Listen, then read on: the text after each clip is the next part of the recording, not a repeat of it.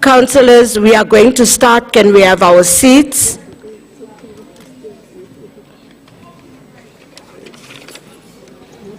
LEOB.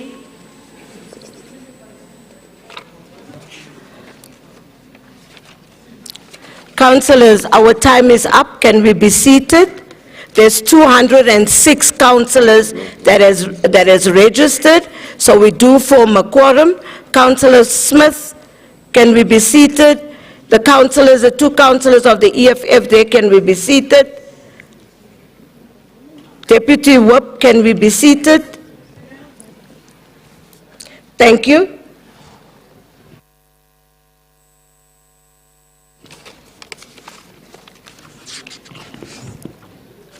Councillors, we now proceed to applications for leave of absence. Thank you, Secretary to Council.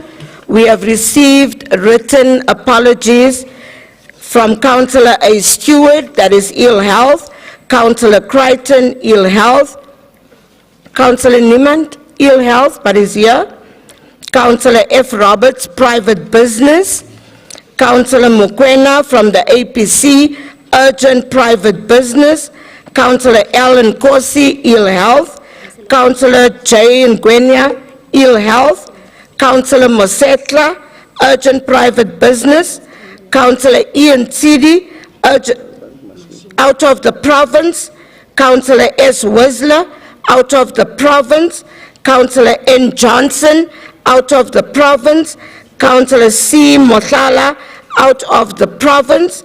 We also have late arrivals, Councillor Masuku, MMC Masuku, late arrival due to attending the engagement between National Treasury political leadership and the city's leadership on the Metro Trading Services. She's accompanied by the Executive Mayor. MEC Makafula is asking for early departure at 1600 hour if council will still be in session. Councillor Nhlapo, early departure at 1600 hour if council will still be in session. Are there any further apologies? Councillor Smith, and then Councillor Makuba, and then Councillor Delanga, and then Councillor Magwenchu, and then Councillor Simonse, and then Councillor Mofokeng, you'll be the last one. In that sequence, can we do it? Can you go, number one? Thank you, Madam Speaker. I think there was a bit of confusion. It's Councillor Zone Hughes, not Councillor Niemand with the LOA. Sorry, we will change that. And then also we have some people who've gone off ill today, Councillor Trulak and Councillor Lowe. Councillor Jews will arrive late, and I've asked if Councillor Mohammed can leave at midday to write an exam, and Councillor Peterson on party business at 5 p.m, please. Thank you. Thank you, Councillor Smith. The next one. Thank you, Speaker. For the IFP, Councillor Mabaso will arrive, MMC Mabaso will arrive late. Thank you. Thank you, Councillor Makuba. Next councillor. Councillor Magwenchu, your hand was up. Thank you, Speaker. Speaker, Councillor Mhlongo from the AIC is running late, but is on his way. Thank you. Thank you, Councillor Magwenchu. Councillor Simonse. Good morning, Madam Speaker. Councillor Dwayne Ponsonby and Councillor Kunene is running late. Thank you. Thank you, Councillor. Councillor Delanga. Good morning, Speaker. Speaker, from the Freedom Front side, if we are not done by 1800, 6 p.m., Councillor Bood and myself would like to leave for urgent private business. Thank you. Thank you, Councillor Delanga. There was another hand. Councillor Mofokeng. Good morning, Speaker. Councillor Eunice Mtena and Councillor Rufus Maswazi, late arrival. Councillor Sebenzile Mabuza, Councillor Levon Mabaso Ndo, and Rapadu, Ill Health. Thank you. Thank you, Councillor. Councillor De Lange?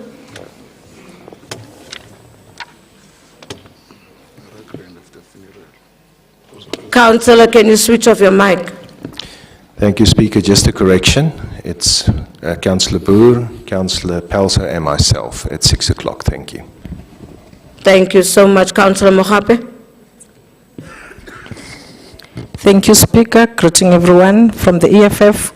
It's Councillor Ngosi, Ill Health, Councillor Ngwenya, Ill Health, Councillor Musehla, Private Business, and Councillor Chwaku, Private Business, and Councillor Mukasi, Private Business. Councillor Ntlapo requesting to leave at 4 o'clock if we're not done, and Councillor Makafula also at 4 o'clock if we're not done. Thank you. Thank you, Councillor. We've noted the ones you've added. We've called out quite a few of them. Thank you so much. Are the apologies noted? If there's no other apologies? Councillors, we proceed with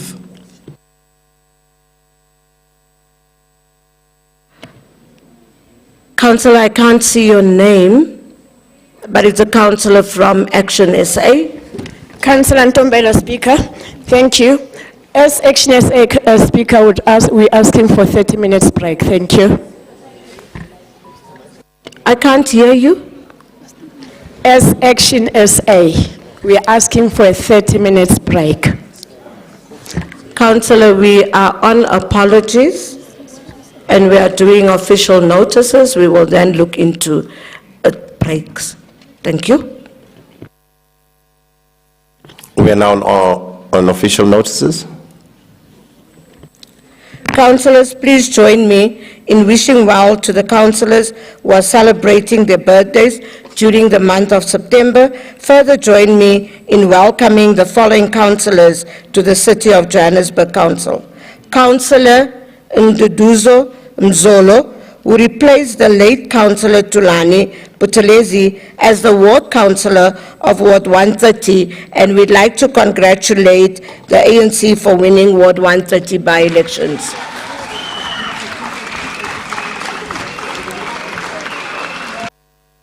Can we also,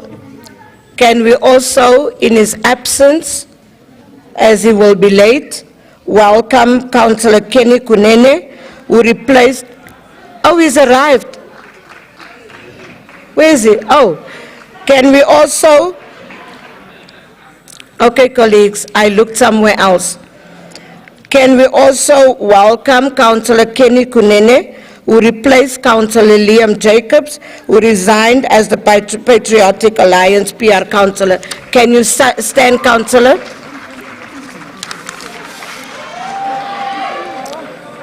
Thank you so much, councillors, and welcome to those councillors, and happy birthday to the September babies. I thank you.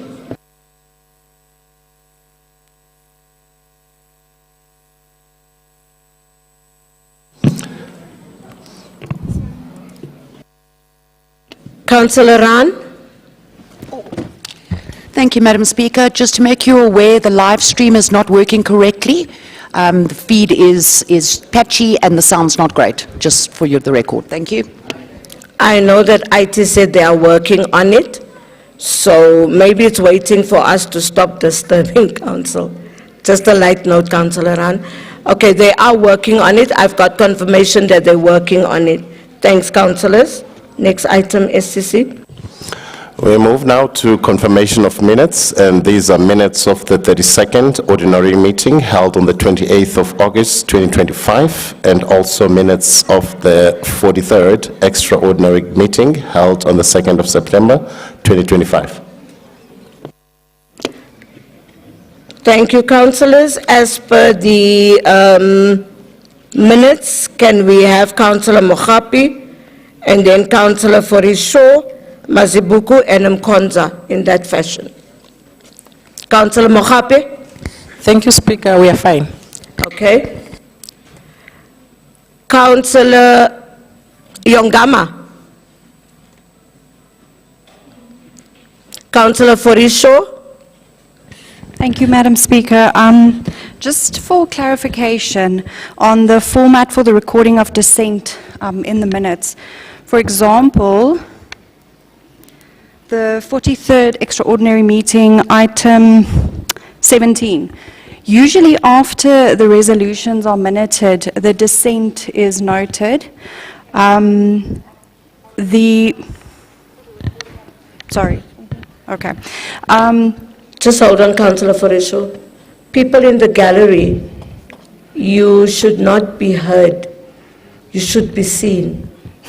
So can we please ask you not to do what you are doing, please? Everybody in the gallery, please. Thank you. Thank you, Madam Speaker. So, before the resolution is minuted, there is mention made of Rule 84 and that whole paragraph that's usually in the minutes, but that paragraph is usually after the resolutions to indicate that the dissent was noted after resolutions were tabled or put to the House. So I just want to confirm that this is the new format, that it won't, because it appears that perhaps we have abstained or dissented before it was tabled, the items, the resolutions were put to the House. So just for clarity. Thanks, Madam Thank you, Councillor Forisho. We will look into that. ANC, Councillor Mazibuko.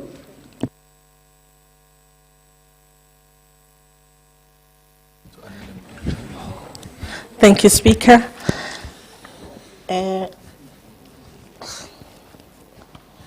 On the minutes of the 2nd of September, on page 12 and 13, can we please correct Councillor Knowles' surname?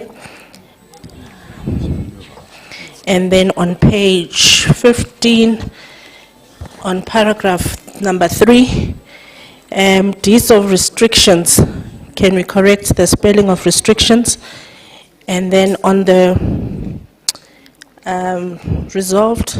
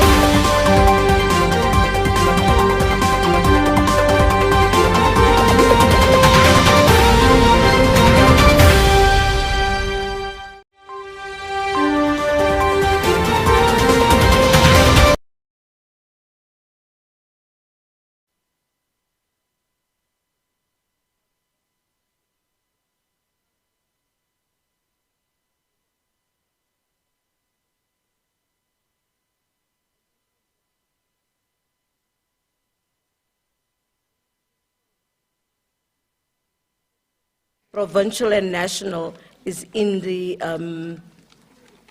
gallery. Please, can you talk to him?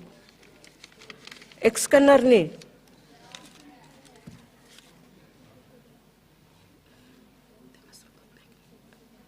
Thank you so much, councillors. Can we settle? Action SA, you've asked for 30 minutes. Can you report back to the House?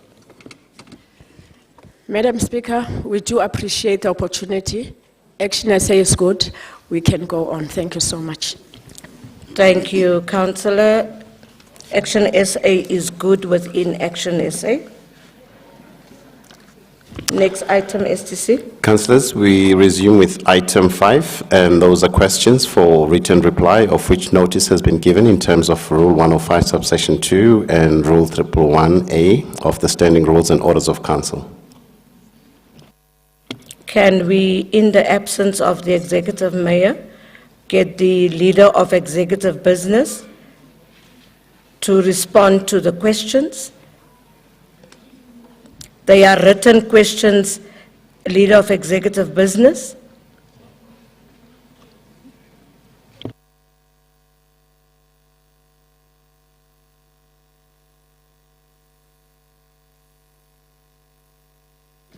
Greetings, Speaker, greetings to councillors, and greetings to our guest. Speaker, the questions are loaded on the drive. Thank you, Speaker. Thank you. So the executive questions are loaded on the drive. The Chair of Chairs.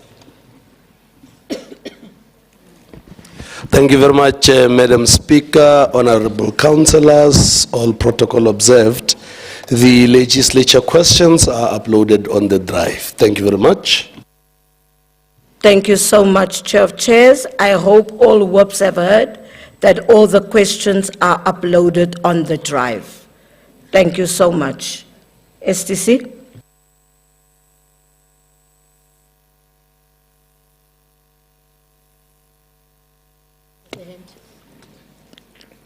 Councillor, Chair of Chairs, Councillor Marema. Now, thank you very much once again, Honorable Speaker of the Council of City of Johannesburg. I rise to make a request to yourself in terms of elevation of legislature reports. I would want to request that we start with recommendations to Council, and on the recommendations to Council, I want to have an item 65, elevated before you go to the elections of chairpersons of the portfolio committee. It's common cause that when we get to that, we make sure that the candidacy are in the committee. So hence the motivation for the elevation, Madam Speaker. Thank you.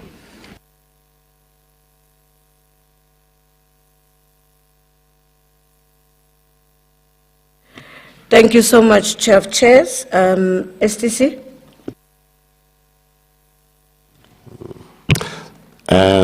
We're now on recommendations to Council as a 7th item. The Leader of Executive Business, can you table your recommendations? No, greetings again, Speaker. Speaker, thank you very much. On behalf of the Executive Mayor, I thereby rise to table items from the Executive. Thank you. Thank you so much, Leader of Executive Business. I think, Councillor Marema, you know why I'm laughing. Councillor Marema, can you table your recommendations? Thank you very much, Honorable Speaker of Council of the City of Johannesburg. Once again, I rise to table the recommendation from legislature. I thank you. And I thought that, Speaker, during my request for elevation, I thought you would accede, but I see it goes without saying that you have already agreed with myself. I thank you very much. Thank you so much. Chair of Chairs, we have exceeded to, and we are going to elevate Councillor De Lange. Thank you, Chairperson. I did approach your team earlier, and I think this is the right moment. My name wasn't added to item 40. It was sent through to your office. If you can just add my name as a speaker to item 40, please. Thank you. Councillor De Lange, the table we have added it. It might not be on your lists, but on our list we have added it. They've given me the adjustment. Thank you so much, Chair of Chairs. We are acceding to your request. I just want to check the item is item 65 that we would elevate.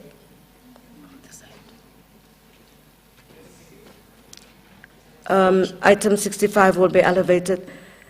Councillor De Rocha. Thank you, Madam Speaker. Madam Speaker, I am pleading to you as a fellow councillor about what's going on, and we as councillors, we are ignoring what's happening in the wards. And we are not discussing water issues in the ward, and residents are sitting without water for months and months and months, and the mayor is not even here. And I think that this council's responsibility is to actually have a debate on the water issue that's currently affecting thousands of residents across Johannesburg. Councillor De Rocha, can I ask on which item are you now? Thank you so much, Councillor De Rocha. MMC Mnisi, LEOB. Thank you. We will proceed as per the agenda. The elevated item, which is item 65, changes in membership of the various Section 79 committees. Chair of Chairs, I don't have speakers on the item. Chair of Chairs, LEOB and Councillor Safumba, please. Oh, I'm not sure, I can't see. Sorry, apologies.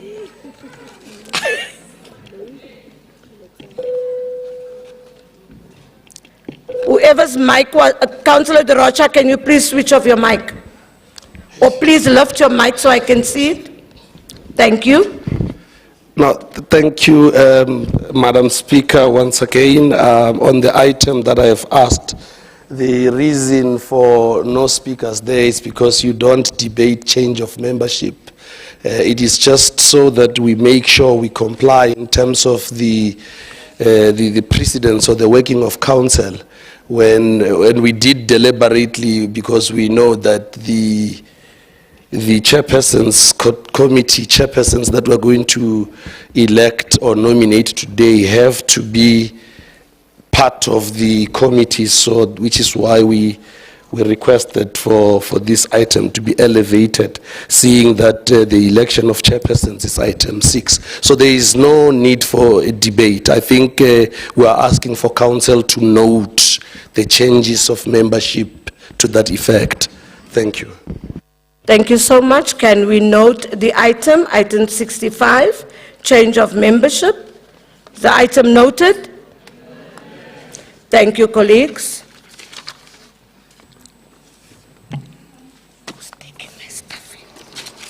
Councillors, we resume to item 6, and that's the election of chairpersons for the following Section 79 committees in terms of Rule 24 of the Standing Rules and Orders of Council, and that is the chairperson for public safety, and also for finance, and lastly for environment and infrastructure services.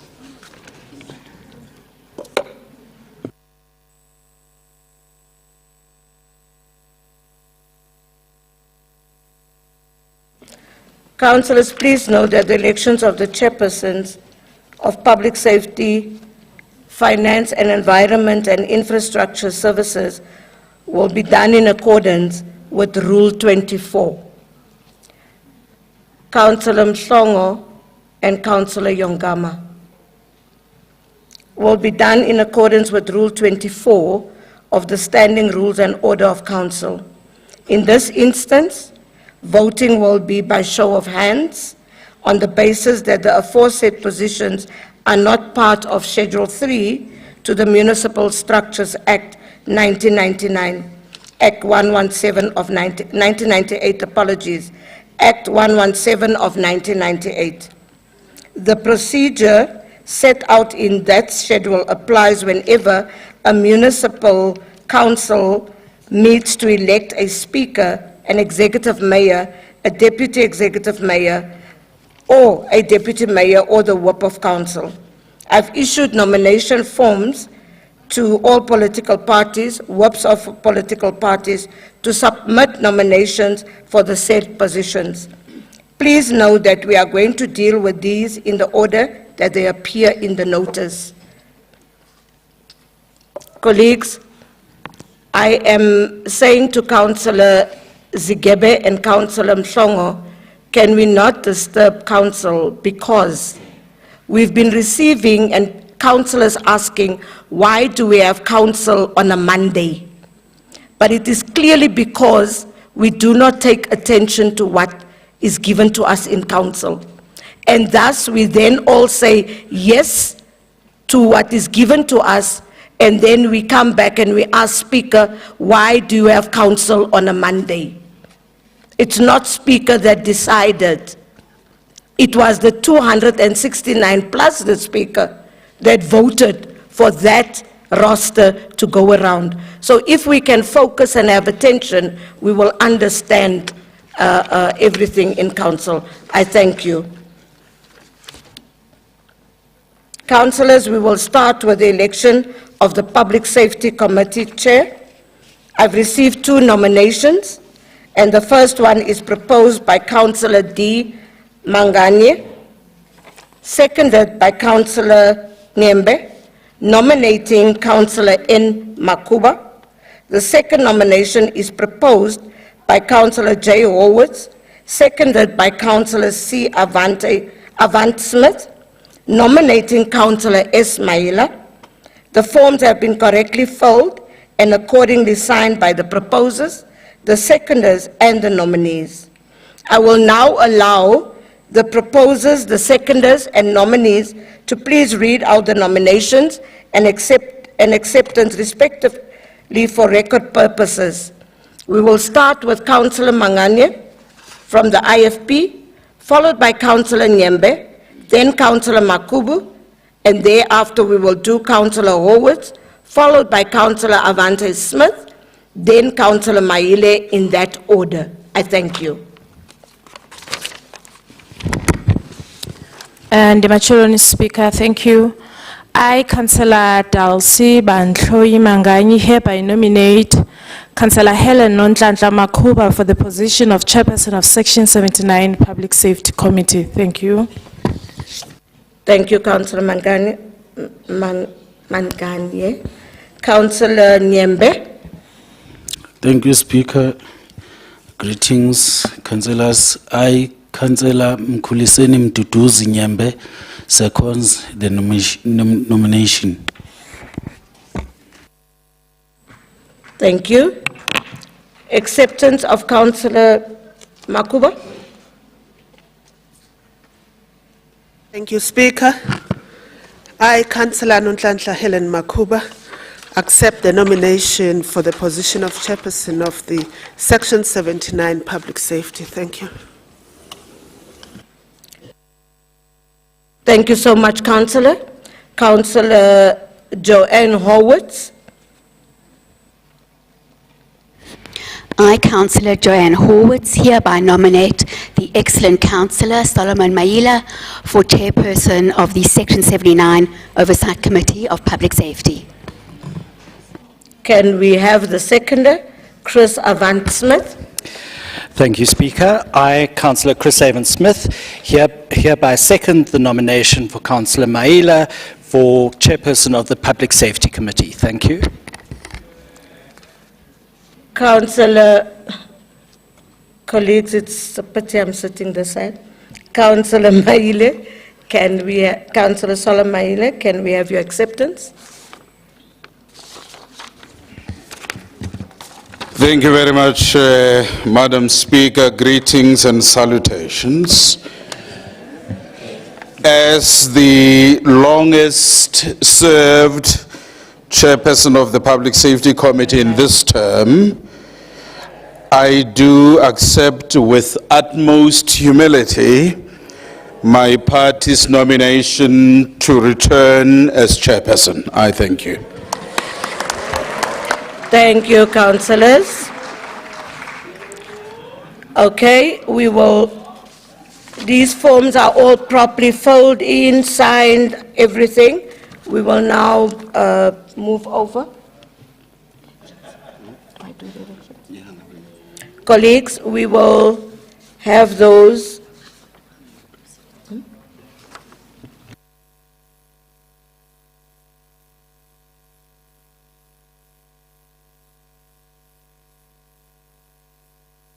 Colleagues, can we carry on to the voting? Those voting for Helen Nonhlanhla Makhubo to be the chairperson of Section 79. Councillor Christians. Colleagues, can you just hold on? Councillor Christians, I'm recognizing you. We are voting now. Thank you, Madam Speaker. Madam Speaker, rise in terms of Rule 72, in terms of process, there is a council resolution that states that we will start with abstention first before we go on to the other voting. Thank you.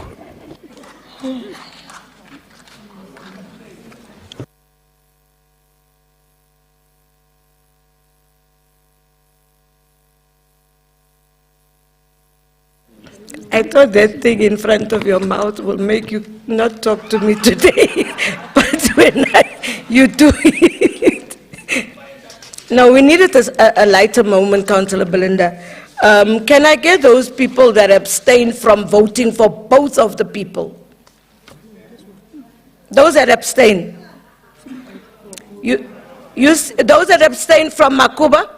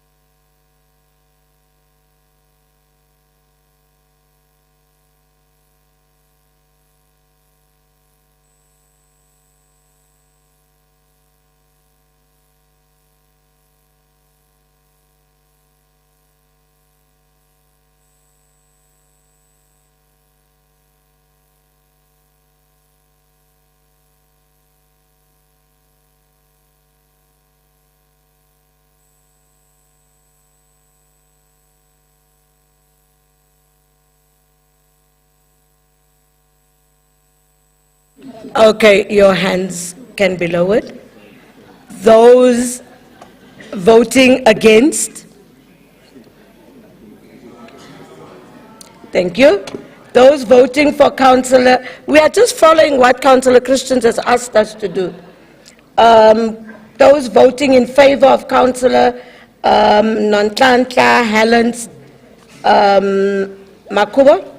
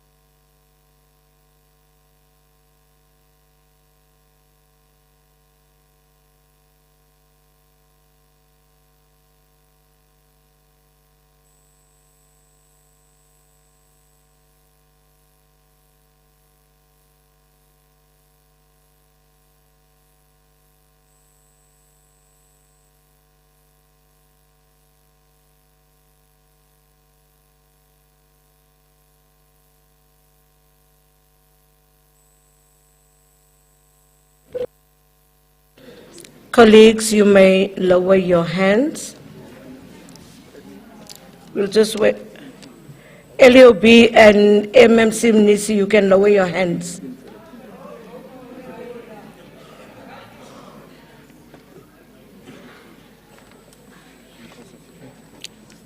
Ismail.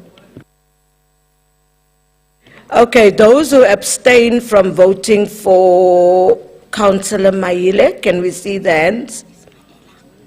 Is it Maila? Okay, sorry.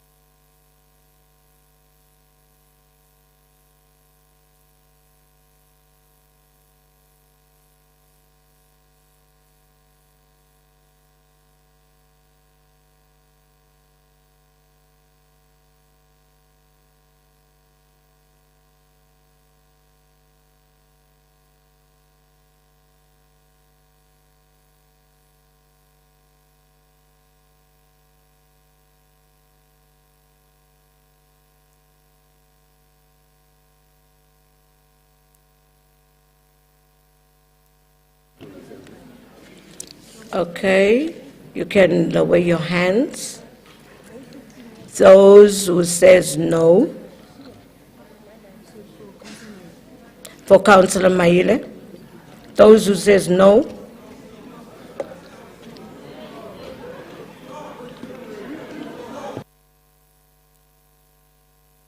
Councillor Christians.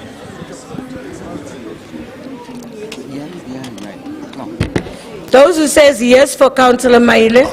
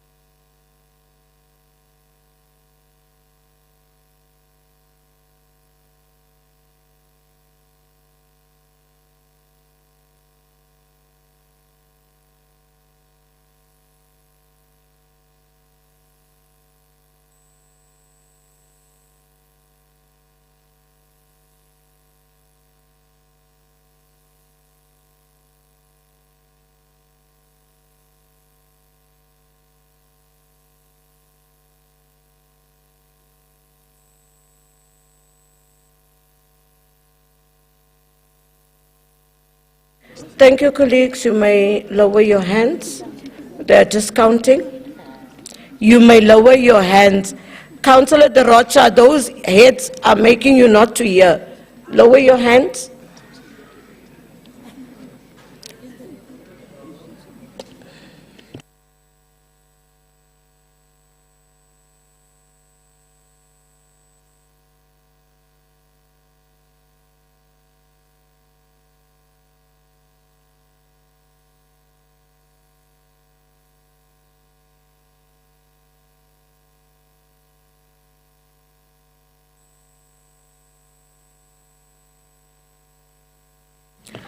Colleagues, for both Councillor Makuba and Councillor Maile, those that abstained, they are consistent, it's 27.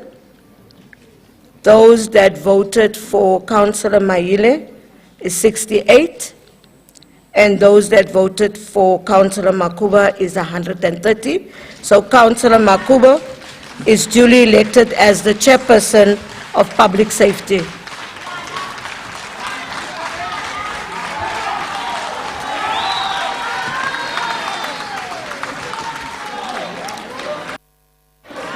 Thank you, councillors. We are now going over to the chairperson of the Finance Committee. I've received also 2 nominations, and the first one is proposed by Councillor D. Modupi, seconded by Councillor F. Abdul, nominating Councillor M. Cook. The second nomination is proposed by Councillor D. Shea, seconded by Councillor T. Myers, nominating Councillor C. Santana. The forms have been correctly filled and accordingly signed by the proposers, the seconders, and the nominees. I will now allow the proposers, the seconders, and the nominees to please read out the nominations and acceptance respectfully for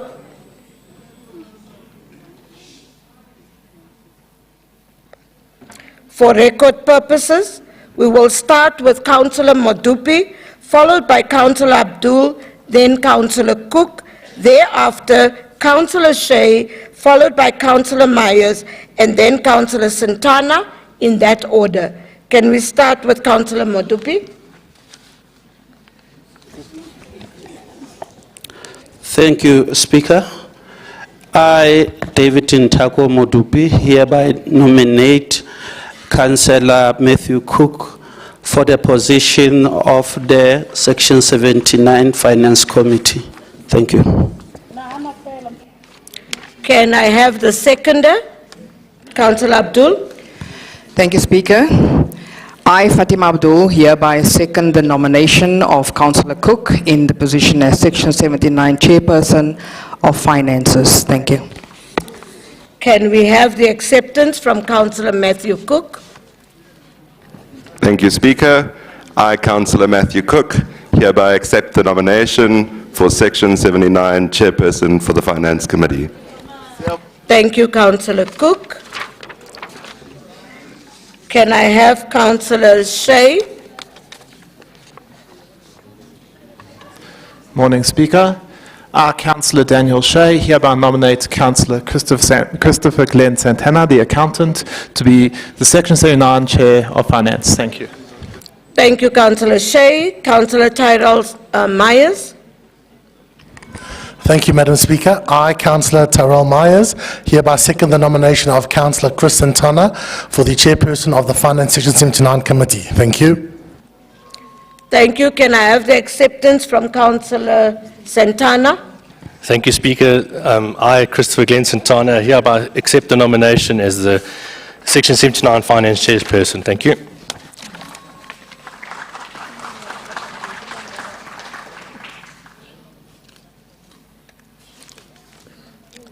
Thank you. At this point, we're going to start voting by show of hands. Right, those that abstain, can we have you? For Councillor Cook.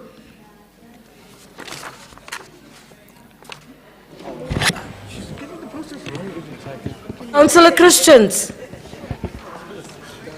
Voting has started. Sorry, Madam Chair. Madam Speaker, you are doing the same thing you did in the last one. You are not following the correct process. It's an abstention on the vote, not per individual. So please, can we just get one vote on the abstentions, because it's an abstention from the vote. We are voting for two different people. No. They might change and might vote for the other person. No, Councillor, no. It's for two different people. Thank you. And legal is also screaming in my ears that I'm doing the right thing. Thank you, Councillor. Thank you, councillors. Keep up your hands. They're counting you.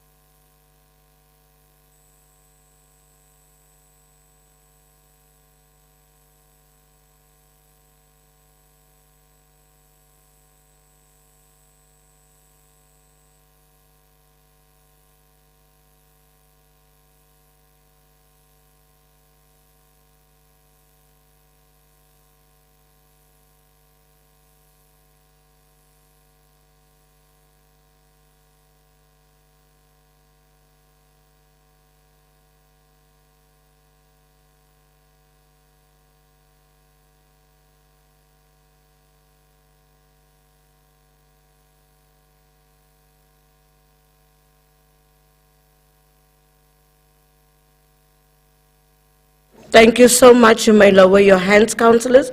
Those that vote in favor of Councillor Cook, can I see the hands?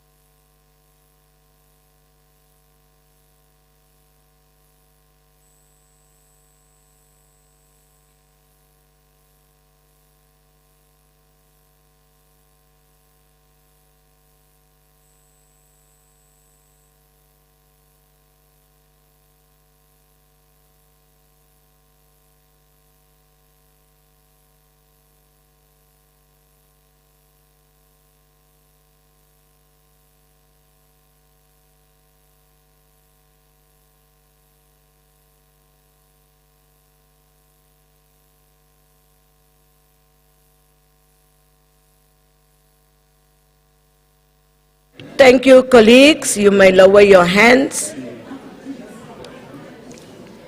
Those that abstain from voting for Councillor Santana, can we see your hands?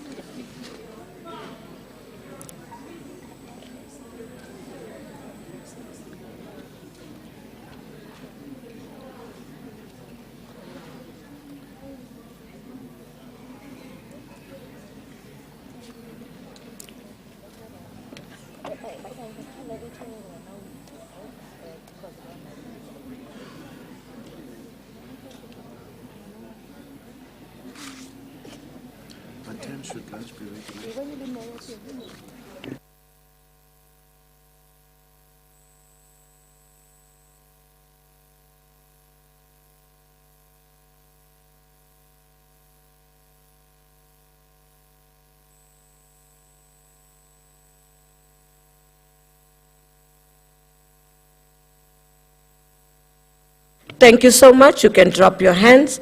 Those in favor of Councillor Santana, can I see the hands?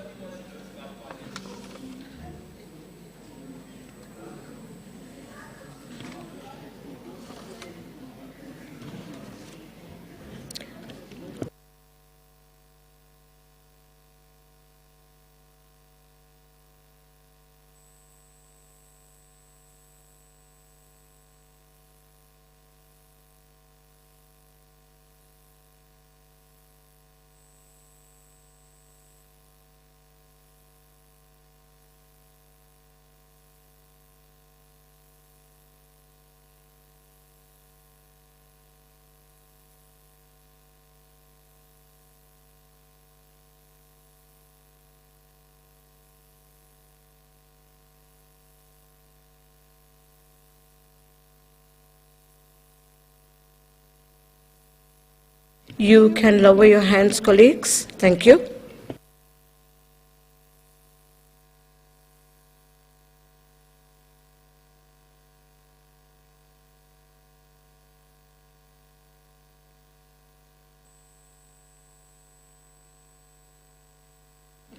Councillors, those that abstained for Councillor Cook is 27.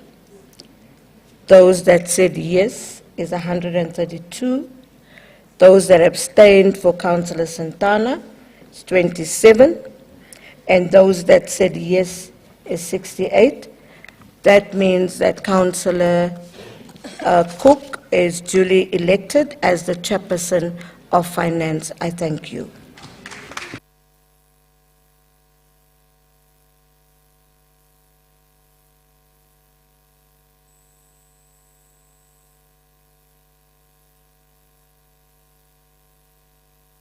Thank you, colleagues. We are now going to the elections of the Chair of Environment and Infrastructure Service. We have received 2 nominations, and the first one is proposed by Councillor T. Madiba, seconded by Councillor N. Mutavatsindi, nominating Councillor G. Nwepe. The second nomination is proposed by Councillor H. N. Ran, seconded by Councillor C. Avant Smith, nominating Councillor T. Myers. The forms have been correctly filled and accordingly signed by the proposers, seconders, and the nominees. I will now allow the proposers, the seconders, to please read out the nomination and acceptance respectively for record purposes. We will start with Councillor Madiba, followed by Councillor Mutavatsindi, then Councillor Nwepe, thereafter Councillor Ran, followed by Councillor Avant Smith, and then Councillor Myers, in that order. Can we do it in that order? Councillor Madiba.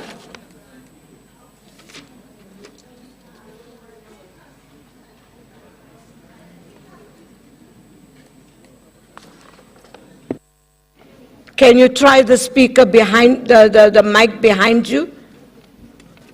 Can we ensure that all our mics are off? IT?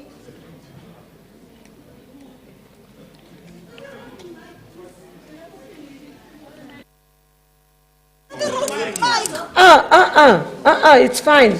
You'll go to another mic. Thank you, Madam Speaker, and greetings to you. I, Councillor Tumelo Joseph Madiba.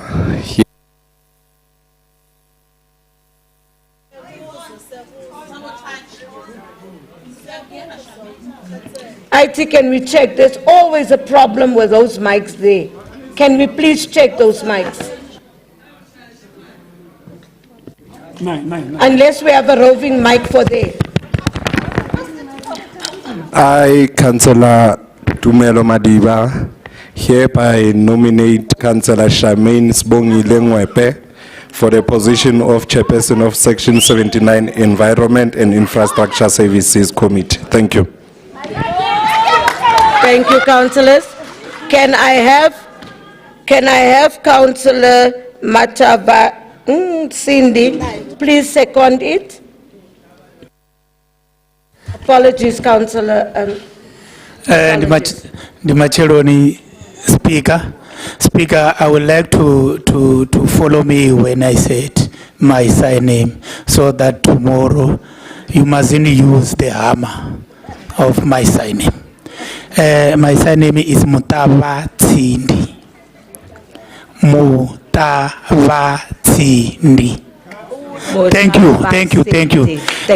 Speaker, I am Chavini Mutavatsindi. I here to second the nominees. Thank you. Thank you. Can we have Councillor Nwepe please accept the nomination or decline?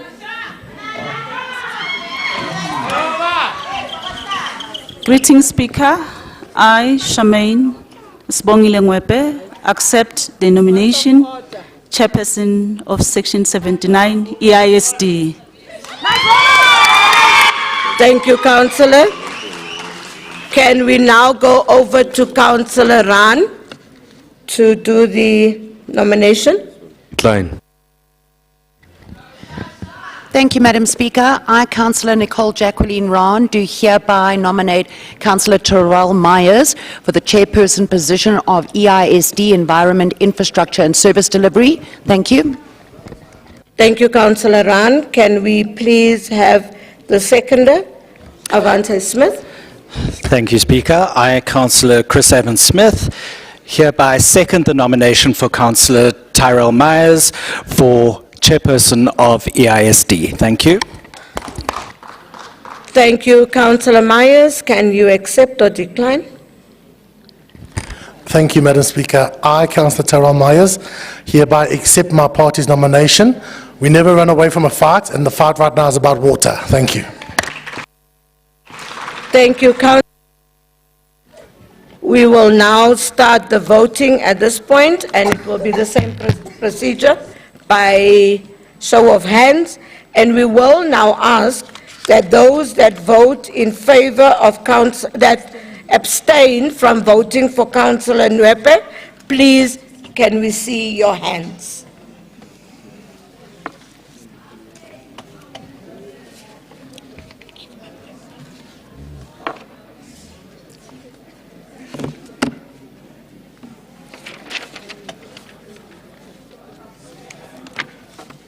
Why did you take my papers?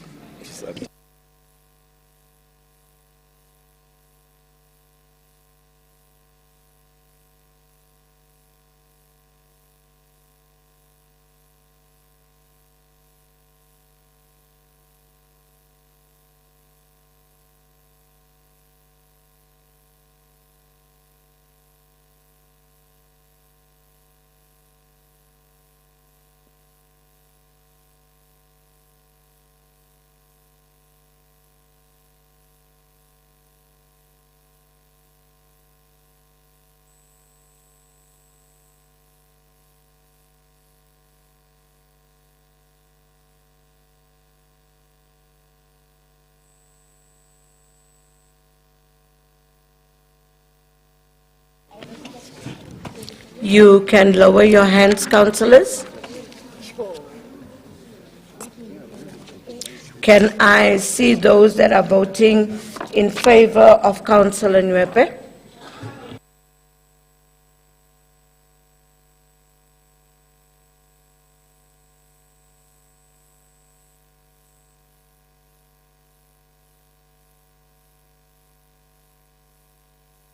Nwepe.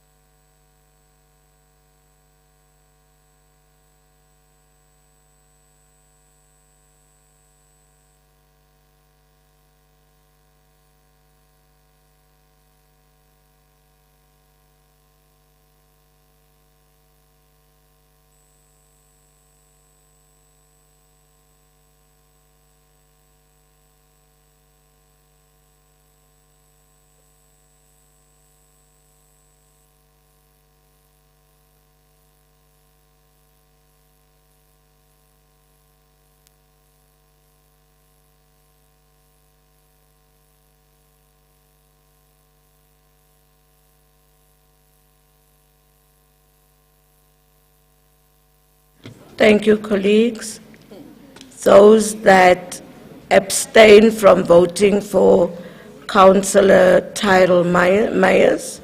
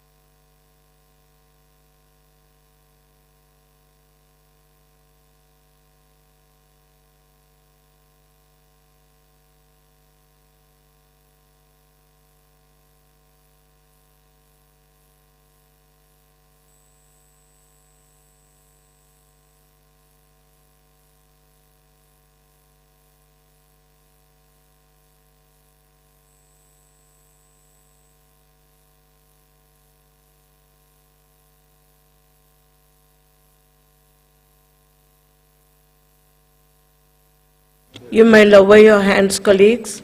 Can we have those who vote in favor of Councillor Tyrell Myers?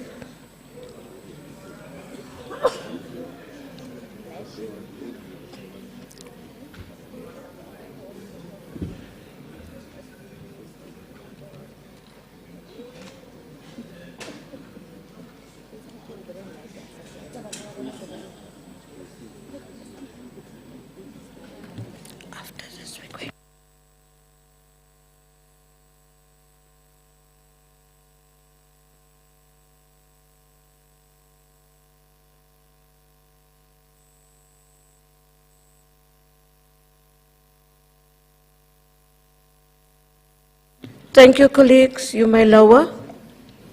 We'll get the results now.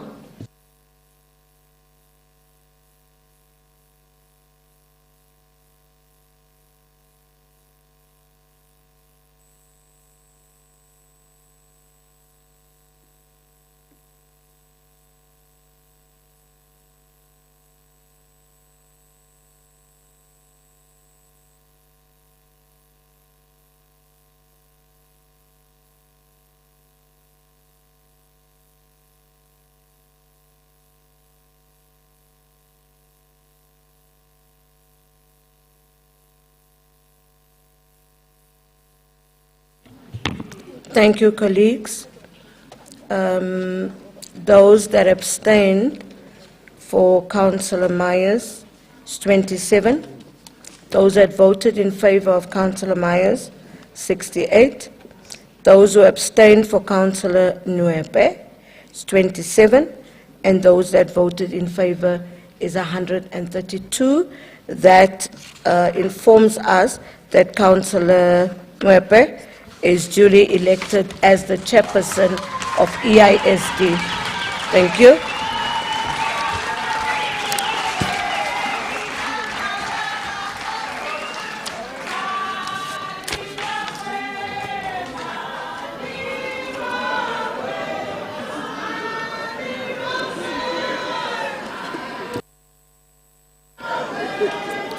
Colleagues,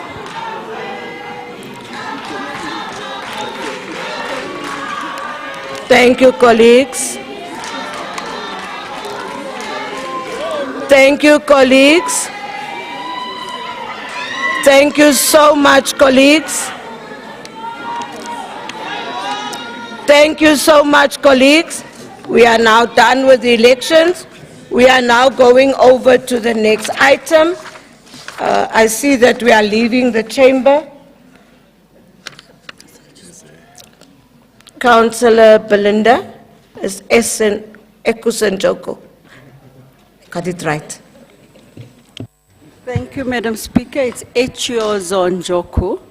Madam Speaker, I just want to echo what the ANC chairperson said. Singing, very good. But service delivery, dololo. Hi, Councillor Belinda, no. No. That's nowhere a point of order in any of our rule books. That is nowhere a point of order in any of our rule books. Colleagues, colleagues, colleagues, can we continue? I'm not going to end. What's his name? What's his name, Councillor? Councillor Mofokeng, you are the only one I'm going to. Colleagues on my right, please. Colleagues on my right. Colleagues, I need to hear what your whip is saying. Colleagues, colleagues, Councillor Mofokeng is on the platform. Can I hear what he wants to say? Colleagues, please. You have capacity, but Helen drove all the way from Cape Town to be a mayor here in Joburg. But you have capacity.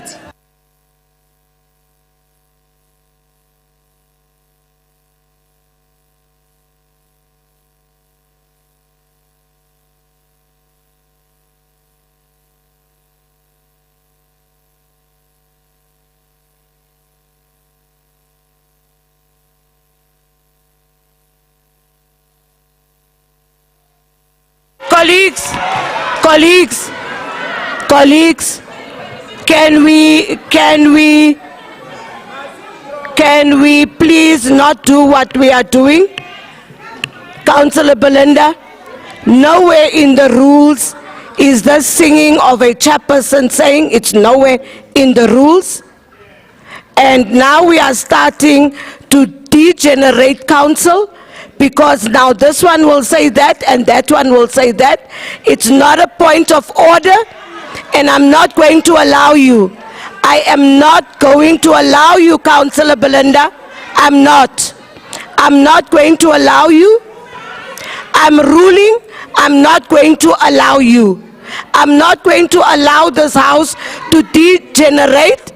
We are going to carry on with council.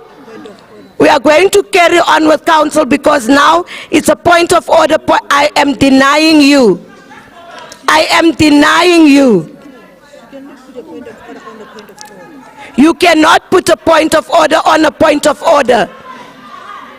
Councillor Mofokeng has put a point of order, and they have asked you to withdraw, and we cannot allow this.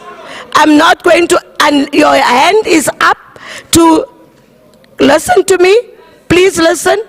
Your hand is up to withdraw, because I need us to carry on with council.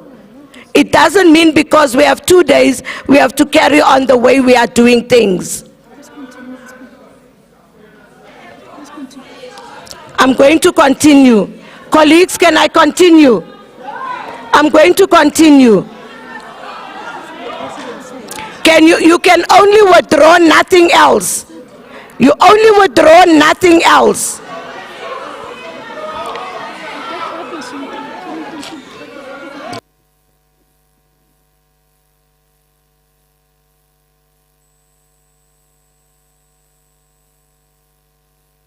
Colleagues on my right, colleagues on my right, colleagues on my right, I am not going to allow Councillor Belinda to speak, because I'm getting noise from this side. I won't be able to know what to do. Councillor Mofokeng has asked that she withdraw, and that's where I'm standing on. And if she doesn't withdraw, I will do another ruling. Councillor Christians, I'm not recognizing another point of order. We are done. We are trying to, unless if it goes this way, I'm going to continue with the business of the day.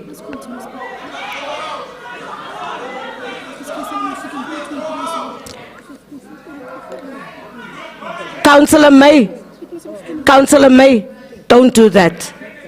Please don't do that. Please don't.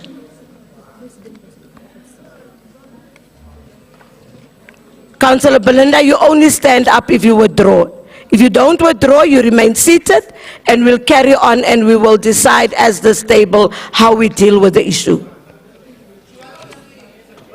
Thank you. She doesn't want to withdraw. We'll take a decision how we deal with it. Can we continue on the business of the day? Can we continue with the business of the day?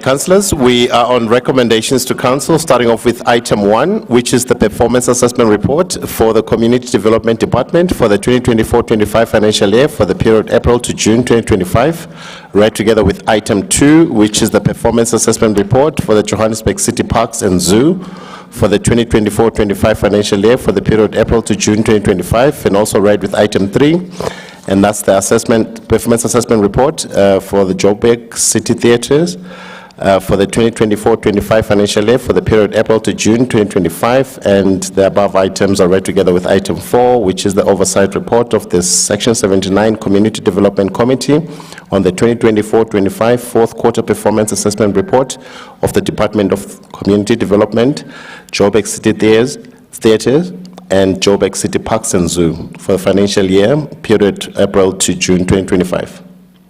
The chairperson of Ethics, your hand is up. Can I hear? Are you on the reports or? No, thanks, Speaker. Speaker, I think it's important that we maintain the decorum of the House, Speaker. Then Councillor Belinda refused vehemently to withdraw, and you said you will issue your ruling. But we thought you continued to say that let's proceed with the business of the day.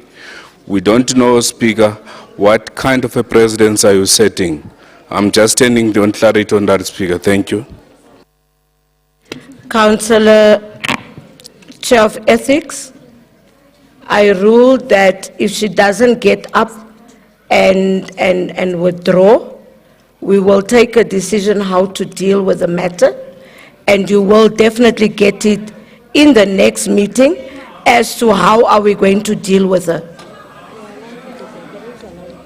The rules allows it. The rules allows it, councillors. We will deal with Councillor Belinda accordingly. Colleagues, no, you see, now you are degenerating this house. Colleagues, it doesn't mean because your leaders are here today, you have to do what you are doing. Please don't. Don't. I've ruled and I'm going to go to the speakers list. I'm going to go to the speakers list. We will deal accordingly, and Chair of Ethics, you will be roped in so that we deal with the issue. Thank you.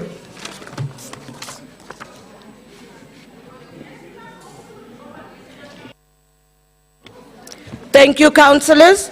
I'm going to the member in charge, Councillor J. Makome.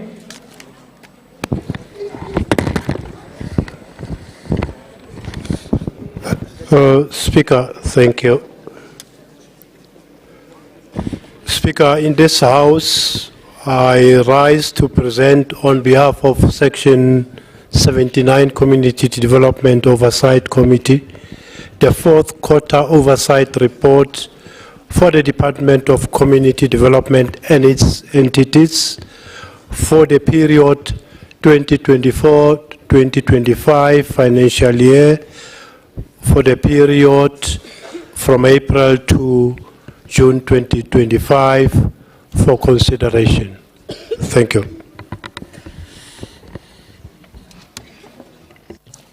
Thank you, member in charge. We'll now call on ACDP, Councillor Mkonza.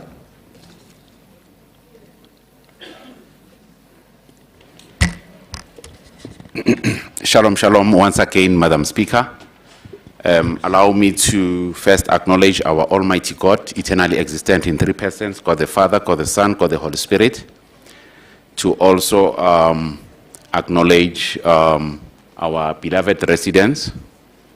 And I greet you all in the name of the Lord Jesus Christ. Amen. Amen. Madam Speaker, allow me to first quote from my guiding manual, the Bible, from the book of Proverbs 14, verse 23. It reads as follows: if you work hard, you will have plenty. If you do nothing but talk, you will have not enough. Madam Speaker, allow me to commend the 100% achievement of the major 28 KPIs of the 30 KPIs. Such performance should be replicated across the city.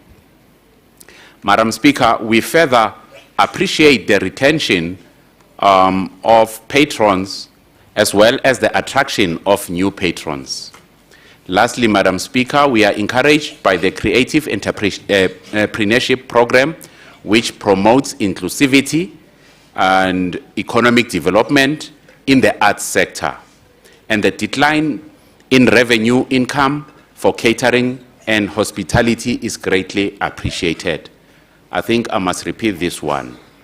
We appreciate the decline in revenue income from catering and hospitality. We say well done because we don't need to buy food for ourselves. We need to deal with the water infrastructure. Madam Speaker, however, we need to highlight the unacceptable cut and paste syndrome in the city as highlighted in page 3.2. I'm not going to read it. And Madam Speaker, the next question to the MMC of Community Development, we'd like to know as the ACDP caucus that why was KPI 23 not measured, as it speaks to the percentage of predetermined objectives achieved? So the MMC, this is your question. And also on a lighter note, MMC Nkonku, do you need land to maintain swimming pools? I thank you, Madam Speaker. Thank you, Councillor P. Smith from the Freedom Front Plus. Thank you, Madam Speaker. Madam Speaker, I rise on the point of the quarterly reports for the fourth quarter for the 24-25 financial period. One of my major concerns is that the service team that was supposed to be established, which was approved by Council, has still not been done in this quarter. This has been ongoing since 2016. I'm hoping that by the end of this year that it'll be up and running, but I have serious doubts as to whether that be the case, because the department seems to be dragging its feet on this continuously. The swimming pool situation is, we have, I think it's 3 pools that have now literally been written off as uneconomical to repair due to the damages, the vandalization that's been allowed to occur.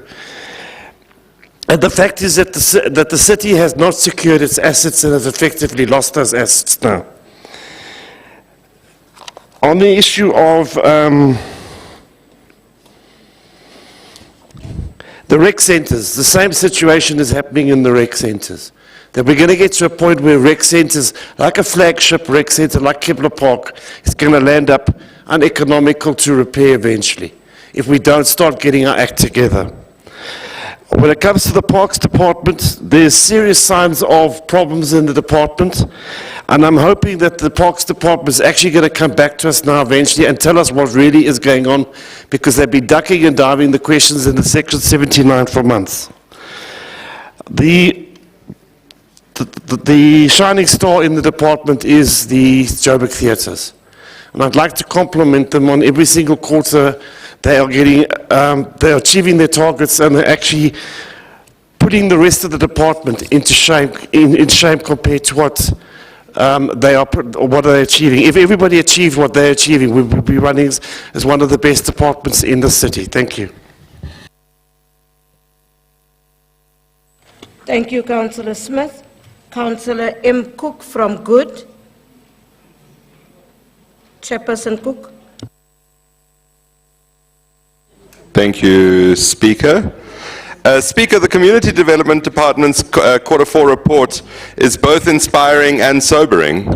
On the one hand, we see an impressive array of programs, from aerobics in Diepsloot and yoga in Pimville, and even blind football in Patterson Park, and Boccia tournaments for learners with disabilities. These initiatives show Johannesburg at its best. It's inclusive, it's creative, and it's alive with opportunity. But Speaker, we must be honest about the cracks. We cannot ignore them. The cleanliness of our facilities is slipping because of vacancies and a lack of basic equipment. Our facilities are under siege from vandalism and theft. Operational spending is lagging, and too often SMMEs face slow payments that undermine job creation and service delivery. Speaker, as councillors, our job is not just to celebrate success, but to ensure sustainability. We must demand a turnaround plan on maintenance, we must protect budgets for tools of trade, and we must strengthen partnerships to secure our facilities. Colleagues, community development is not an add-on to service delivery. It is the heartbeat of our city.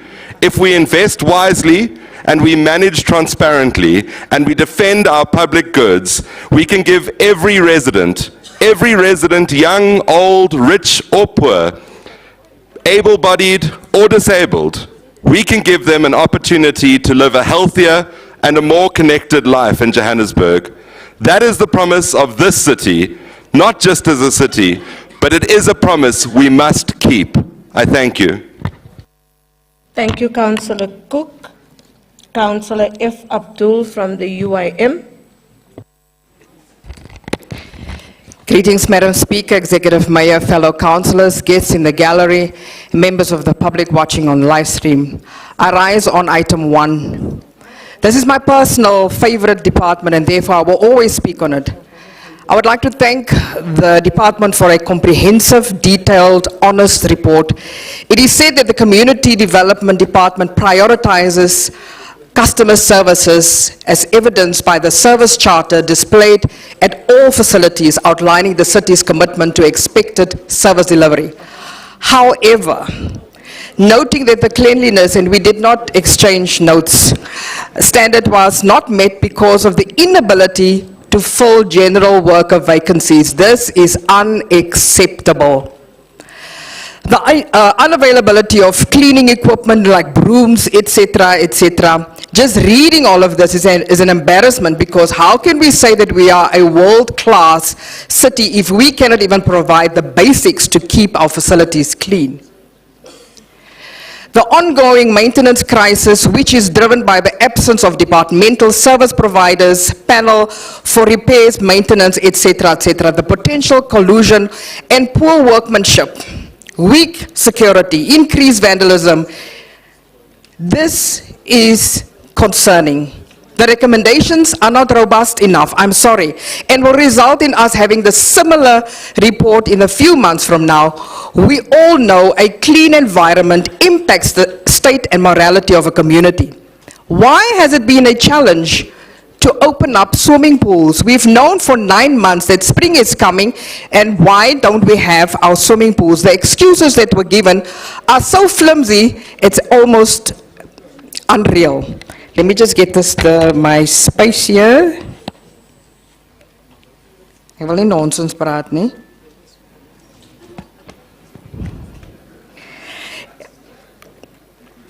That being said, the UIM would like to commend the Department of... No, we cannot continue to carry on like this and create a monster which will bite us. No, that's the wrong speech. Apologies. Apologies for that. Ja, julle lag, julle word gedirek van na bo af, so bly stil. You have 35 seconds, Councillor. Swimming pools was a great challenge to open, and it was embarrassing to see how lazy some of our workers are, yet officials receive their salaries promptly every month. To add on to the fact that we have minimum of 1 lifeguard per 120 bathers, that is of great concern. The UIM would like to assume that there are preventative measures like swimming lessons, etc. in our communities. The UIM notes this report with grave concern, and we believe that the appointment of a city manager will address most of the above challenges.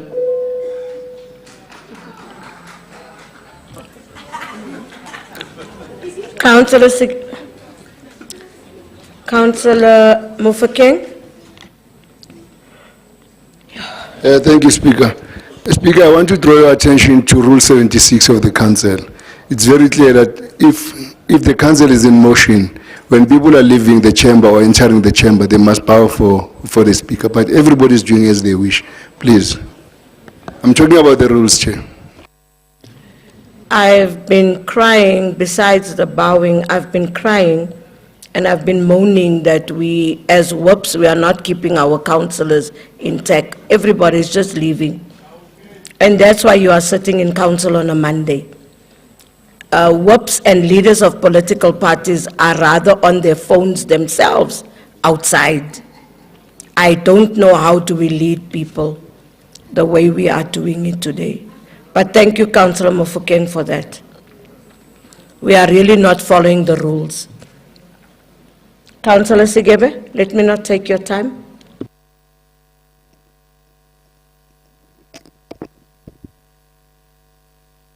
Just before you go, Councillor Sigebe, sorry. Councillor Ahmed. Thank you, Speaker. I would like to be exempted from bowing because of my religious principles. Thank you.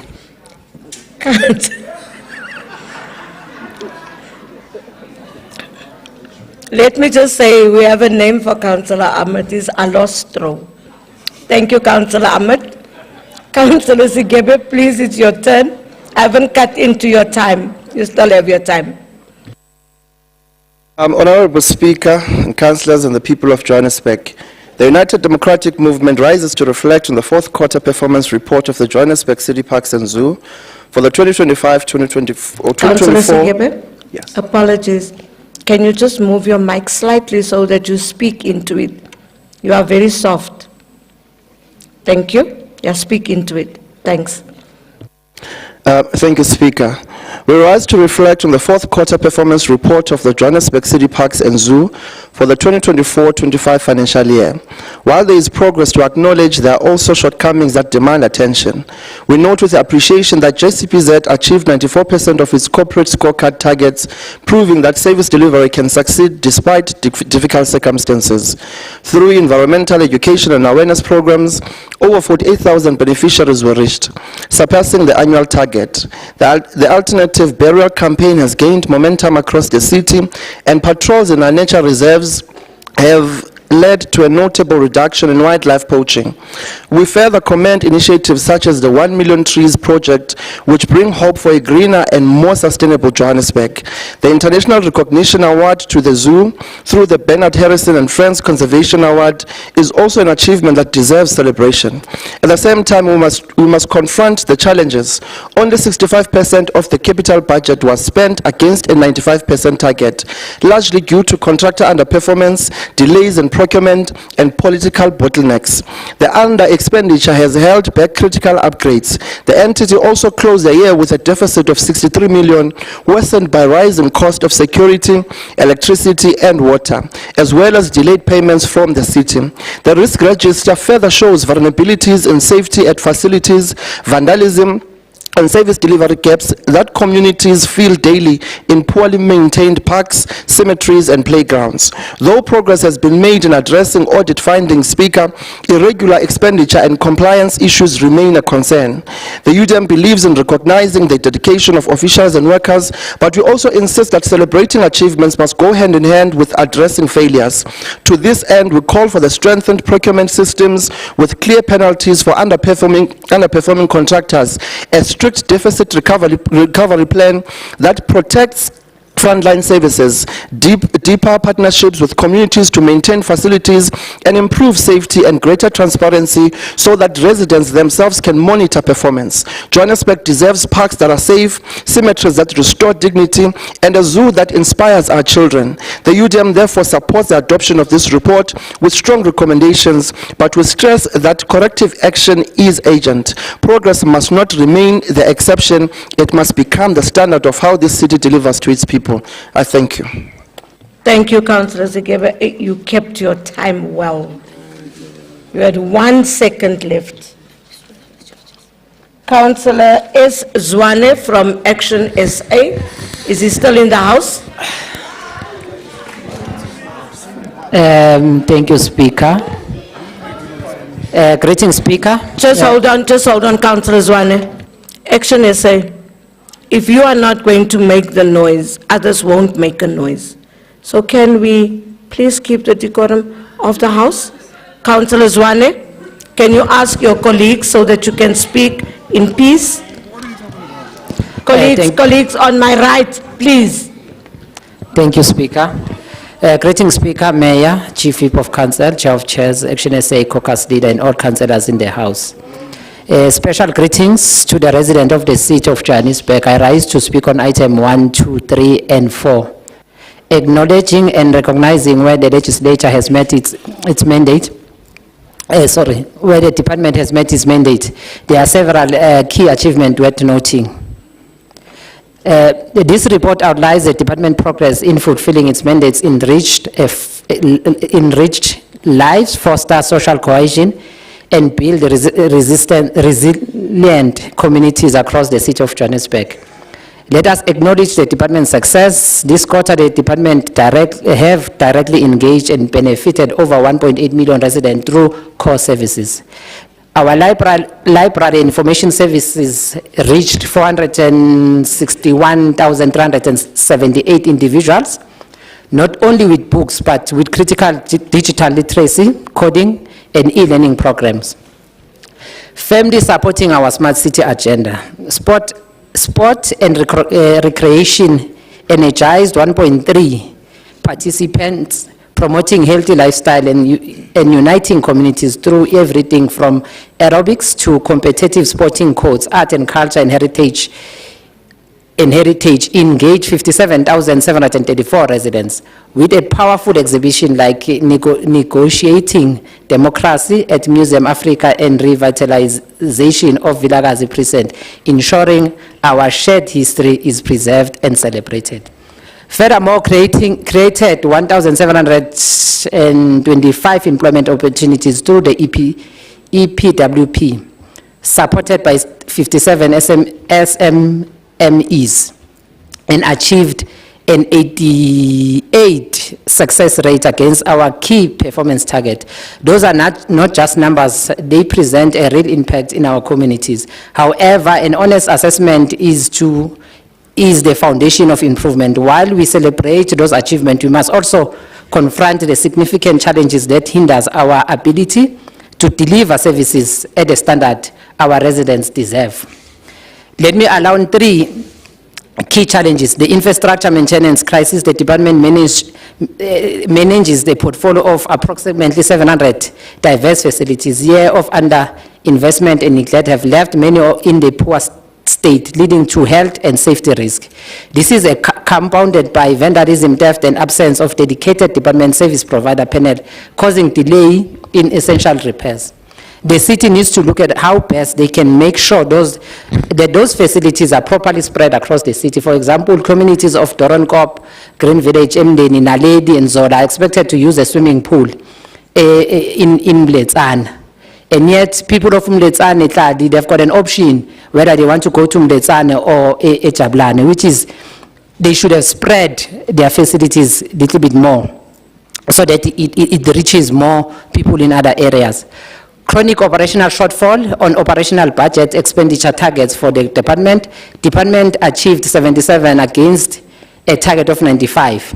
The primary reason were delay in invoice submission from the department partners, slow implementation of planned maintenance. Similarly, while the department capital expenditure was stronger at 87%, it still faces similar procedural hindrances.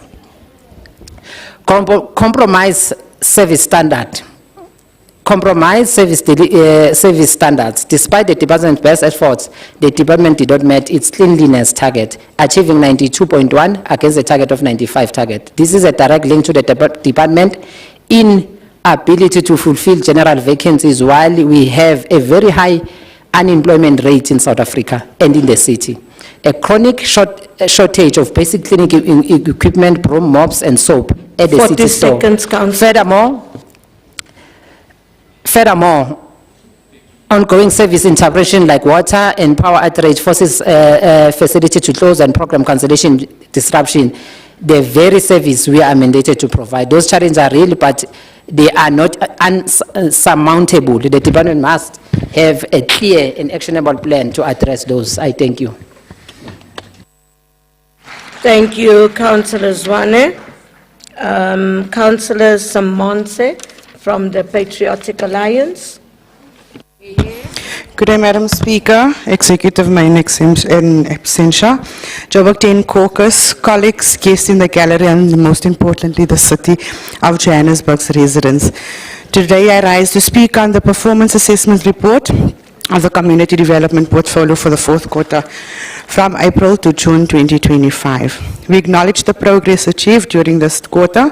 The department has commendable commitments to deliver on this mandate. However, the reports also highlight areas where performance has fallen short. We therefore call upon the department to develop a clear and actionable accountability plan to address these shortcomings and to ensure that these service delivery targets are consistently met. Turning to the report of City Parks and Zoo, the Patriotic Alliance welcomes the strides made in this perseverance and enhancing of the city parks facilities. These are vital community assets that contributes not only to the environmental sustainability, but also the health and well-being of our residents. We urge the entity to intensify its focus on safety in public spaces, biodiversity diversity, conservation, and strengthen community partnerships so that these facilities of the people can serve the people of Johannesburg more effectively. With respect to the Johannesburg City Theatres, we commend the efforts to promote arts, culture, and heritage through the diversity programs. These theatres remains a cornerstone of our cultural life. At the same time, we must be realistic about the ongoing challenges of financial sustainability and audience development. The entity is therefore encouraged to innovate, including marketing greater using the digital platforms in order to expand and reach and secure its future.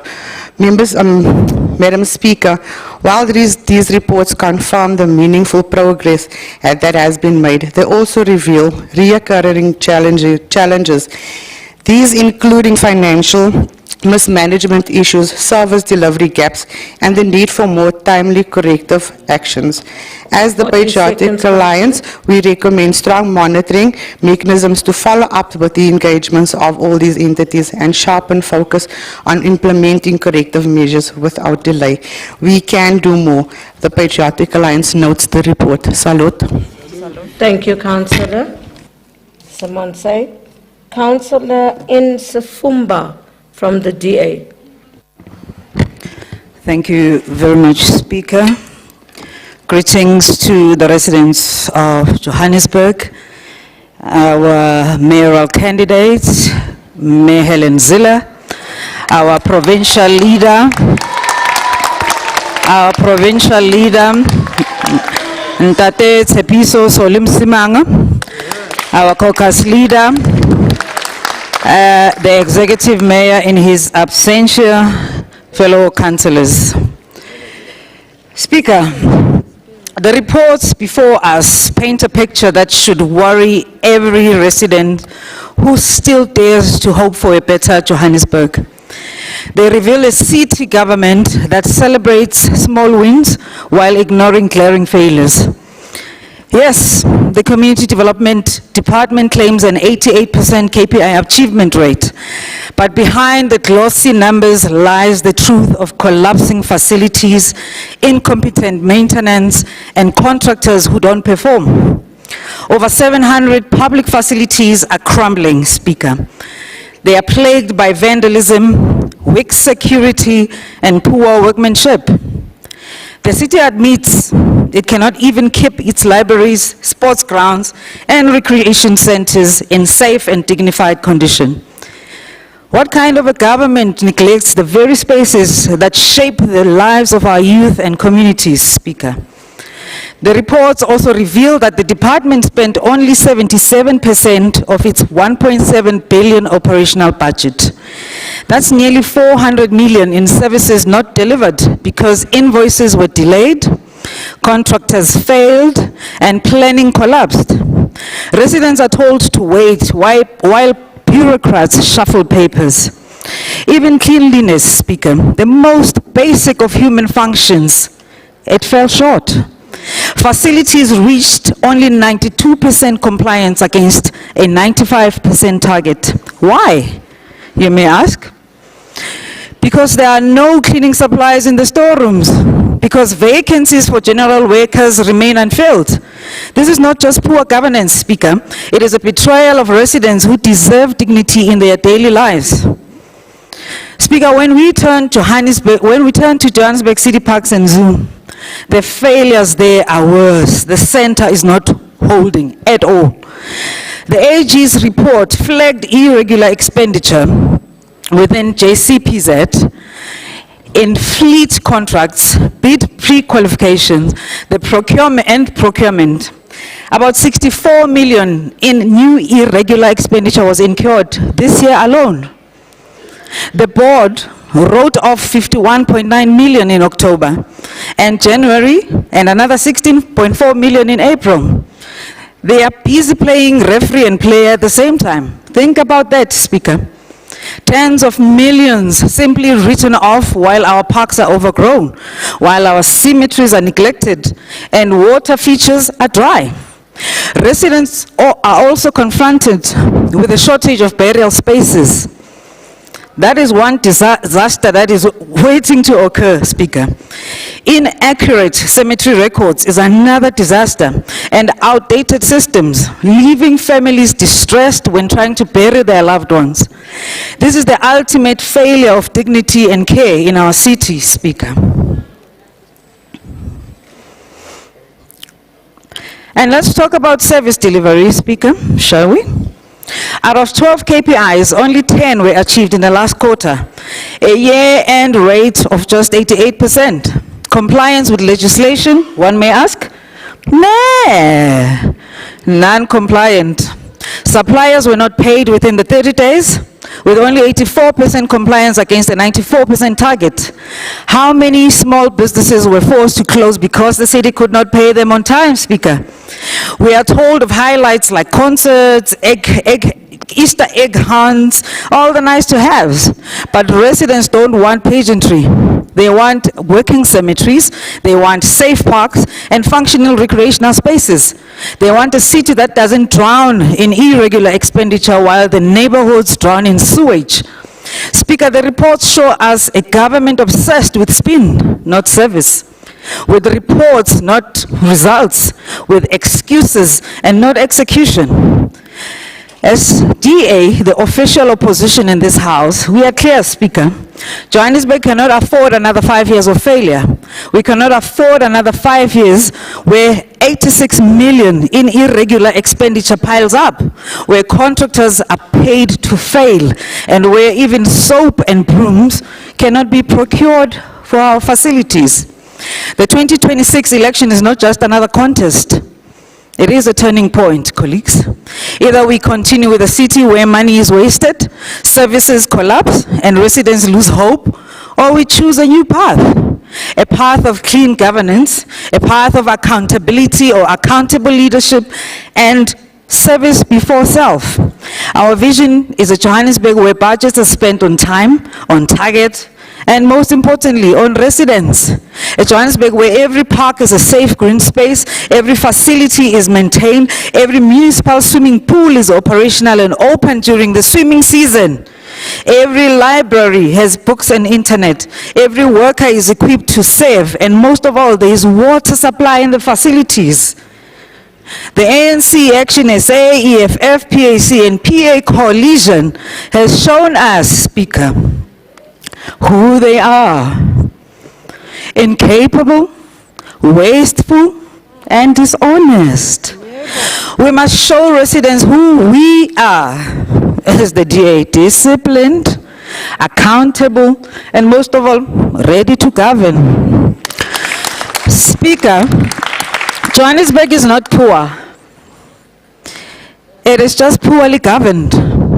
The resources exist. Their will, however, does not. That is why in 2026 we must rescue the city and restore hope. Because we strongly believe in Johannesburg. We believe that Johannesburg will become a true world-class city. Because Johannesburg, Speaker, deserves better. And together with you, Joburgers out there, we will deliver it. Thank you, Speaker. We are going to impress Councillor Raholane from the EFF. Thank you.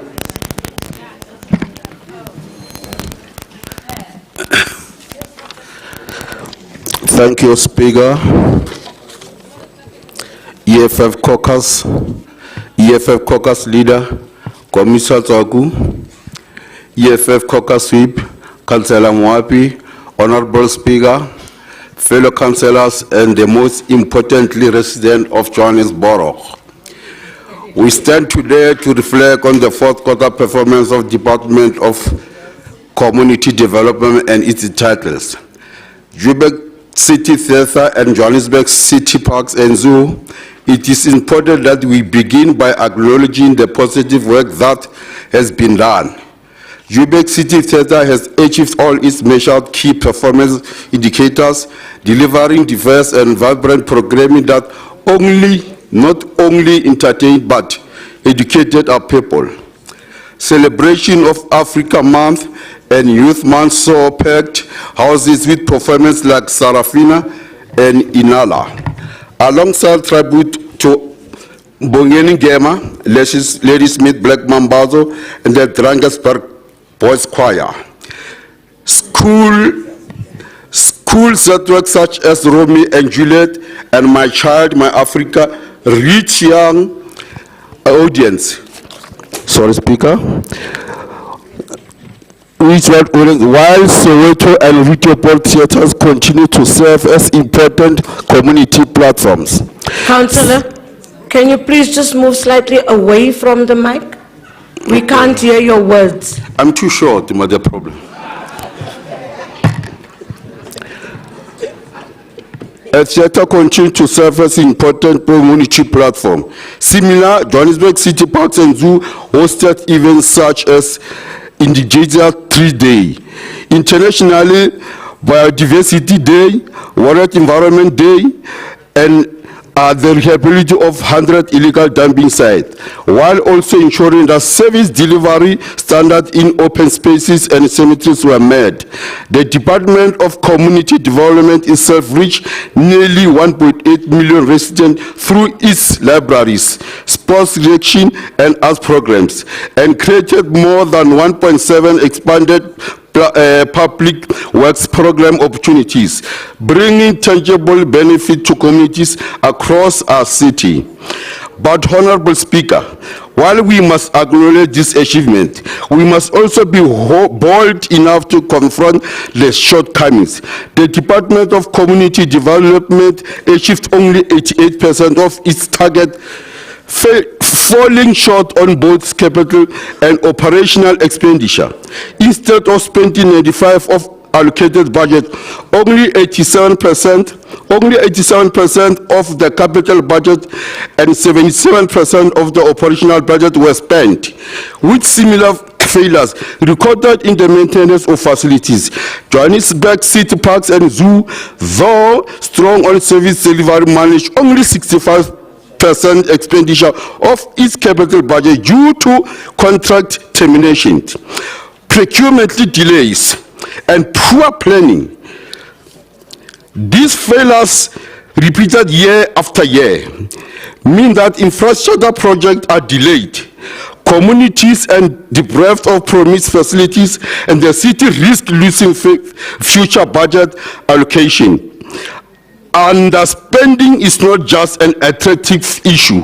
It is direct assault on the dignity of our people who continue to live without adequate parks, safe cemeteries, and accessible election places. The economic freedom fighters has been clear in our local government manifesto. The resources of project must be managed with revolutionary discipline, and service delivery must be driven by the needs of the community, not bureaucratic excesses. Thank you, Speaker.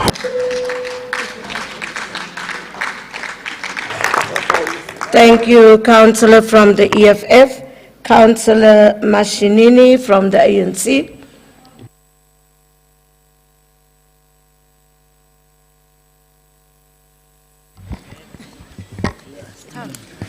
Greetings to the Speaker and the Mayor in absentia and all MMCs in the House.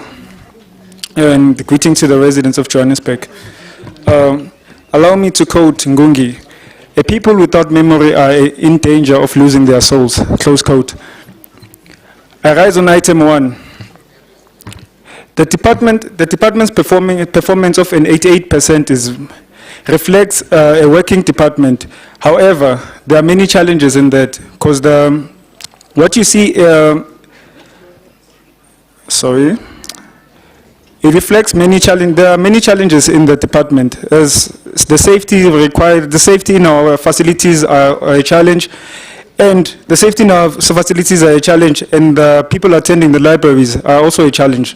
So we need to protect this infrastructure.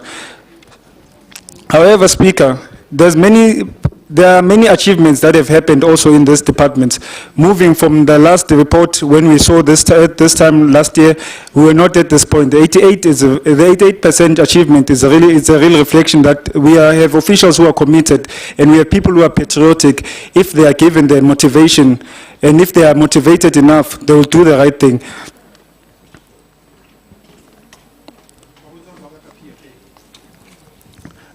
Despite challenges, the department continues to deliver quality services. Despite the challenges, the department continues to deliver the quality improvements. But however, we need to also look at protecting these facilities, because it's highly important. Securities cannot work in a facility where they don't have the tools of trade, where the facilities are not protected, because we keep continuing at the same rate. Every time we are fixing the very same thing. This time around, we have the same challenges, that either they lack the tools of trade, or they don't have nothing, or they don't arrive in time when it's time for work. We need to find a way of improving this way. Thank you. Thank you so much, Councillor Mashinini. MMC Nkonko, platform is yours.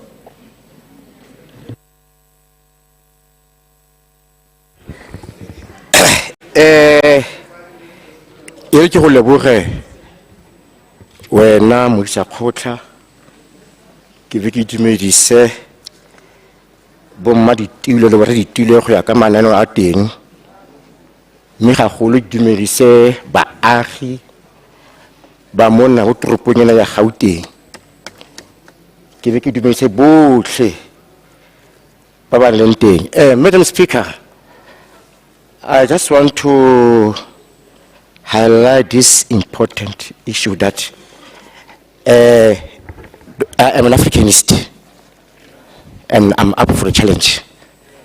And then make no mistake, I do really appreciate the constructive criticism, because that's what builds me to be who I am and to be who we are, managing to liberate this whole continent. You see, this whole continent, we liberated that based on constructive criticism. That's how we manage, and we're still going to continue.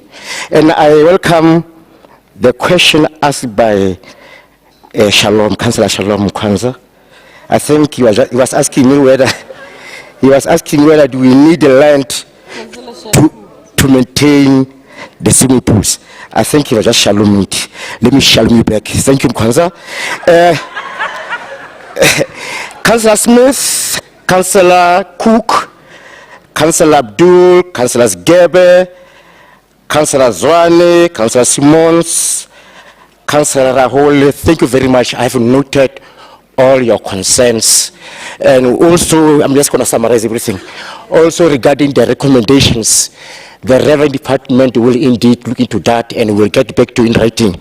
We'll do that. And then I'm not going to focus on the positive things.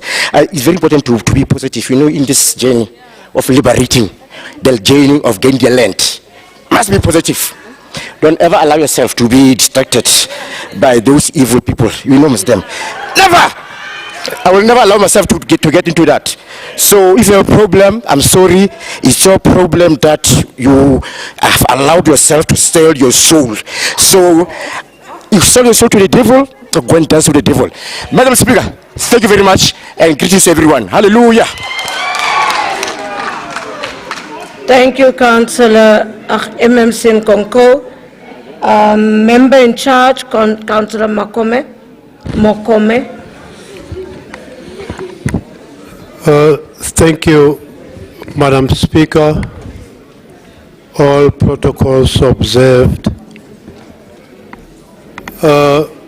Madam Speaker, in terms of Councillor Mkonza's concern, colleagues, I need to listen to the member in charge. Thank you, Speaker. Yes, Councillor Mkonza's concern, decline in revenue, the cut and paste issue, that's very serious.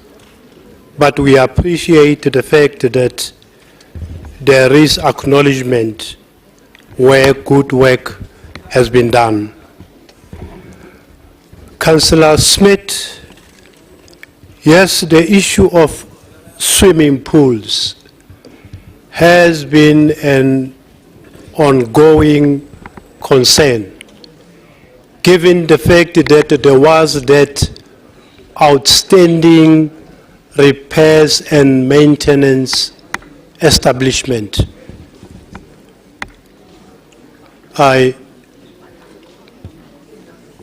Speaker. 40 seconds left, Chairperson. Just hold on, Chair. Councillor Christians. Thank you, Speaker. Speaker, the member in charge has been asked to close the item, but because the MMC did not respond,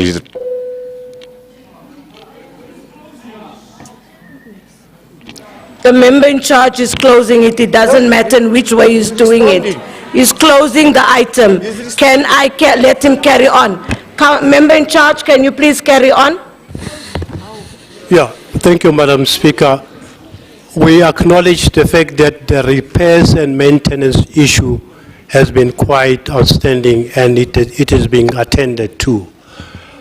And also, issue of vandalism. We have recently completed the 19 bylaw seconds, Chair. renewal in terms of cemeteries, open spaces, and city parks, and we'd be able to meet those challenges. In closing, Madam Speaker, I recommend that the reports be noted and approved. Thank you. Thank you, Chair. Colleagues, the recommendations are on pages 1.32, 2.10, 3.20, and 4.11. Are these items agreed to? Thank you, colleagues. Colleagues, we are going to break for lunch. It is 1:10. We'll be back at 2:10. Remember, we have 66 items. Can we please be back at 2:10? I thank you.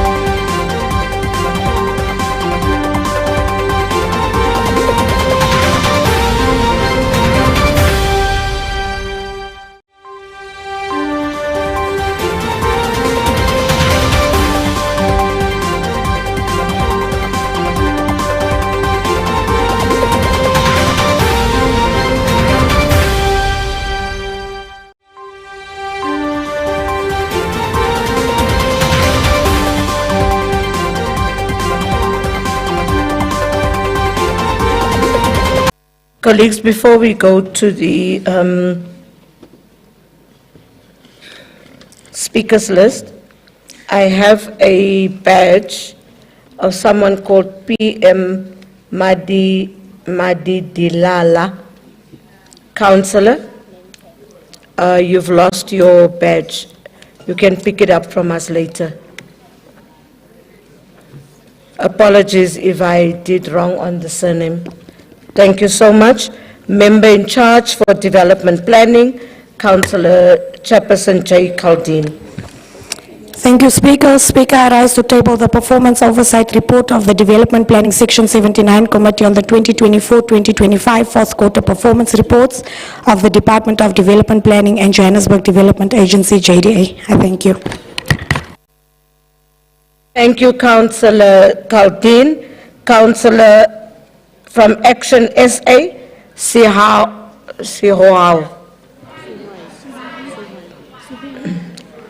Apologies, colleagues, if I have done anything to your surname. Is the councillor still in the house? No, I asked because I didn't see him. Sorry, councillor. Why? I'm asking if he's here. Maybe he didn't come back from lunch and he's having a lunch break. Councillors, they don't understand me and you. Thank you, councillor. Thank you, Speaker. You'll get it right one day.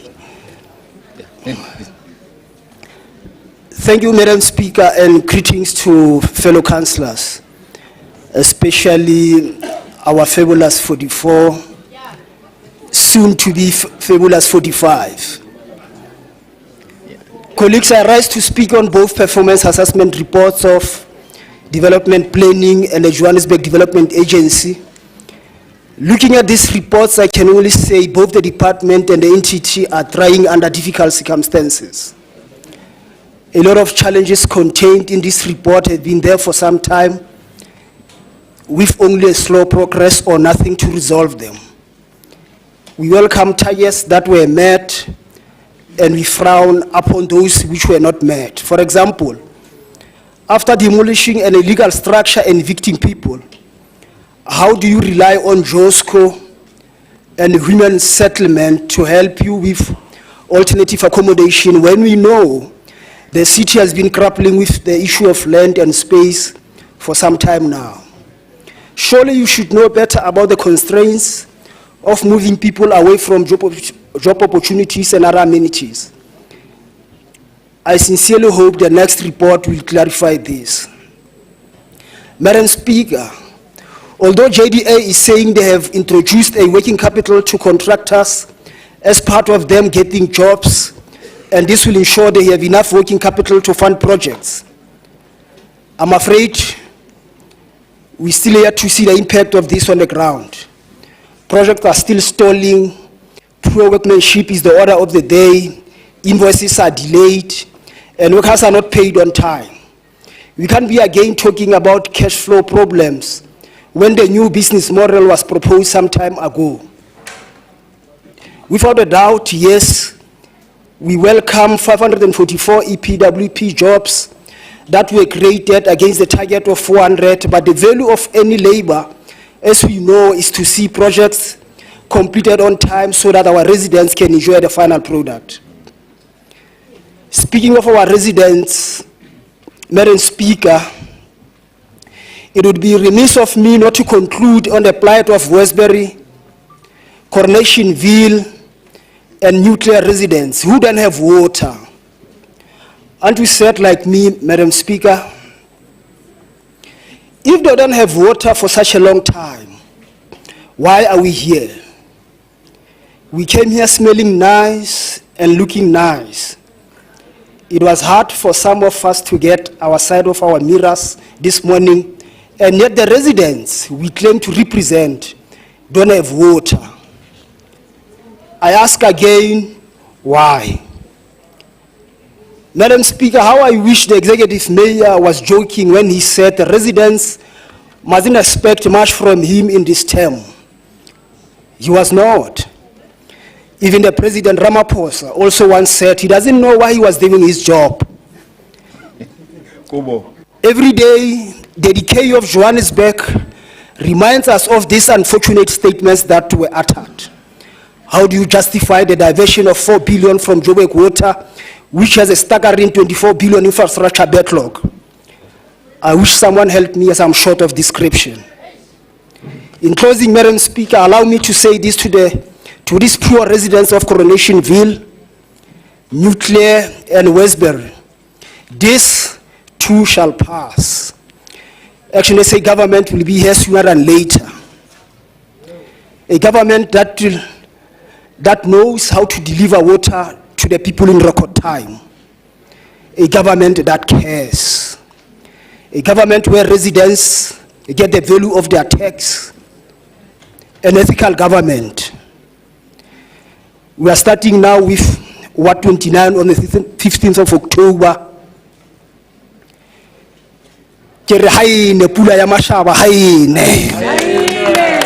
Thank you so much.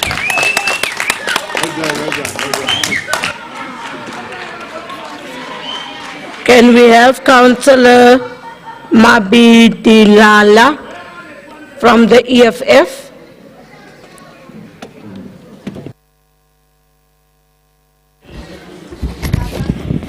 Thank you, Speaker. Greetings to the EFF leadership, our caucus leader, our chief whip, the EFF councillors, not forgetting the people of City of Johannesburg.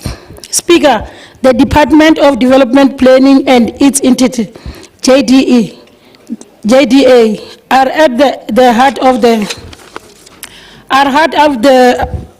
of what the residents see and experience daily in this city. Our buildings, our parks, our roads, our transport facilities. What is planned here shapes how communities live and whether Johannesburg become a city of dignity or a city of decay. However, Speaker, beneath this highlight are serious challenges that expose systematic weakness. Outreach out communities remain minimal. Only 2 citywide engagements are reported during the review period. An insult in the city plagued by non-compliant buildings, collapsing infrastructure, and informal settlement that remained exclusive from planning. Department operates at 42 capacity, with less than half of the approach staff complements filled. How can residents expect enforcement against illegal structures or effacement approval of the development when such strong vacancies remain unaddressed? Speaker, the EFF local manifesto is clear. Development must be people-centered, inclusive, and radical in its transformation. The Constitution forces us to build a development state that prioritizes basic service and economic justice. Yet here we see the department delivering numbers on papers, but failing to transform the lived experience of ordinary people in Alexander, Orange Farm, and Zandspruit. Speaker, Johannesburg cannot be built on the statistics alone. Our residents see unsafe building, incomplete project, and empty promises. The EFF will not accept the Cllr report while communities remain trapped in underdevelopment. We demand a department and agency that are full staffed, full funded, and full committed to delivering real, people-centered transformation. As the EFF, we note this report. Thank you, Councillor. Councillor Efun Konza from the ACDP.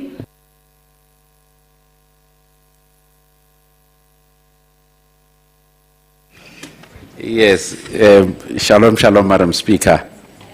I think before I start my speech, because it's a very short one, allow me to send my SD caucus our heartfelt condolences to Councillor Mabuke, the chair of Can you speak Petitions. into the mic? Yes, allow us to send our heartfelt condolences to to the chair of petitions, Councillor Mabuke and family, because we have seen an accident that happened in the Limpopo region, so we just thought as the caucus to send our heartfelt condolences to him and the family. That was a very deadly accident in Limpopo. So we just thought we should just speak to that first. And Chair, I rise to speak on item 6, performance assessment report for the JDA for the financial year 2024-2025 for the period ended April to June 2025. Madam Speaker, we as the ACDP caucus would like to register our disapproval of the low target set by JDA of 95% on the allocated capital budget. We say this because the target should be 100%, especially where you see that they have registered 80 million deficit due to interest on the overdraft. So they cannot set a low target. So they have achieved that target because it's very low. And when you also look at the operating budget management, you'll realize that the interest expense is at an alarming 1,249%. Underline that, Madam Speaker. They have achieved 19 KPIs out of the 21. We note the 1% improvement performance year on year. And as the ACDP caucus, we shall continue to closely monitor the disruption of several projects due to non-payments of community-based SMMEs. And we have also observed that additional budget was requested for underfunded projects and some were not granted. We will kindly 30 seconds left. Yeah, we will kindly ask the MMC to update us on that. Thank you very much, Madam Speaker. Shalom, shalom. Thank you, Councillor Mkwanza. IFP, Councillor in Makuba. Thank you, Speaker. The IFP notes the fourth quarter report of development planning and applauds the department on the achievements. That is all the 15 KPIs that we achieved, the 11 service standards that we achieved, the total expenditure of 87.4% and the overall collection rate of 91.4%. On the same note, we note the challenges faced by the department and the mitigation strategies that have been put in place, hoping that they will yield the desired results for the department to perform even better in the current financial year. I thank you. Thank you, Councillor Makua. The DA, Councillor Shea.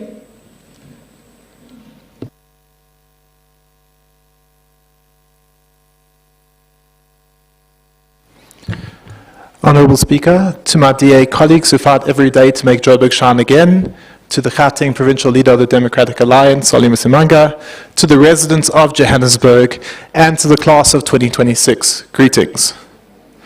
Welcome to the very first lecture of the Johannesburg School of Governance, proudly brought to you by the Democratic Alliance and approved by the President of South Africa. Yes, approved by the President, because even the President now admits what we have always known, that ANC councillors must learn from us. And if that is the case, then class is officially in session.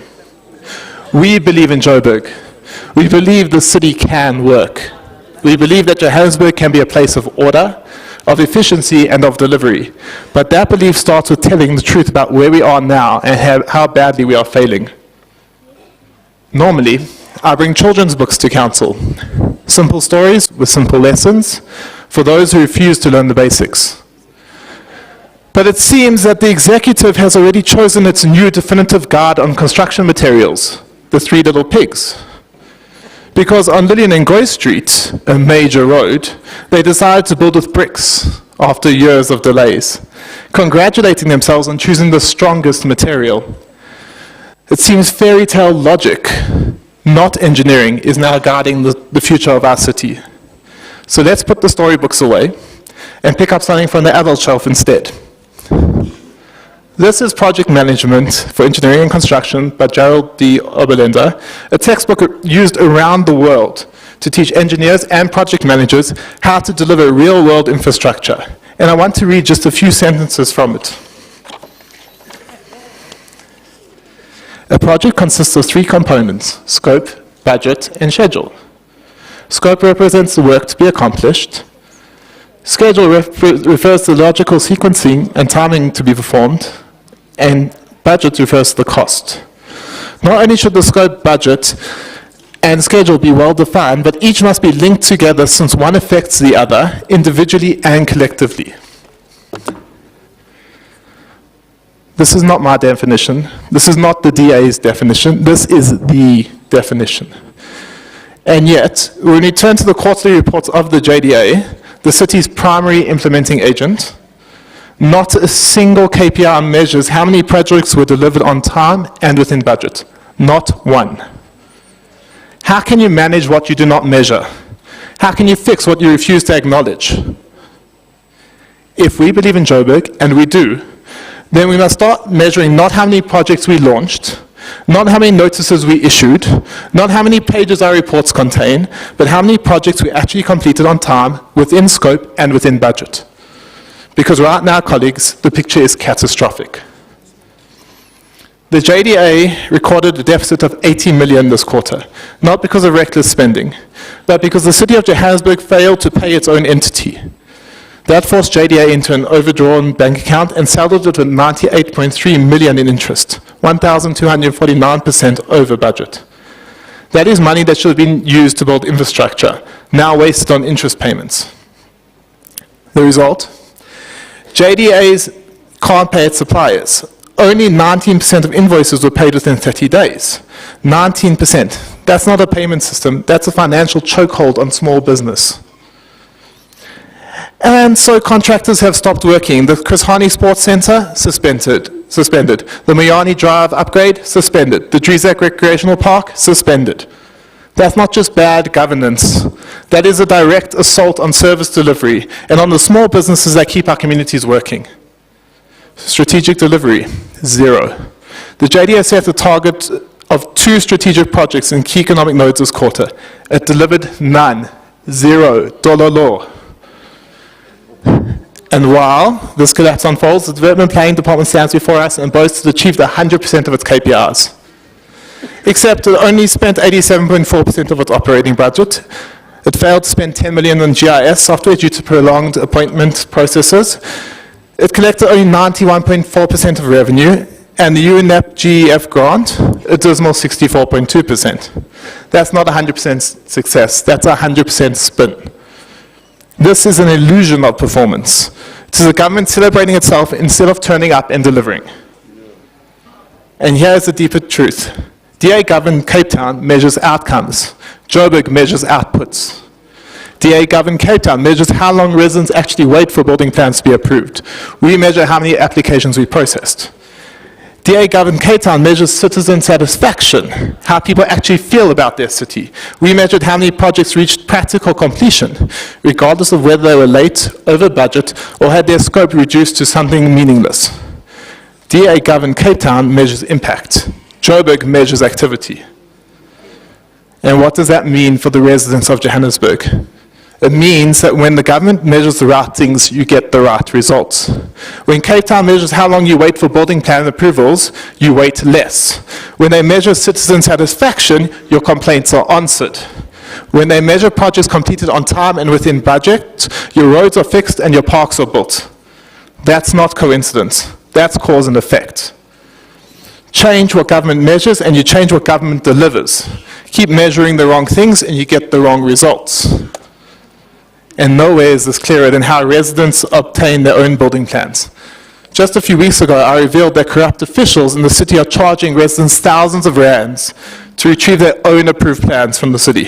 Plans that are trapped inside the Metro Centre's filing rooms. It's an extortion dressed up as bureaucracy. It's what happens when a city refuses to modernize and it weaponizes inefficiency. Now compare that to DA-run City of Cape Town. Residents simply log on and download their own plans online. No bribes, no middlemen, no weeks of chasing officials down dim corridors, just serviced, fast, transparent, and honest service. This is the difference between a government that believes in power for itself and a government that believes in Joburg. That is the difference between a city that builds barriers and a city that removes them.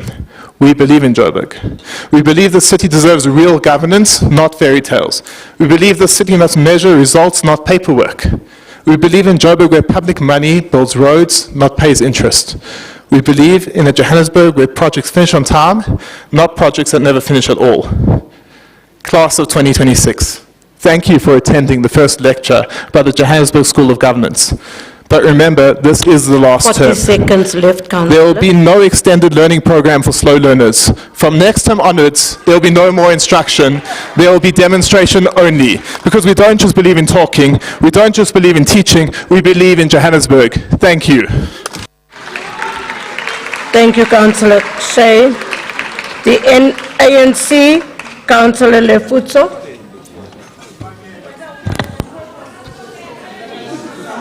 Thank you, Madam Speaker. Good afternoon to the Mayor Just hold on, of the City of Johannesburg. Just hold on, Councillor. Someone was screaming, Speaker. Can we raise our hands when we want to say something? Thank you, Councillor. Thank you, Speaker. Good afternoon to the Mayor of the City of Johannesburg, Ntate Sello Dada Morero,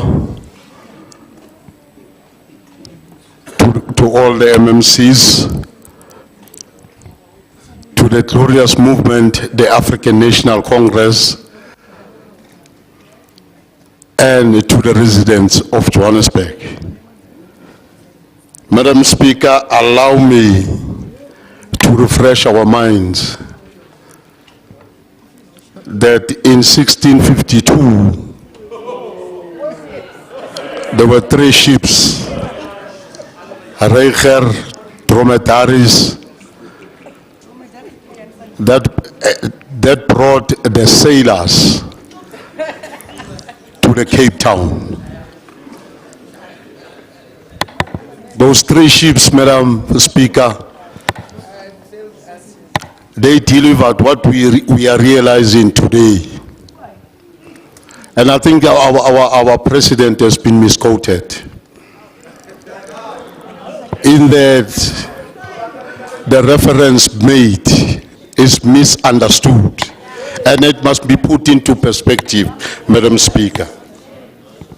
It cannot be correct that Cape Town is said to be what is being said to be. Hence, there's Guguletu, Kayalicha, Nyanga, Langa. That seems not to be belonging to Cape Town. And yet, we come into this platform and indicate how good we are being referred to. That simply means that the government of Cape Town is still racially seriously divided, because they can only manage what it belongs to Stellenbosch and forget Ikukuletu, that there are human beings who live there. Councillor, can you take your seat? Councillor Mofokeng. Thank you, Speaker. Speaker, we ask the DA to be tolerant. Councillor Rufuto, listen to them when they spoke. I think it's about time for them to respect him. Listen to Councillor Lucas attentively. He gave you an opportunity to address this, Councillor. Thank you very much.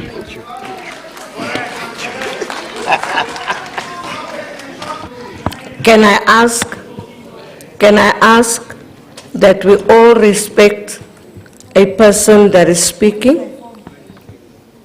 I've been asking since morning, and thank you, Councillor Mofokeng, you're right. Can we allow people to speak and not get into their speeches? Your time was stopped, so you can carry on. Respect all of us. Thank you, Speaker. Speaker, also allow me to applaud radio DJ Arnolds by clearly announcing and rubbishing what was said to be to the so-called mayoral candidate. Agna madam uzawuphatha apha Councillor, This is Johannesburg, the city of Johannesburg. Councillor, can you switch off your mic and take your seat? Councillor Berenda SN. Kaiser. Rule 72, Madam Speaker. Colleagues. Rule 72, Madam Speaker. Colleagues. Councillor Belinda's hand was up. I want to hear what her point of order is. Councillor Belinda. Thank you, Madam Speaker. I'm rising on a point of order, Rule 72, that they must not mislead the House. The councillor on the floor must not mislead the House. We don't have so-called mayoral candidates. We have a DA mayoral candidate, and her name is Helen Ziller. Councillor Belinda. Colleagues. Colleagues.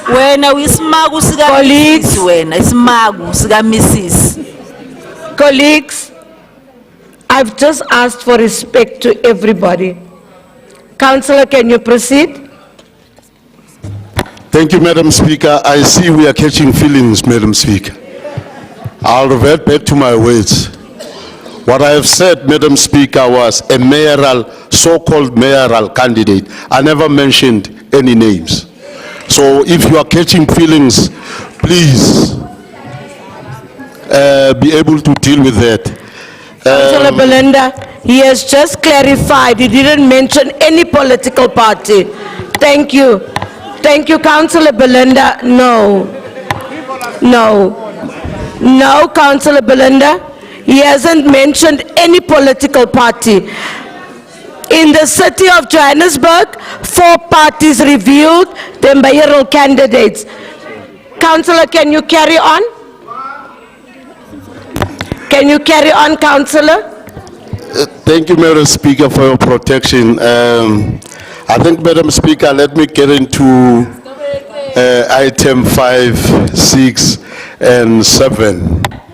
The performance assessment report for Development and Planning Department for the year 2024-2025 financial years. Madam Speaker, there are achievements that the department has received with the challenges and the mitigation thereof. So we are concerned and noting that the KPIs, the 3 KPIs that are not been achieved, we are noting, and we want the department to improve around that. In particular, when coming to the JDA, the performance of the JDA clearly, staggeringly, it's growing. It's giving hope in that the NDP Gauteng 2055, clearly, Madam Speaker, will be achieved. The 600 projects that are achieved since 2021. The revenue collection by June, which staggering 159 million. The PRT and the PRT and the CBP participation processes. We acknowledge and note with a concern the EPW jobs that have been created by the JDA. In particular, when coming to that, I would like to acknowledge that for some time, the project of Mulapo Bridge, which has challenges, it's finally finding an expression, and in due course will be completed. Madam Speaker, I want to close on that note and say thank you very much, Speaker. Thank you, Councillor. MMC Mqena.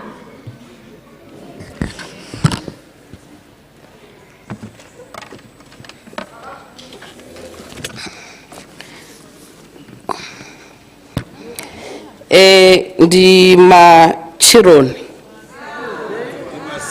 Oh, ndi Masiari. Oh. Okay, Sanbonan. Dumelang.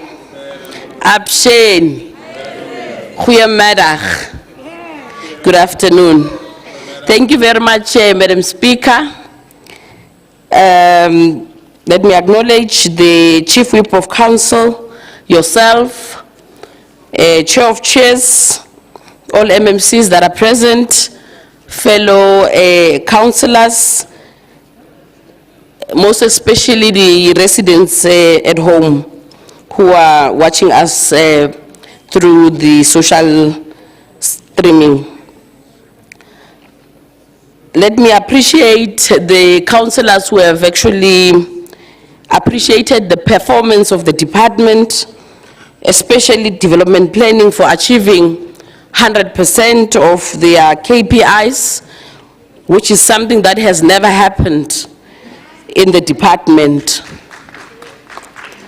Thank you, councillors, for acknowledging that, because it's only through that we are able to do our work even more.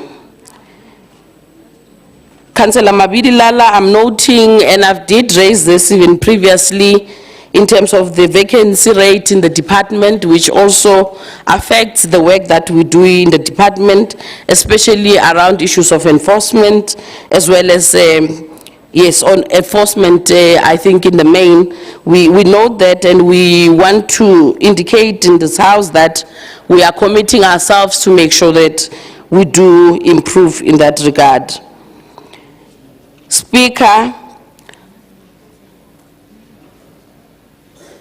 let me also indicate in this House that we will continue to launch projects, Councillor Shea, especially those projects that we have completed. And I think you have seen us, even the Executive Mayor, launching a number of them. And I thought you'll acknowledge that as well. Yes, we note that there are projects that are suspended because of budget issues, and we'll definitely attend to that as soon as there's budget available for those projects. We are committing ourselves to do our best in making sure that we improve on the projects that are, or projects that have been there for quite some time. It is funny that you would compare us to Cape Town, which is miles away. I thought you would compare us to when you were ruling Johannesburg as the DA, because that would be a fair comparison, to compare us from the years that you were running Johannesburg to where we are today. That will be a fair a comparison. But unfortunately, because anything and everything that when you open your mouth, you always speak about Cape Town. I don't know when are you going to speak about yourselves, because it's as if Cape Town is the only thing that happened in the country, which is not the case. Councillor Lefuzo just took you through in terms of other areas that are badly affected by issues of service delivery in the same municipality. I want to respond because this morning I was called to an interview by 702 radio station regarding, I think even yesterday there was an article on officials that are corrupt on Sunday Times. I want to commit here, Madam Speaker, to this House that I think it is within the city's priority to make sure that corruption is, if we have corrupt officials, we attend to those officials. But we can only do that if we are given evidence. And so far we have not received any evidence towards the so-called corrupt officials. And I did indicate that once we get that evidence, we will be able to act. We have chiefs that will help us investigate. And as soon as a wrongdoing is identified, then we'll be able to act swiftly in terms of corrupt officials that I actually mentioned in the newspaper from yesterday. Even this morning, I committed myself to that in the show of Bongani Mbingwa. So we are continuing to commit that if there are elements of corrupt officials in the city, we are open to actually attend to that. And there are many ways of reporting that. They can report to yourself, a speaker, they can report to the executive mayor, they can report to our officers as well. So you are at liberty to do that, and that will be appreciated, because it's one fight that we must all fight. We mustn't have corrupt officials. Corrupt officials are actually doing an injustice to the service delivery that we all want to see for all our residents. So let's work together towards addressing such challenges that are facing our communities.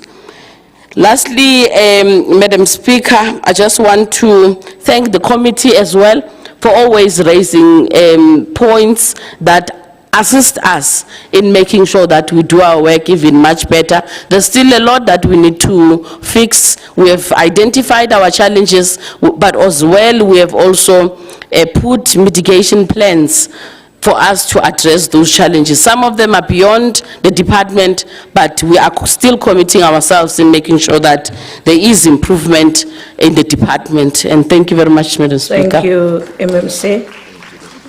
I must say, you were very bold in saying I can give my number if they want my number. But at least the guy stopped you from doing that. Thank you so much, MMC. Councillor Caldin, member in charge. Thank you, Speaker. Speaker, the committee recommends that Council notes and approves the Section 79 Development Planning Committee Oversight Report and the fourth quarter performance reports of the Department of Development Planning and Johannesburg Development Agency. I thank you. Thank you so much, councillors. The recommendations are on pages 5.6, 6.5, and 7.12. Are the items agreed to? Before we go to the next item, welcome to the Executive Mayor and the MMC of Finance. They have arrived, but I also see that some of our councillors that were here this morning has left, and we had no apologies from those councillors. I thank you. STC? Councillors, we are now on item 8, and that is the performance assessment report for the Economic Development Department for the 2024-25 financial year for the period April to June 2025. Read with item 9, and that is the performance assessment report for Johannesburg Tourism Company for the 2024-25 financial year for the period April to June 2025. Read also with item 10, which is a performance assessment report for the Johannesburg Property Company for the 2024-25 financial year for the period April to June 2025. Also read with item 11, and that's the performance assessment report for the Joburg market for the 2024-25 financial year for the period April to June 2025. And the above items are read together with item 12, which is an oversight report of the Economic Development Section 79 Committee on the 2024-25 fourth quarter performance reports of the Department of Economic Development, Johannesburg Property Company, Johannesburg Fresh Produce Market, and Johannesburg Tourism Company for the period April to June 2025. Thank you, STC. Member in charge, Councillor T.M. Mhlongo. Good afternoon, Madam Speaker. Good afternoon to the Executive Mayor, Councillor Tata Morero, members of the Mayoral Committee, Chair of Chairs, Councillor Marema, Chief Whip of Council, Councillor Chauge, all Section 79 chairpersons, councillors in the House, together with members of the public in the Cllr. Good afternoon to all of you. Madam Speaker, I'm rising to table item 8 as read out by the Secretary to Council, read together with item 9, item 10, item 11, together with item 12, Oversight Report of the Economic Development Section 79 Committee on the 2024-2025 fourth quarter performance reports of the Department of Economic Development, together with its entities, Joburg Property Company, Joburg Fresh Produce Market, and Joburg Tourism Company, to be considered and approved by this council. Thank you so much. Thank you, Councillor Mhlongo. Councillor Dilanga from the Freedom Front Plus. Thank you, Madam Speaker. All protocol observed. And here we are on paper, end of the financial year, the fourth quarter. And out of these quarters, obviously the Auditor General will again have findings, new findings and return findings, and I'll prove it in my speech today. But let's not just be negative. At least we've attracted 26.8 billion rand, and the target was 19.5. It's a bit better than last year. And on EPWP target for 12,250, we overreached there at 15,584 opportunities, so those are positive on the department side. Unfortunately, the old thorn in our side, the informal trading smart card system, 500 was the target for the year, 45 was done. Madam, which is a huge concern, as we are in the fourth quarter, that only 71% of OPEX was spent against a target of 95%. 189 million was the CAPEX target, 135 million was spent. That means, as you know, use it or lose it, 54 million gone forever. Then only 75% of CAPEX was spent on a target of 95. Again, 28 million target, 7 million lost. Then, Madam Speaker, going on due to my time limit, our favorite naughty stepchild, JPC. Madam Speaker, it says here 100% of the implementation of the Metro Centre refurbishing plan was done. Let's skip a bit further down the line. The Metro Centre, feedback, security was implemented, 70 armed guards was employed, perimeter, secure wall, concrete wall was erected. Not all of it though, but Madam Speaker, we should have been at the building stage by now, because they keep on kicking the ball 2 years, then another 2 years, and another 2 years. We should have started decanting this building, and nothing has been done yet.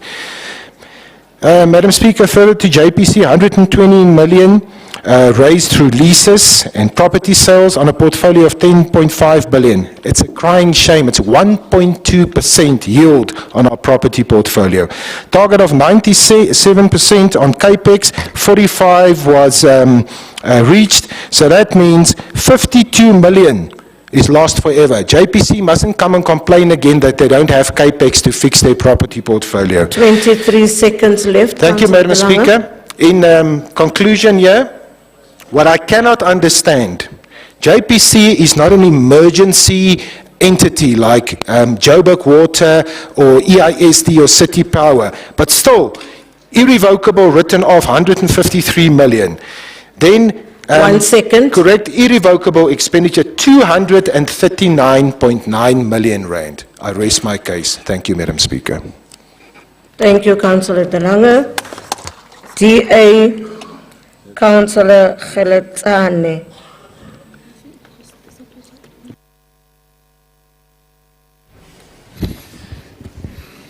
Thank you, Speaker.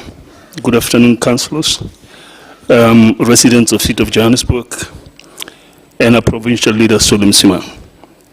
Good afternoon. Speaker, today I rise deeply concerned about the performance of the Department of Economic Development. Our mandate is very clear: to enable inclusive growth, create jobs, and unlock the entrepreneurial potential of Johannesburg. Yet the facts before us paint a troubling picture. First, the department flagship informal training smart card permit program is in crisis. Out of an intended 5,000 permits, only 45 has been issued. This is not just an administrative delay, it is a failure to formalize and empower thousands of small traders who depend on a fair, predictable system to operate and grow. If we are serious about supporting township economies, the process must be digitized, simplified, and decentralized. Traders should be able to apply online excuse me, or walk in one-stop centers to receive time-bound approvals, not to be stuck in endless queues and red tape. Secondly, Speaker, the department continues to underspend its own budget. Only 71% of operational funds and 75% of capital funds were utilized. Underspending while unemployment and poverty rise is indefensible. The city cannot afford paper budgets that never reach the people. We need rigorous project tracking, consequence management for non-delivery, and a public dashboard showing progress spent against and outcomes. Third, Speaker, while opportunity centers offer training, the real test is job placement. Right now, placements are low, and there's little evidence that training matches the needs of our economy. We must shift from training for training's sake to demand-driven skills pipelines, partnering with industries, private sector employers, and large developments to place trainees in real jobs or support them to start viable businesses. Fourth, Speaker, we hear lofty promises about the green economy, yet tangible action remains scarce. The city has vast opportunities in renewable energy, recycling, and green manufacturing, but the department seems stuck in concept papers. We should be fast-tracking green SEZs, offering investment incentives, and leveraging city-owned properties for green hubs and instead of letting assets sit idle. Fifth, Speaker, our investment climate remains hostile. Small businesses must navigate 148 regulations, face unreliable electricity, and suffer from poor urban management and political instability. If we want to attract and retain investors, we must cut red tape, guarantee faster property registration, speed up construction permits, and roll out special economic zones and public-private partnership that actually work. Finally, Speaker, the Alexander Automotive Hub continues to stand as a white elephant, an expensive, underutilized site that should have been buzzing with mechanics, apprenticeships, and manufacturing suppliers by now. We need to audit the barriers, bring in incredible private partners, and repurpose the assets to serve its intended economic development function. Speaker, this is not about political point scoring, it is about delivery. Johannesburg entrepreneurs, workers, and investors deserve more than delays, underspending, and half-built promises. As the Democratic Alliance, we demand clear timelines, measurable targets, and transparent reporting, because economic development must be felt on the ground, not just in annual 24 reports. seconds left, Councillor. If this department is to succeed, it must become efficient, partnership-driven, and results-focused. Johannesburg cannot grow on rhetoric. It needs action. Thank you, Speaker. Thank you, Councillor. ANC, Councillor M. Bulani.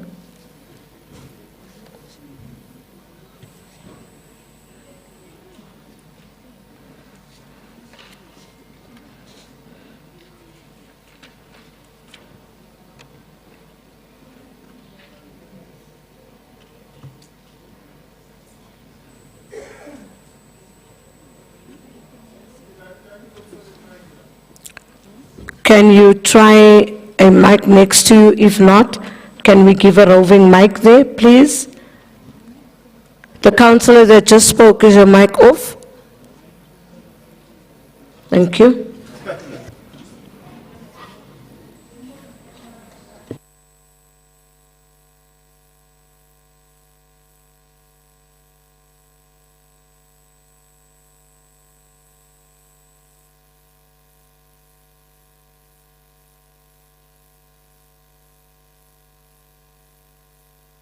Councillor Wu?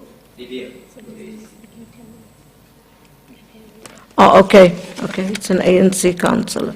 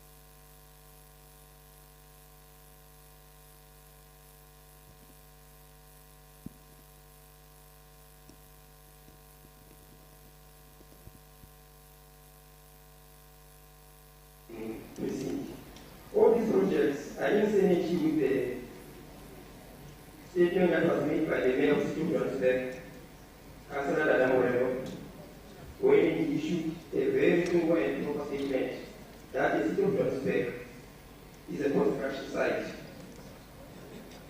And that is been proven on Friday when to attend an event in Joburg for makers to prove that the city of Johannesburg is a construction site. And we also like to welcome the appointment of Mr. Cllr as the CEO of the Joburg market. It is also proved that the market has also surpassed its standard by achieving a total turnover of 11.7 billion rands. It is comforting to see an improved solvency and liquidity ratio. In conclusion, Mr. Speaker, persuading the Mayor Committee that they should find a way in dealing with the issue of salary. Because salary is like hard that is used to destabilize governments of the city of Johannesburg by the opposition. Even if they take us to one very briefly, because we can't play cheap politics while our country is suffering when it comes to economic challenges. And I think I would like to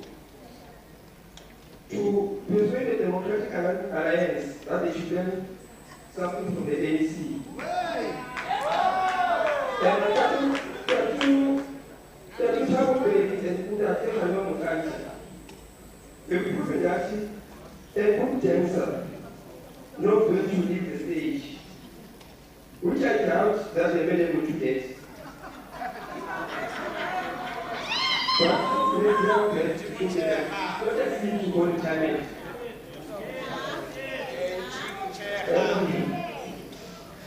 Councillor Bolane.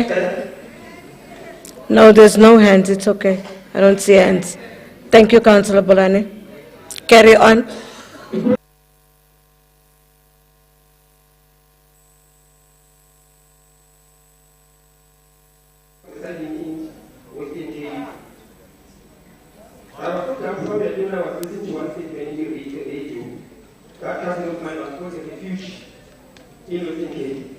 So we should acknowledge that in Johannesburg, all of us will also brought refugees.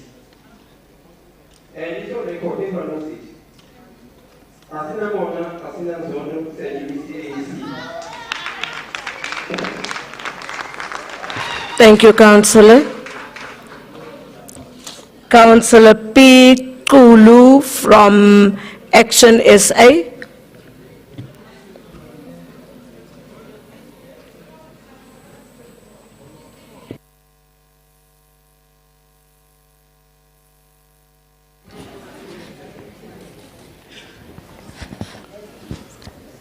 Madam Speaker, the Executive Mayor, Chief Whip of Council, Chair of Chairs, fellow councillors, especially the councillors of Action SA under the leadership of Councillor Marcel Cotrius, the residents of the city of Johannesburg and visitors alike, watching in the gallery, or rather listening to us in the gallery and watching at home and in their spaces. Madam Speaker, today, Council is confronted with the fourth quarterly performance reports of the Department of Economic Development, Joburg Market, JPC, and Johannesburg Tourism Company. And all these entities and departments were created to build jobs, welcome visitors, manage our public asset, etc. Madam Speaker, it is not always possible to be the best, but it is always possible to improve your own performance. That is what the Flying Scot said before us, Jack Stewart. Madam Speaker, ironically, many numbers look strong on paper. Things such as billions in investment signed, thousands of SMMEs supported, youth and skills programs, and surpluses in accounts.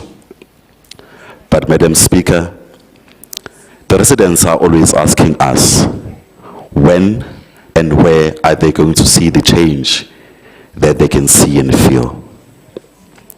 Madam Speaker, in Ward 77 and in Ward 133 and in any other surrounding wards in Region A, we find that residents, they still fetch water with buckets when their taps run dry. But then, once again, that is if the water tankers have been deployed in their wards. In informal settlements, Madam Speaker, we find over 400 families having to rely on less than 1,000 liters of water a week. And in Ward 93, residents complained of power cuts and unsafe taxi ranks to our officials.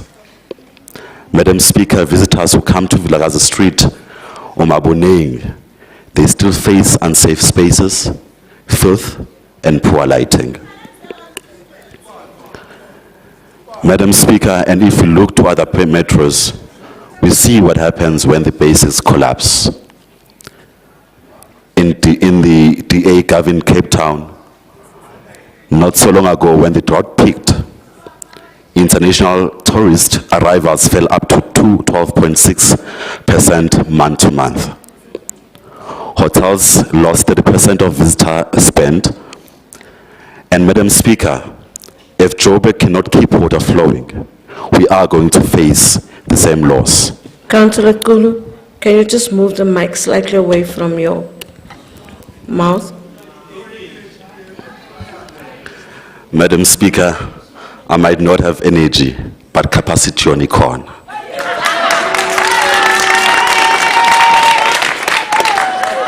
Madam Speaker, if Joburg does not keep its street clean, its rivers clear, and its public spaces safe, our own tourism hubs will collapse in the same way.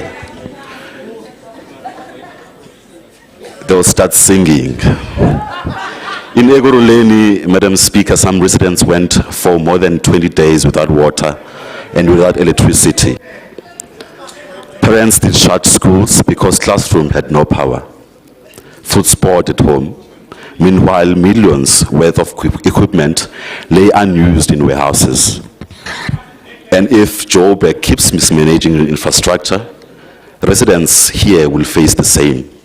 Lights off, schools closed, livelihood destroyed. Madam Speaker, the numbers in these reports may shine, but they often hide the truth.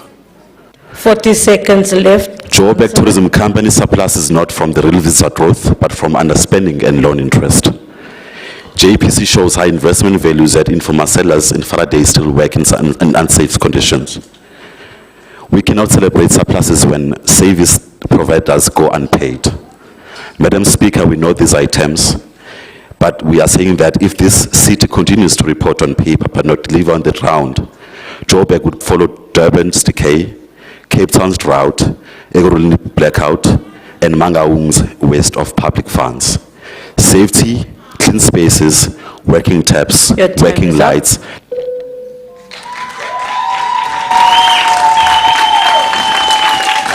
Councillor Volskert from the PA.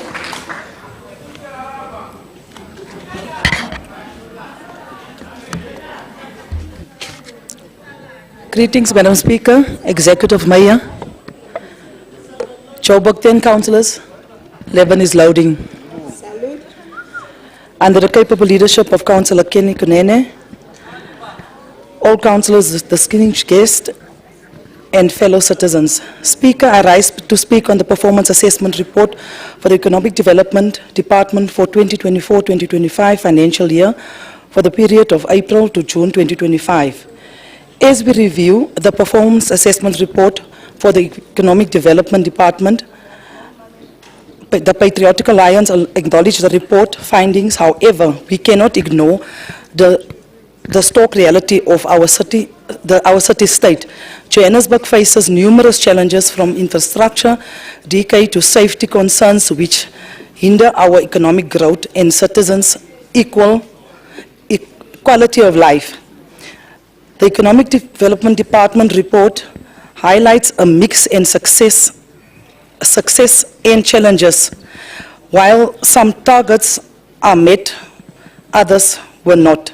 We acknowledge the progress made and encourage the committee to focus on areas requiring improvement to drive meaningful economic growth and development. We emphasize prioritizing South African citizens' welfare and interest in economic development initiatives. Our stance is clear. We will advocate for policies and program benefiting citizens, addressing challenges posed by illegal foreigners and ensuring equal opportunities for all. It's imperative to prioritize citizens' needs and work towards a more prosperous future. We urge the department to focus on initiatives driving meaningful economic growth, job creations and service delivery.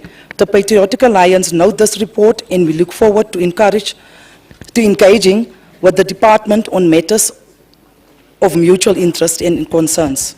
We put South Africans first. Salute. Ons baie. Thank you, Councillor Volskert. Councillor Molala from the EFF.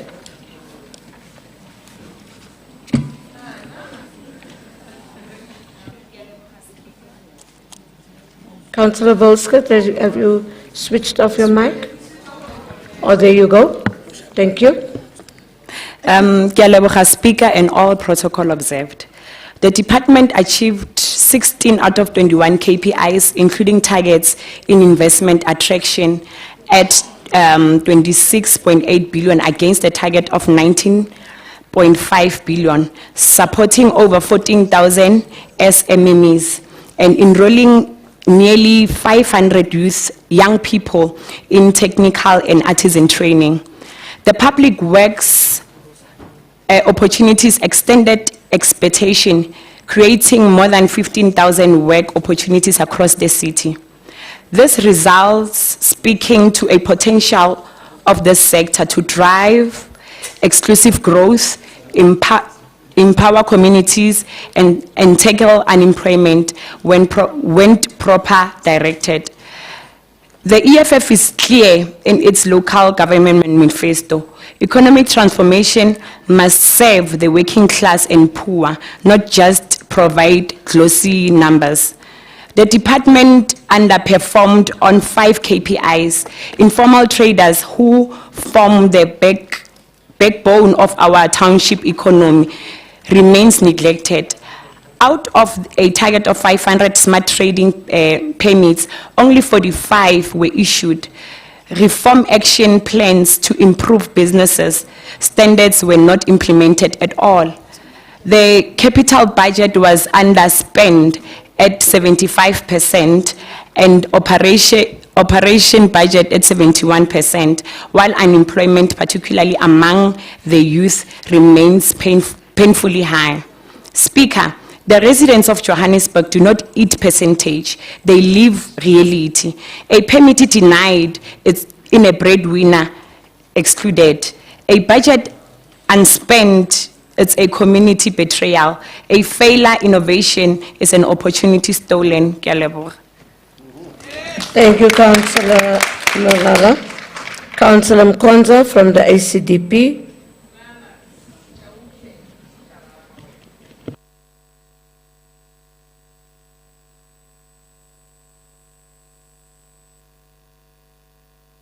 Yes, shalom once again, Madam Speaker. Thank you very much for giving us this time.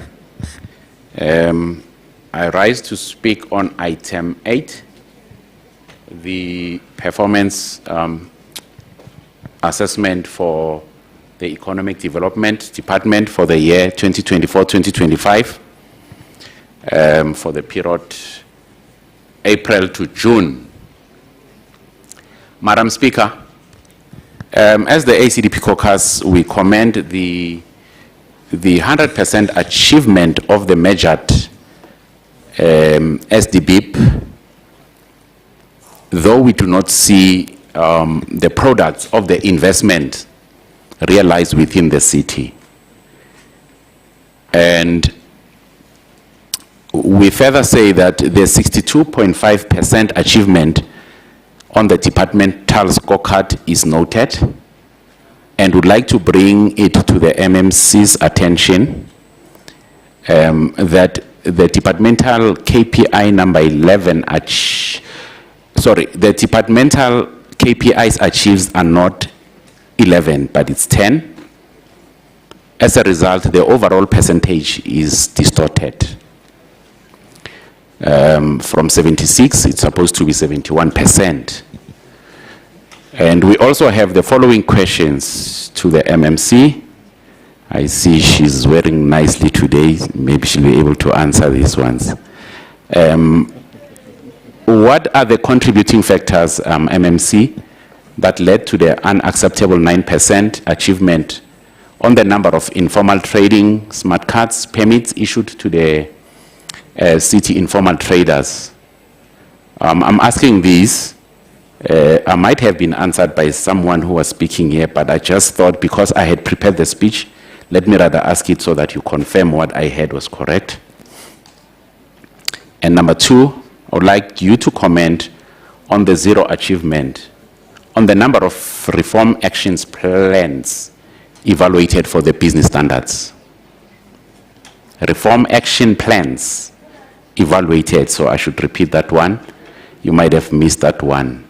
For business standards. And I think those are the two questions that I would like to answer, Madam Speaker. Thank you very much, and God bless you.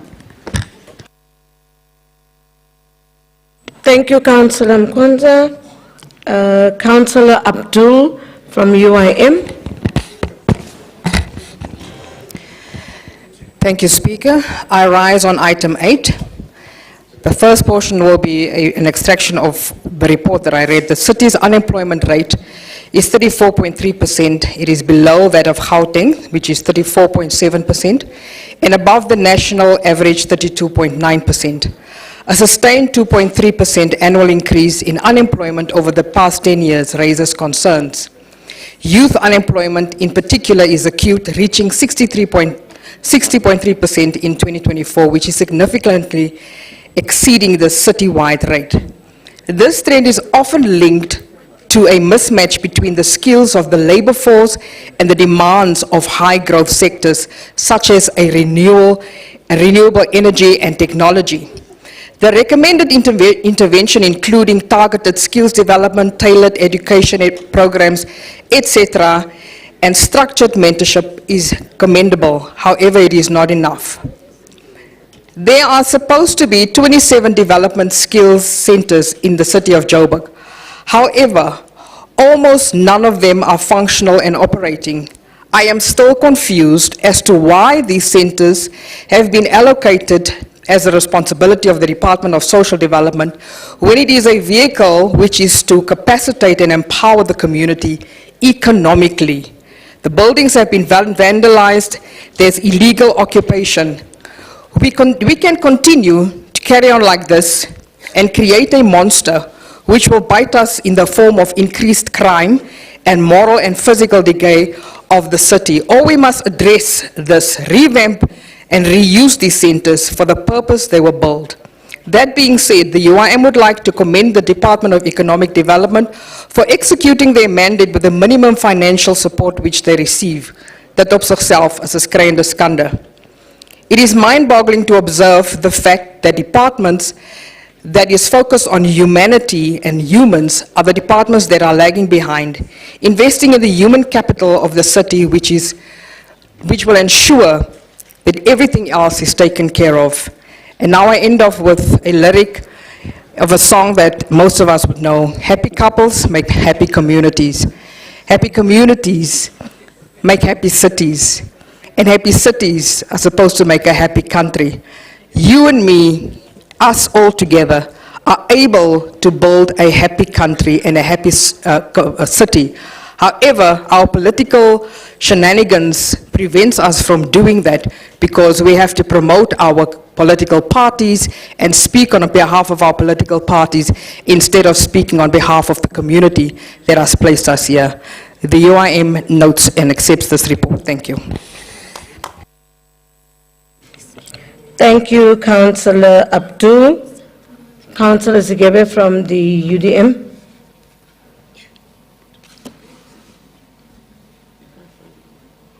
Honorable Speaker, the United Democratic Movement rises to reflect on the performance of our economic development entities and the department itself. These reports tell us not only about targets and numbers, but about the lives and opportunities of our people. There are achievements worth recognizing. The Department of Economic Development attracted 26.8 billion in investment against a target of 19.5 billion, showing that Johannesburg remains a city of opportunity. More than 15,000 expanded public works jobs were created, bringing much-needed relief to struggling households. The Johannesburg Tourism Company achieved 100% of its KPIs, resolved all audit findings, and recorded a healthy surplus. The Joburg market maintained its dominance, generating 11.7 billion in turnover and holding nearly half of South Africa's fresh produce market share. The Joburg Property Company also secured major investment agreements, including a 1 billion development deal contributing to our growth in our city. But alongside these successes are challenges we must face with honesty. The department achieved only 76% of its targets, failing short in the rollout of informal trading smart cards, with just 45 issued against 500 promised. The Joburg Property Company reached only 74% of KPIs, still struggling with property releases and lease renewals. Capital expenditure across entities remains under pressure, with just 75% of budget spent, delaying critical infrastructure and development. Even where finances look sound, like the Joburg market, staff morale is low, with employee satisfaction at just 59%, reminding us that no institution is stronger than its people. The UDM commends progress where it is made, but we cannot allow achievements to blind us to persistent failures. Our call is clear. Procurement systems must be streamlined to close the gap in capital spending. The rollout of smart cards for informal traders must be accelerated to unlock township economies. Property management must be sharpened so assets drive inclusive development, and staff well-being must be prioritized so that workers remain motivated to serve our unified as economic actors and where assets are used for the collective good. The UDM calls for accountability, collaboration, and agency so that progress becomes the norm, not the exception. I thank you. Thank you so much. Councillor Reddy from the DA.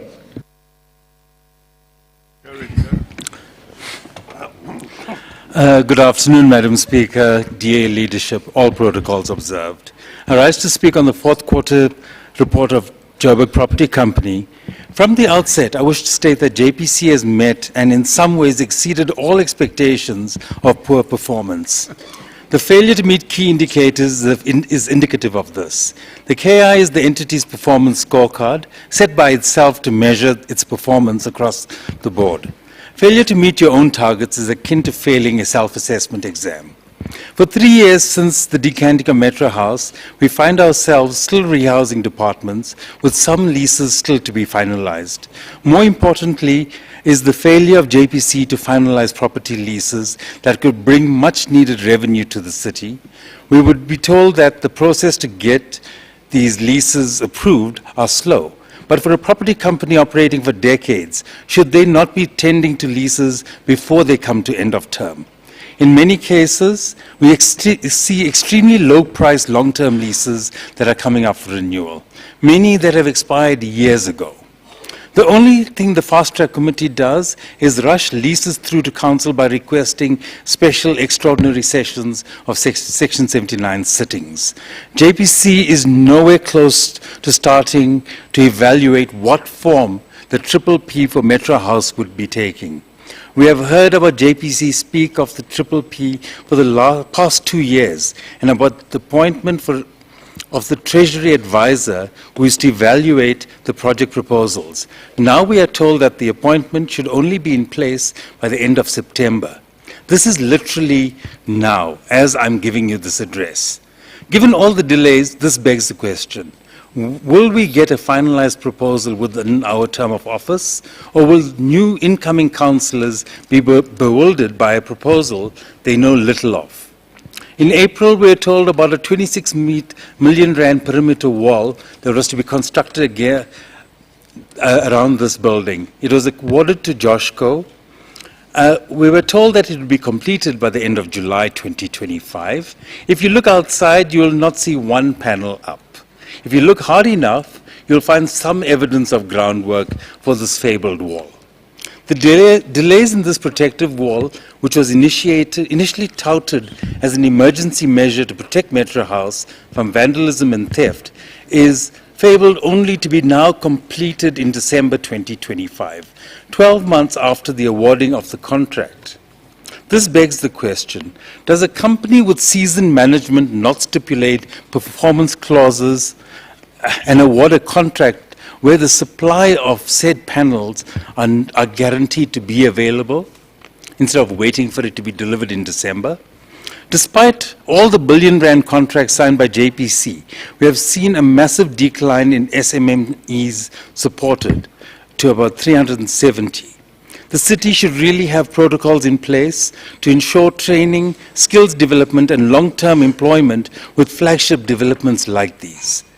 These levels of inefficiencies at JPC have come through glaringly over the past 4 years, and despite the DA committee members' repeated calls for a business turnaround strategy, we have been largely ignored by JPC. This, which also relies on a few performing revenue streams. 20 seconds, Councillor.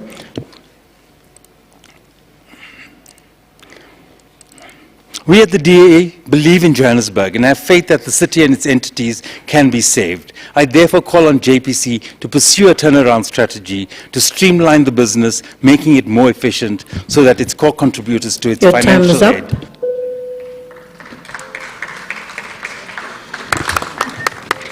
Councillor Libya from the ANC. This page was very good.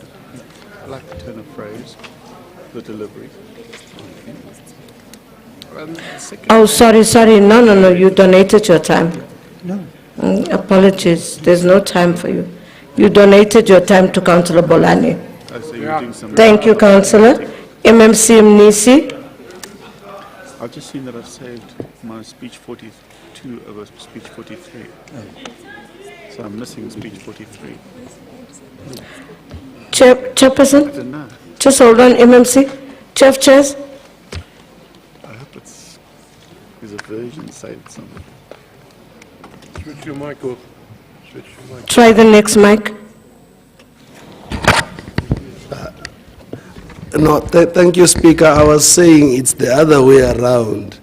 Councillor Bolani donated his part of minutes to Councillor Libya, not the one that you... No, Chairs, don't mislead me. Councillor Bolani spoke for 10 minutes. He actually spoke for 9 minutes and 58 seconds. Thank you so much. MMC?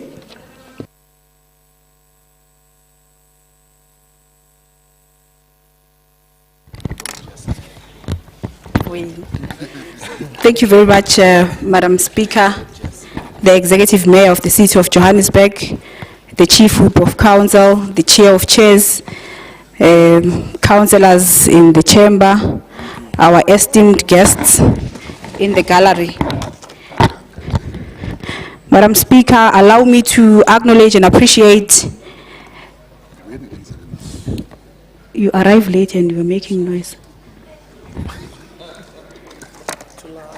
Allow me, Madam Speaker, to acknowledge and appreciate the valuable inputs and comments that were made by the fellow councillors.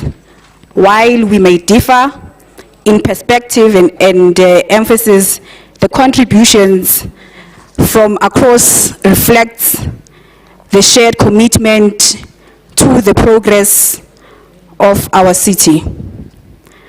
Madam Speaker, yes, challenges remain, including underspending on both the operating and capital budgets, as well as the delayed implementation of the informal traders policy due to some frivolous litigations that we have experienced as a department. But I want to assure the council that, and our residents as well, that the remedial actions are already in place and we will defend our programs as the department that empower our residents against any attempt to derail them. Madam Speaker, the appointment has been made and the letter of appointment has been issued by the National Treasury for the TA of the Metro Center. There is a scheduled meeting between JPC and the Office of the COO together with the service provider so that they get an outlined program plan for the project of Metro Center, which will obviously be inclusive of timelines.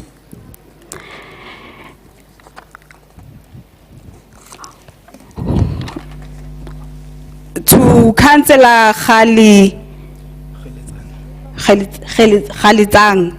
okay, I'm sorry to butcher your surname. On the issue of the Alex Automotive Hub, the facility has been completed, Councillor, and JDA has issued a certificate of occupancy. The Department of Economic Development, working together with JPC, they are currently finalizing a process to operationalize the facility. Now there is one anchor tenant which has shown interest into this facility. The name of that anchor tenant is AIDC, which we are currently working with. They have demonstrated appetite in investing about 6 million into this facility. I want to also assure the residents that there is security that is deployed there in the facility to minimize the risks of vandalism. And lastly, Madam Speaker, the Section 110 report is en route for approval. Councillor Polani, on the issue of the asset register, we also have an appreciation as the department and entity that digitizing of the city's asset register is indeed long overdue, because the manual processes have exposed the city to inefficiencies and revenue leakages. By moving to the fully digitized and integrated asset register, we will strengthen accountability, improve lease management, and unlock some of the economic opportunities. Councillor Mulala, through you, Madam Speaker, as long as we have not yet launched the informal trading policy system, there are no permits that will be issued, councillors. As I would have indicated before, that this is not because of our desire and making. It is due to the frivolous litigations that we are constantly experiencing as the department. When we issue the date that we want to launch the informal traders system, then the CRI litigate the process. Madam Speaker, I also want to put it on record that it has become clear that some of the councillors in this chamber have made it their mission to be perpetual critics. They cling to negativity and choose to defend absurd and exploitative leasing that sold our city short in the past. This hypocrisy exposes their true agenda. 1 minute left. Let it be known, we will not be distracted by those who trade in doom and obstruction, Madam Speaker. Our focus remains to bring dignity and deliver services to our residents. Thank you so much. Thank you, MMC. Member in charge, Councillor Tim Hlongo. Thank you very much, Madam Speaker. Madam Speaker, let me just thank all the speakers that have spoken on these items. It shows that councillors read the reports, Madam Speaker. I really appreciate that. And I also want to extend my gratitude to the support staff who are supporting the committee, Madam Speaker. On that note, Madam Speaker, I ask the council to note the report. Thank you so much. Thank you, Member in Charge. Colleagues, the recommendations are on pages 8.4, 9.12, 10.24, 11.5, and 12.21 to 12.22. Are these items agreed to? Thank you, colleagues. Councillors, we are now on item 13, and that is the performance assessment report for the Health Department for the 2024-25 financial year for the period April to June 2025, read with item 14. And that's the performance assessment report for the Social Development Department for the 2024-25 financial year for the period April to June 2025. And both items read together with item 15, which is an oversight report of the Health and Social Development Section 79 Committee on the 2024-25 fourth quarter budget and performance assessment report of the Health Department and Social Development Department for the period April to June 2025. Thank you, STC. Member in Charge, Councillor T. Ahmed. Thank you, Madam Speaker. Greetings to the Executive Mayor, the Chief Whip of Council, and political leaders. Speaker, I rise to table the performance assessment report of Health and Social Development, item number 13 and 14, read together with the Oversight report, item 15, for the year 2024-25. Thank you.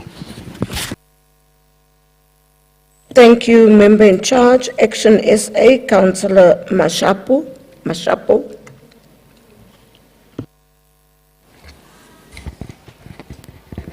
Thank you, Madam Speaker. Greetings to you, Madam Speaker, fellow councillors, esteemed residents of Johannesburg.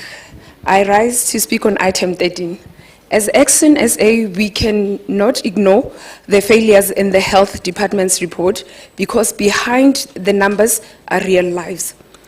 Madam Speaker, firstly, fleet challenges across all regions have disrupted operations. Grounding of vehicles delayed the delivery of essential medicine, leading to drug stock out. This is not a minor issue. It is direct failure in service delivery that places an unfair burden on our clinics and residents. Secondly, as at 30 June 2025, contracted services expenditure stood at 82%, amounting to 17 million. Yet invoices for fleet services and for MTN and Telkom cell phones accounts for May and June remain unprocessed. This delay is the main reason for the reported under expenditure of 12%. These are not just financial figures. They reflect broken system and compromises services.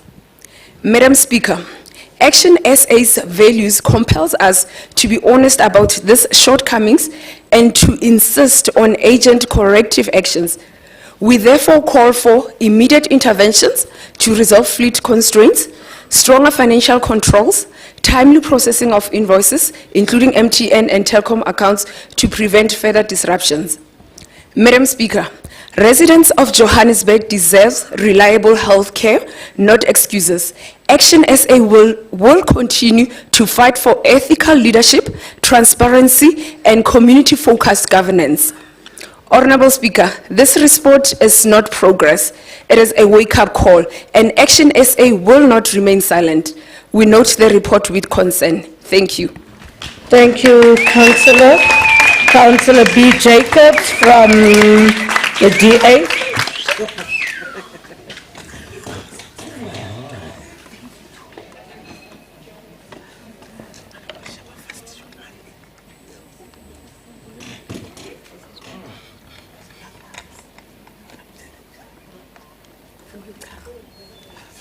Can we assist with the mic? Try the mic next to you.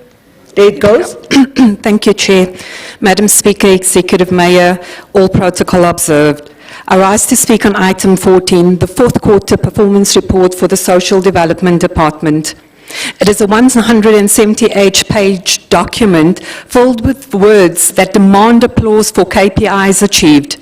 Yet hidden in all the self-congratulation is one small line that tells the story, and I quote, "During the period under review, 84 homeless persons within the borders of the city of Johannesburg were assessed and placed in 2 city-owned shelters."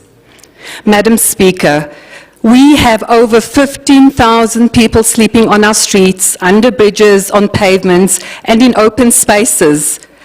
84 placements is not a success. It is failure.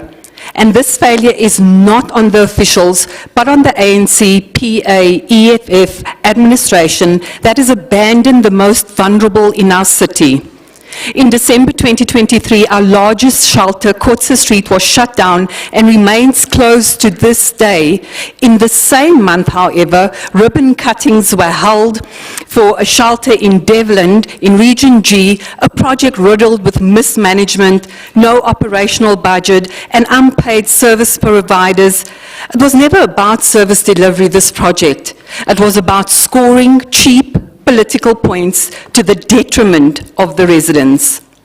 Today, social development is filled with projects that will not be completed because the 2025-2026 budget is already depleted, and provincial government will definitely not save us because they are drowning in scandals of their own. But Madam Speaker, I'm not sure if it's Madam Speaker anymore, do not despair. Help is on the way. She fought apartheid, not from the comfort of our office, but from the streets, questioning and unveiling the atrocities of apartheid.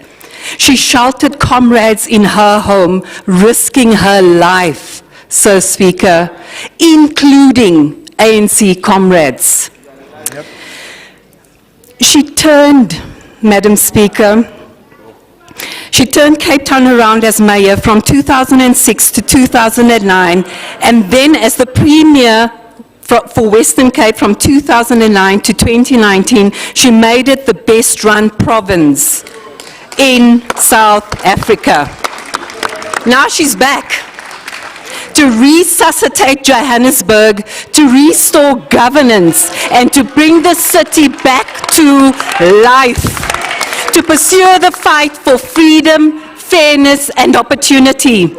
Her name is Helen Cllr, the DA's executive mayor candidate. Together with the DA caucus of Johannesburg, she stands ready to restore governance, to rebuild our city, and to bring back the hope our residents deserve.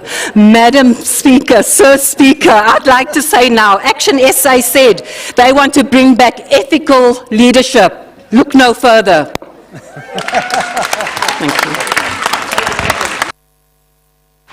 It's a good thing to dream. Thank you. We now move Go on to dreaming. Councillor Ndou from the ANC. Oh, sorry, from the EFF.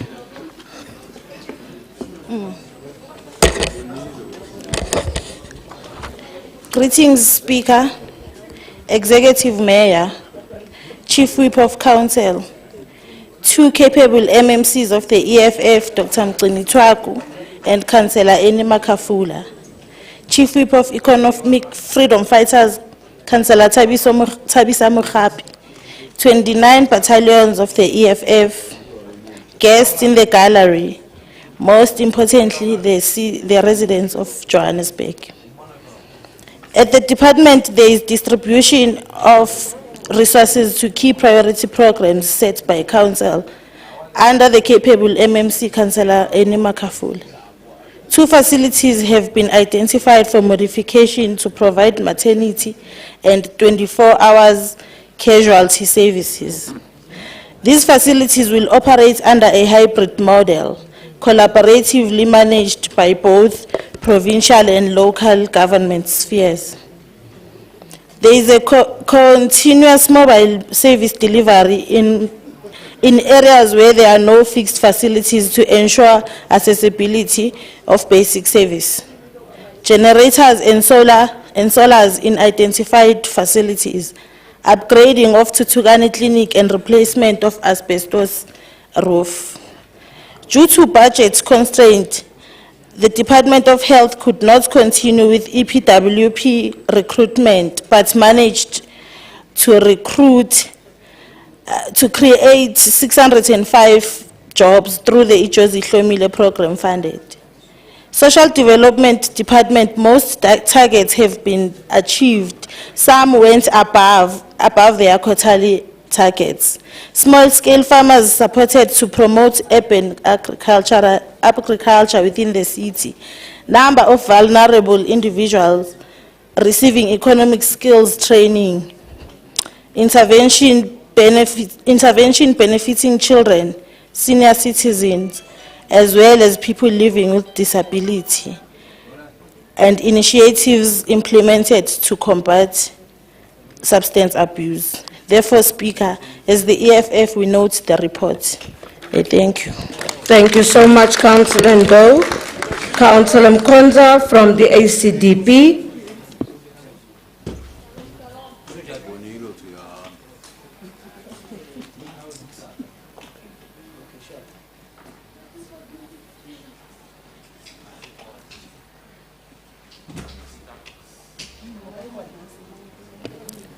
Councillor Ndo, can you switch off your mic? If not, there you go. There you go. Yes, yeah. Thank you very much, Madam Speaker. Shalom, shalom once again. Allow me to first quote from my guiding manual, the Holy Bible, from Proverbs 17:22, reads as follows: "A merry heart does good like medicine, but a broken spirit dries the bones." Madam Speaker, the ACDP caucus would like to acknowledge and commend the health awareness programs on teenage pregnancy, substance abuse, HIV and AIDS, as these programs aligns with the ACDP's policy documents, which asserts that the health of our nation through health care and education positively contributes to the economic development. The key statement here is prevention is better than cure. We, however, have a question, Madam Speaker. How effective is the programs, or rather, let me put it this way. How is the effectiveness of these programs evaluated, looking at the commendable 1,393 learners reached? I'm not sure if the MMC is around in here, but whoever will be able to answer this will assist us. Looking at the Safer City KPI, it reveals that 90.32% and 94% compliance on formal premises and public schools inspected respectively. And it looks good on paper, but we do not see any compliant improvement plan and or consequence management on the 9.68 and the 6% on both the formal premises and public schools that were not compliant. So, Madam Speaker, I think those two questions will be the ACDP's questions around the non-compliance of the formal premises in terms of the food and the health at our schools. So those are the two questions, Madam Speaker. Thank you very much. Thank you, Councillor Mkonza from the ACDP. Councillor M. Smosa from the PA.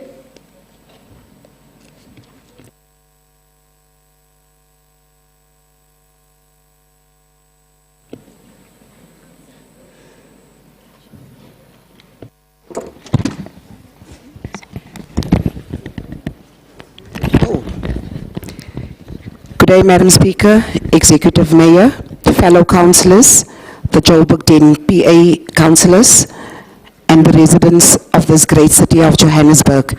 I greet you all in the powerful name of Jesus Christ. Today, I'm not just addressing council, I'm standing for the thousands of our people whose cries for help echoes the corridors of our healthcare system. Today, I rise to speak on a matter that affects every household, every family, and every life in our city. The complete failure of our healthcare system. This is no longer just a policy matter. It's a crisis and it's costing people their lives. We should stop responding to matters as an ambulance service when the need arises, yet there, but delayed. Our healthcare infrastructure is collapsing. Clinics and hospitals across the city are plagued with non-functional lifts, poor sanitation, outdated equipment, and no maintenance on facilities that belongs to local government. To add on an alarming staff shortage, facilities are operating with far too few doctors and nurses and specialists. This leads to a burnout, long queues, and dangerous delays in care. Honorable Speaker, it is clear our infrastructure is rotting, our staffers are breaking, our patients are dying. In the city, negligence and malpractice have become a norm.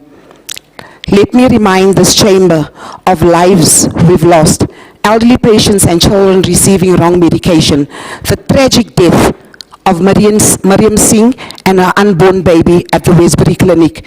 Shailen Katz, 13-year-old boy who was wrongly diagnosed at the Clement Clinic. His mom still battles with his illness till date.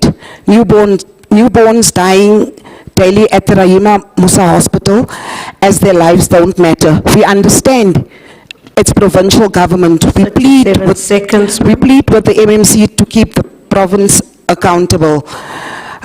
Pregnant women being neglected and patients manhandled by security staff. And while South African citizens suffer, we see illegal foreigners accessing our healthcare systems freely, getting better treatment and priority, while our own people are told to wait or worse, to turn away. This is not just mismanagement. This is a humanitarian crisis. In closing, as a disciplined coalition partner, we as the Patriotic Alliance notes the report before Council, but let us not forget, we are the voice to the people. It is time for bold and decisive action. We must do better.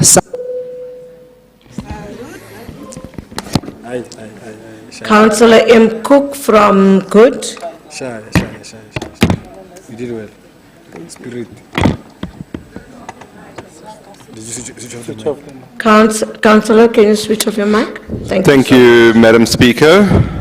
Madam Speaker, today we consider the performance of two departments that sit at the very heart of building a caring city, health and social development.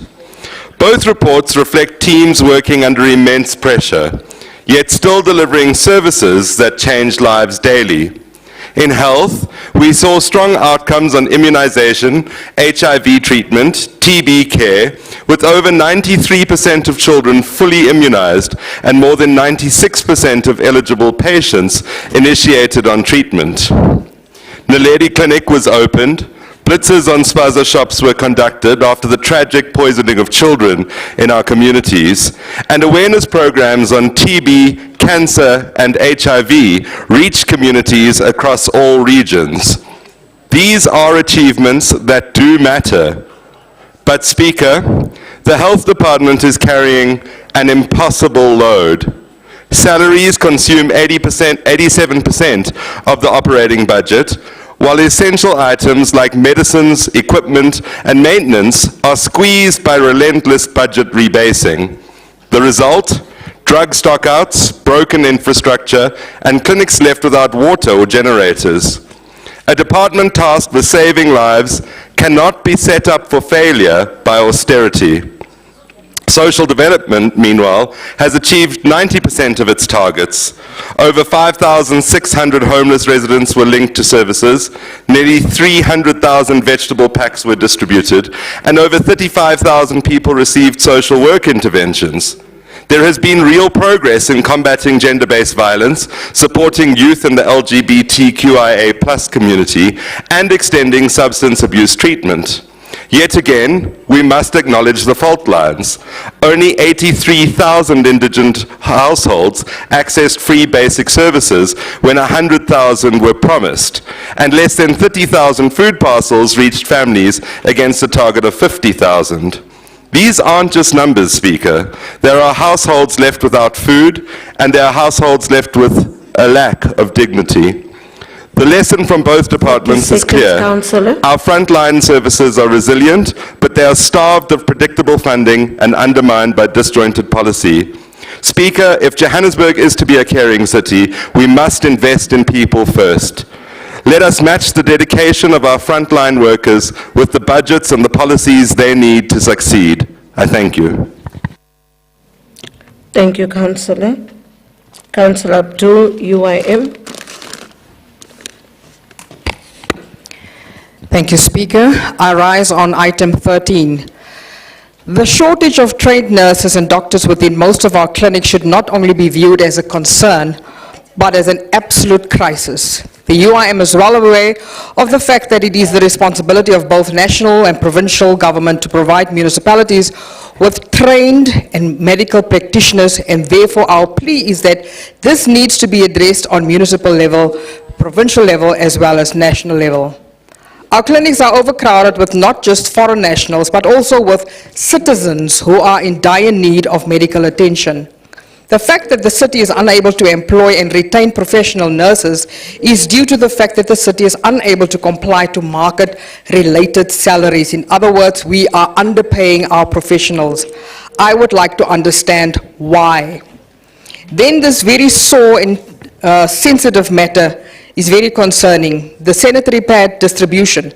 The target city operational clinics that distributes the sanitary pads to females between 10 and 19 was a 0%. That is gravely disappointing.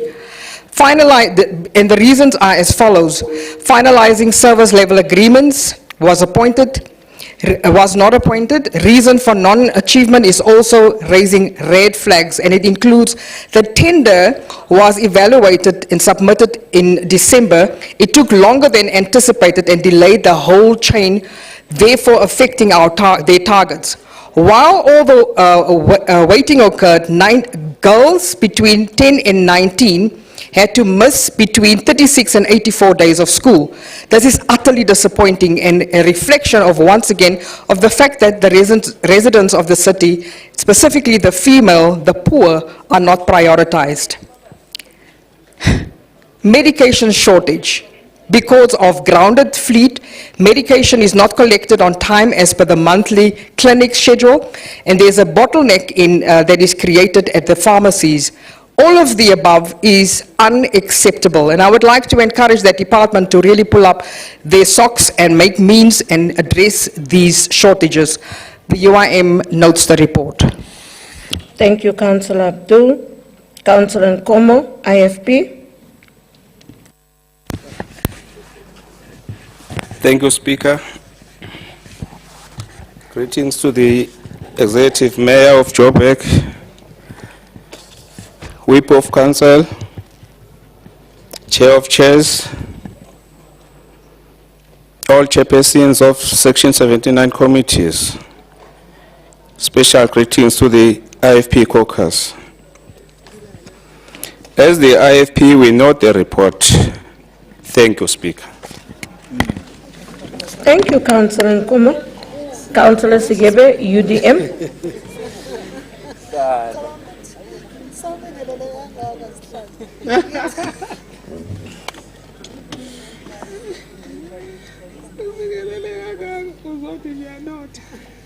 Councillor Nkomo, can you please switch off your mic? Thank you so much.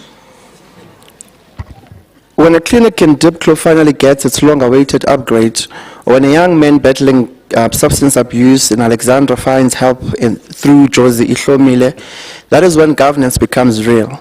The reports before us are not just numbers on a page, they are stories of resilience, but also reminders of where our city still falls short. We must recognize progress though. The Health Department achieved 84% of its targets, ensuring that 93% of children under the age of 1 year were immunized, and that 96% of HIV-positive patients were initiated on treatment. These are milestones that save lives. Naledi Clinic opened its doors, mobile clinics reached underserved areas, and awareness campaigns touched more than 30,000 learners on issues from teenage pregnancy to HIV prevention. The Social Development Department equally made strides.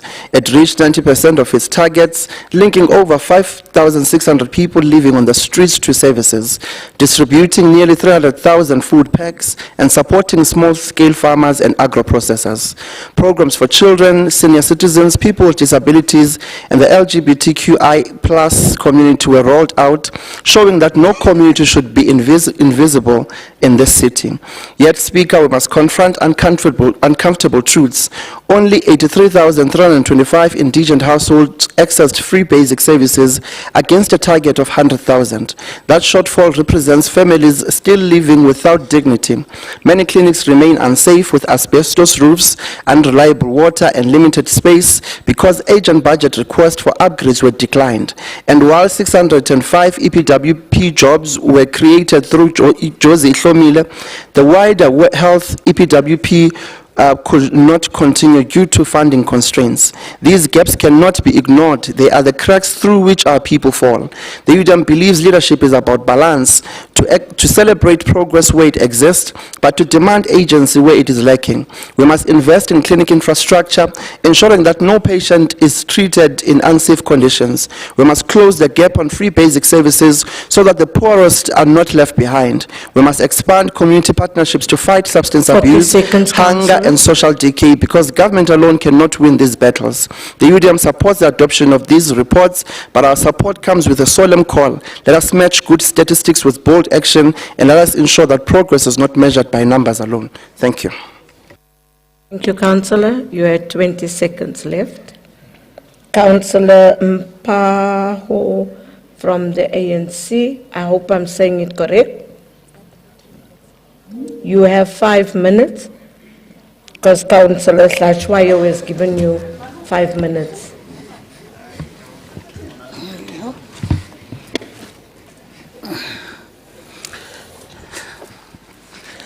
Thank you, Speaker. Honorable Speaker, Honorable Mayor of the City of Johannesburg, Councillors of the City of Johannesburg, I greet you all. I rise to address item 13, receiving the Health Department performance for April to June 2025. The African National Congress commends the department for its improvements from the previous quarter. Despite financial constraints, we applaud that commitment to upgrading clinics, enhancing efficiency and patient satisfaction, and commend their dedication to key health programs, including immunization, HIV and AIDS, and TB initiative. However, Speaker, we note with concern the delay in critical clinics project due to insufficient budget. The disparity in salaries between provincial and city nurses, and the fleet challenges that compromise healthcare delivery. The ANC note the report with reservations. Moving to item 14, I recommend. Okay, thank you, Councillor. Speaker, my apology. Rena re le ba mokgatlo o mogolo. Mokgatlo wa go tswala ke badimo le batho ba African National Congress. Speaker, we know the report. Thank you. Thank you, Councillor. Councillor Horwitz from the DA.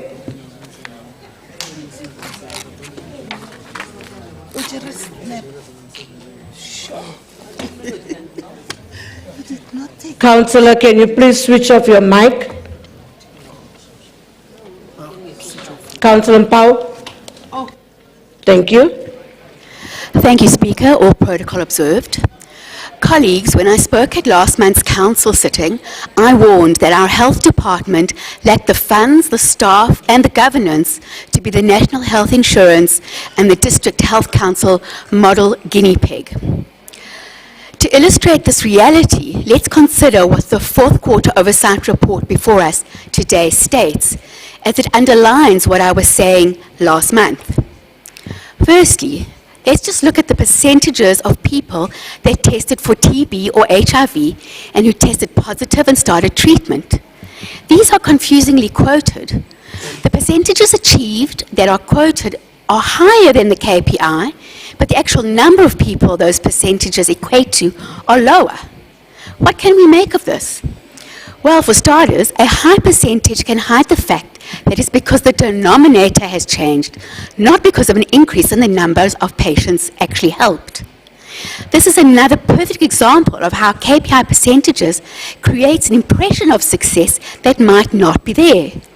Because what it doesn't measure is whether a mother in one of the many townships in Joburg gets her child's antibiotics, her own heart medication, or even her elderly mother's cough satisfactorily treated today. Until our performance system measures patient outcomes, waiting times, treatment completion, staff to patient ratios, quoting percentages will only continue to mask the actual conditions of work and care. So what then are our people actually experiencing? The Democratic Alliance has listened attentively. This is what is being said. There are constant shortages of staff from doctors, professional nurses and other skilled people in ward-based outreach teams. Staff is having to work extended service hours with no additional pay. There are frequent power outages and no backup power supply. There are also frequent water outages and no backup water supply there, or even a chemical toilet provided. There's a continuous shortage of medical equipment and tools of trade for staff, with clinics often having to share.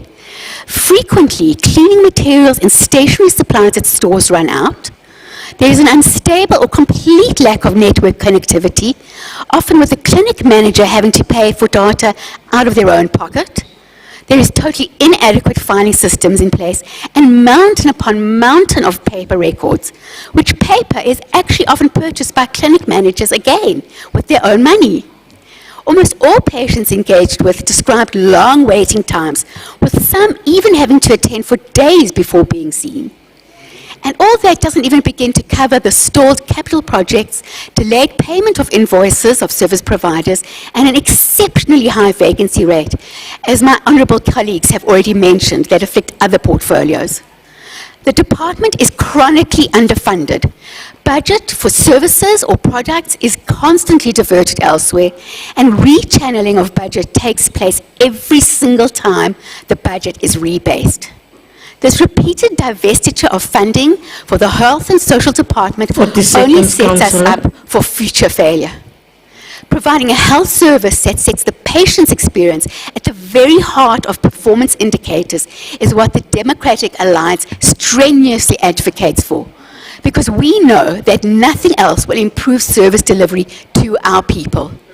People are at the heart of the DA difference, and it is people who will vote the DA in at the very next opportunity, especially as we will have before us being led as the inimitable Helen Ziller. The Democratic Alliance notes this report. I thank you. Thank you, Councillor Horwitz. Councillor Sachwayo from the ANC, you have 5 minutes.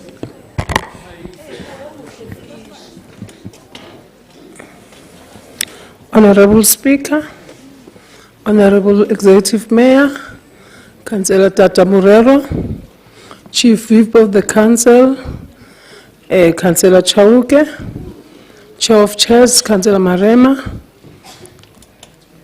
Councillors of the City of Johannesburg, and the beloved residents of City of Joburg. I raise on item 14, which looks at the Department of Social Development for the period of April to June 2025.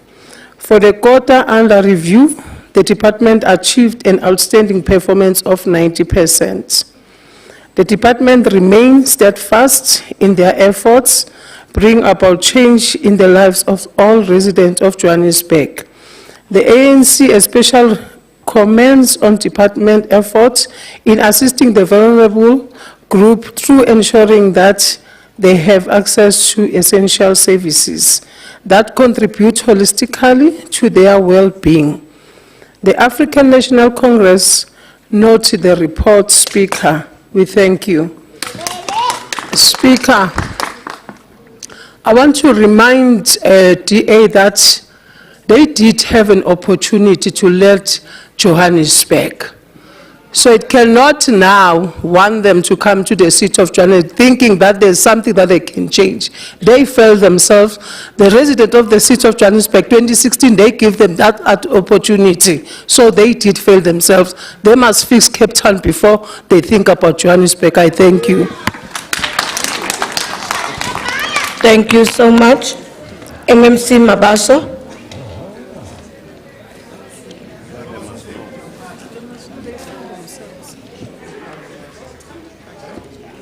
Councillor, can you switch off your mic, please? Thank you. Molo Speaker, the Executive Mayor, all the MMCs and all the colleagues. Speaker, the comments have been well received and noted. We will submit to the MMC all the submissions that have been made by colleagues. So we request Council to note the report. Thank you very much. Member in charge, Councillor Ahmed. Thank you, Madam Speaker. The committee asks Council to note the report, the contents of the report, as per recommendation. Thank you. Thank you, Councillor Ahmed.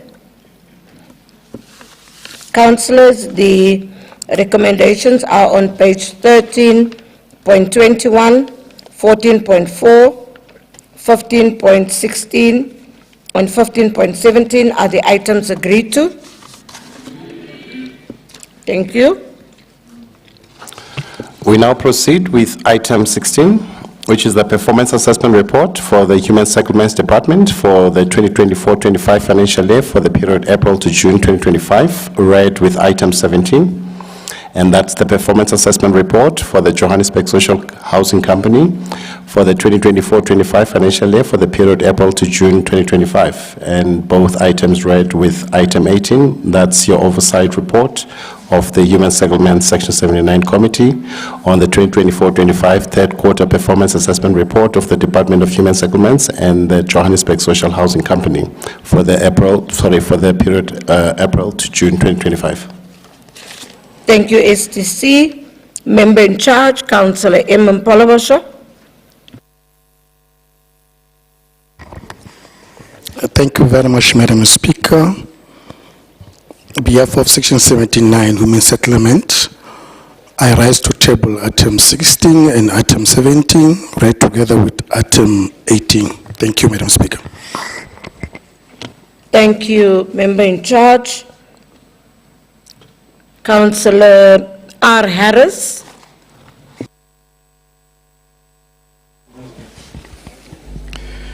Good day, Madam Speaker. I rise to speak to items 16, 17, and 18. The ACDB commends the Human Settlements Department for resolving all the internal audit findings. However, 7 of the 19 external audit findings were not resolved. Service delivery is hampered by persistent budgetary constraints. There is also no dedicated panel for repairs and maintenance, exacerbating the problem. Joshco spends millions on consultants, yet there is no evidence of an acceptable return on investment.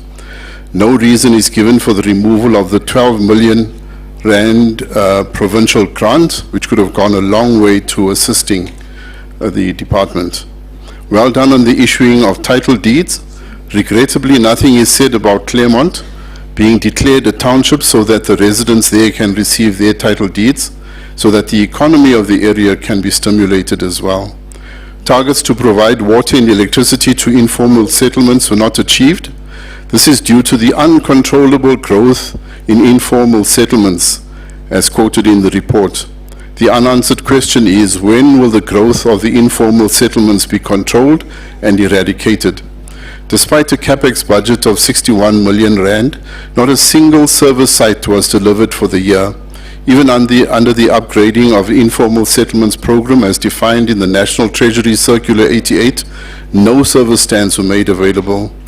2010 mixed housing units were targeted for construction for this year. In this period, 264 units only were constructed. Only 66 million out of a quarterly budget of 176 million was spent. Out of the 3,962 repairs and maintenance issues attended to, only 18 were completed in Ward 82, the ward with the highest concentration of council-owned stock, 50 years old and in various stages of decay. The lack of service delivery is hidden by a cloak of rudeness, arrogance and obnoxiousness of untouchable officials, especially at Claremont, who lord it over the slums the city administers. 10 blocks of flats were scheduled for upgrades. 40 seconds left. Not a single one was rehabilitated for the year. Joshua owes 2.7 billion rand. The city departments owes Joshua 1.3 billion rand. The department is hypnotized by a static business plan, and sadly, they are not doing what they are supposed to do. The ACDP notes these reports. Thank you, Councillor Harris. Councillor Nkanyile from the IFP. Now, thanks very much, Madam Speaker. Greetings to you. Greetings to the Executive Mayor in the absentia, MMCs present, Chief Whip. Let's greet to our caucus leader, MMC Mabaso. That you forget to acknowledge Madam Speaker when she just arrived. We welcome the last performance assessment report from the Department of the Human Settlement. We also understand the challenges that the department is battling with in ranking from the mushrooming of the informal settlement, housing backlog, and the demand of the affordable housing. Madam Speaker, we appreciate the program that have been introduced to mitigate these challenges, and the MMC has been open and transparent to this council, Madam Speaker, about the council with the challenges that the department is facing. Madam Speaker, we also are aware that that the department was affected by the budget cut and the misalignment of the target with the allocation of the budget. Madam Speaker, we also encourage the department to frustrate the process of the formalization of the informal settlement so that we're going to deal with the issue of the electrifying of the informal settlement, because we're still sitting far with the backlog of the formalization and electrifying of the informal settlement, of which that now this informal settlement in the city of Johannesburg and most of the voters in the city of Johannesburg are sitting in the informal settlement, of which we are pleading that the city must take a responsibility and prioritize the informal settlement, because those people that are living there, Madam Speaker, are the human being, and then it should be just been only be prioritized when it's only to come to the election. Madam Speaker, we also welcome to the prioritization of the informal settlement upgrading program, hostel redevelopment program, and the initiative to the address of this housing backlog, of which we are pleading that now the city have to frustrate also those processes. With that note, Madam Speaker, we noted this report. Thank you very much. Thank you, Councillor Nkanyile, and welcome to Partner Mabaso. and welcome to MMC Cllr. Apologies that I did not recognize you when you came. Thank you, Councillor Kanyile. Councillor Zigebe from the UDM, it's your turn. Housing is one of the deepest expressions of dignity, Madam Speaker. It is also one of the most complex responsibilities of government, because every statistic hides the face of a family waiting for shelter, services and safety. In this quarter, the Department of Human Settlements has delivered notable achievements that must be recognized. Over 1,881 title deeds were issued, exceeding the target of 1,500. This is not just a number, it is dignity restored. It is families now able to access credit to build wealth and to finally say this land is ours. The Southern Farms Megacity project has broken ground, promising 43,000 housing units and economic opportunities for Johannesburg South. On basic services, 2,678 households in informal settlements received sanitation against a target of 2,000. Repairs and maintenance have also been accelerated with over 3,900 interventions on hostels, flats and senior citizens rentals, far exceeding the annual target. George Kotu has recorded progress worth celebrating. It delivered 556 social housing units, achieved a 98% occupancy rate, supported 30 SMMEs, and created over 1,000 EPWP jobs, surpassing its target. For a city grappling with unemployment, this is impact felt directly in communities. Yet, Speaker, we cannot ignore the challenges. Human settlement only achieved 9 of its 21 indicators this quarter. Electrification remains slow, only 180 households connected against a target of 2,000. No hostels or flats were rehabilitated due to budget shortfalls, leaving residents in unsafe conditions. On the George side, financial stability is fragile. The current ratio of 0.41 of 1 and solvency ratio of 0.43 to 1 highlights risk, while rental collections remain below target at 77%. These issues need agent turnaround. It is in this difficult environment that the work of the MMC for Human Settlements, Councillor Mlungisi Mabaso, must be acknowledged. Leading from the front in complex and often dangerous operations, from confronting illegally occupied lands and housing by foreign nationals, to driving multi-agency interventions against unlawful activities, facing resistance that at times carries risks to his personal safety. Yet he continues because lawlessness cannot be allowed to define our housing landscape. This is courage and it must be commendable. The UDM believes that where challenges exist, solutions must follow. We propose accelerated use of alternative energy solutions like modular microgrids for informal settlement electrification, ring fencing budgets for hostels and flat rehabilitation so that critical housing stock is not left behind, and for Georgeco, a revenue diversification strategy, including exploring public-private partnerships to strengthen financial resilience. Thank you, Speaker. Thank you, Councillor. Councillor Rambane from the DA.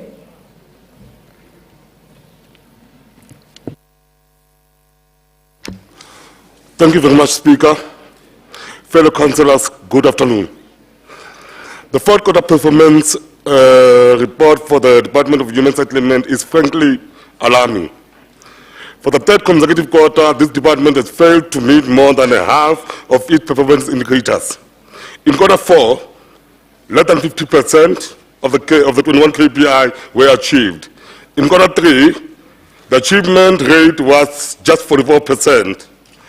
And in quarter 2, the department failed to meet 61% of its target. This is not a once-off slump. This is a pattern of persistent underperformance. Speaker, if a department consistently fails more than it succeeds, it's a sign not just of budget pressure, but of management failure, weak planning, and lack of accountability. Speaker, the department is trapped in a cycle of target missed, excuse made, and corrective actions, and no corrective actions, target missed again. Speaker, where the DA governs, we do things differently. We prioritize data accuracy upfront. You can't deliver housing or services on outdated list. We budget realistically and face projects so that what is promised is actually delivered. We implement strict consequence management. Repeat KPI failure trigger real accountability, not polite apologies. We fix supply chain inefficiency to ensure invoices are paid on time and contractors remain engaged. We focus on transparent timeline and regular reporting to communities, not vague assurances. Speaker, the department is not just missing numbers on a spreadsheet. It is failing real people, family waiting for water and electricity, pensioners in neglected buildings, communities stuck in unsafe informal settlement. I therefore urge the MMC and administration to table a detailed turnaround plan within the next reporting cycle, with clear timelines, budget reallocation, and consequence management steps, not another list of excuses. Residents of Johannesburg deserve a housing department that delivers, not one that explains away failure quarter after quarter. I thank you. Thank you, Councillor Rambane. Councillor Mukwena from the Patriotic Alliance.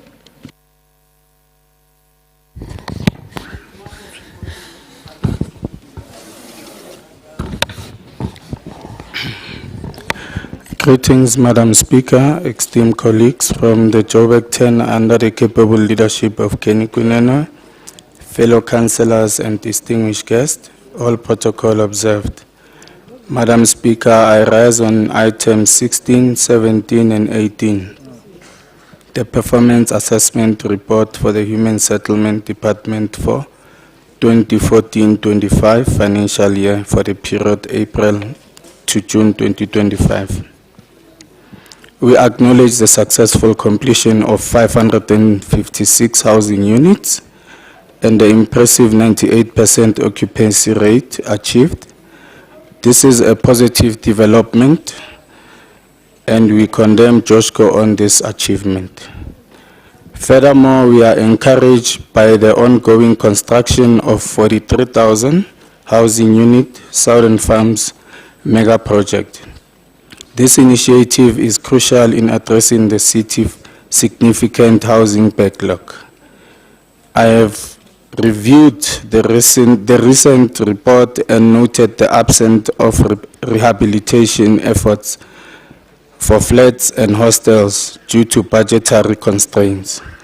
I would like to bring to your specific attention the urgent need at Helen Joseph Hostel in Alexandria. We believe this facility requires immediate attention. As the Patriotic Alliance, we note the report on Spizani. Salute. Thank you, Councillor Mukwena. Action SA, Councillor O. Matabane.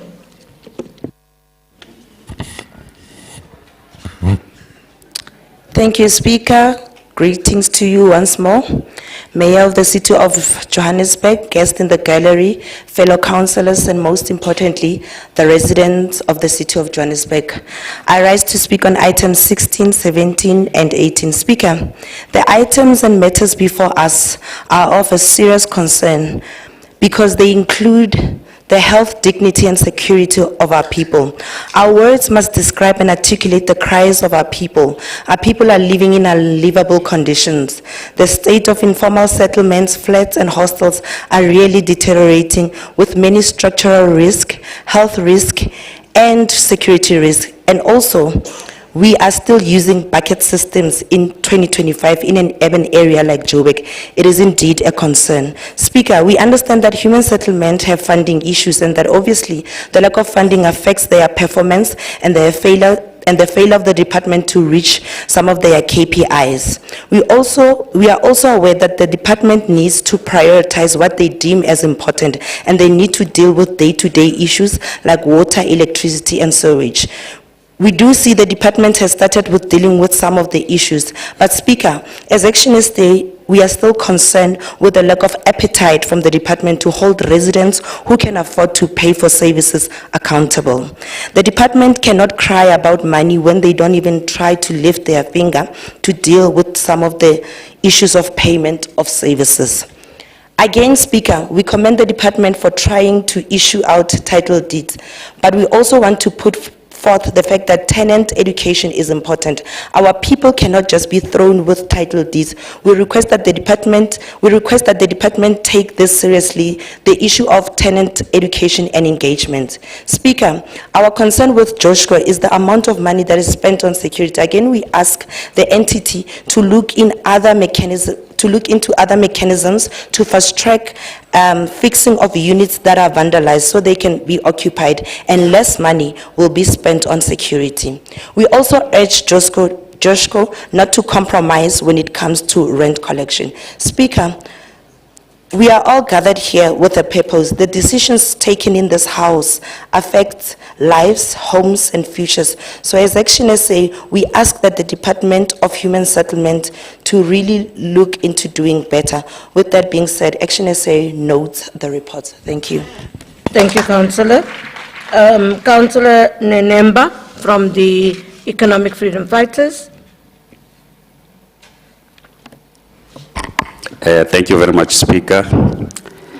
Revolutionary greetings to you, Speaker, fellow councillors, and the people of Johannesburg. Speaker, the Economic Freedom Fighters rise to respond to the fourth quarter performance reports of the Department of Human Settlement and JOSCO, as well as the oversight findings of the Section 79 Committee. We do so not as the only representative of the working class and the poor. We continue, as the only representative of the working class and the poor, who continue to live in informal settlements, overcrowded hostels, and dilapidated flats, despite endless promises of sustainable service delivery.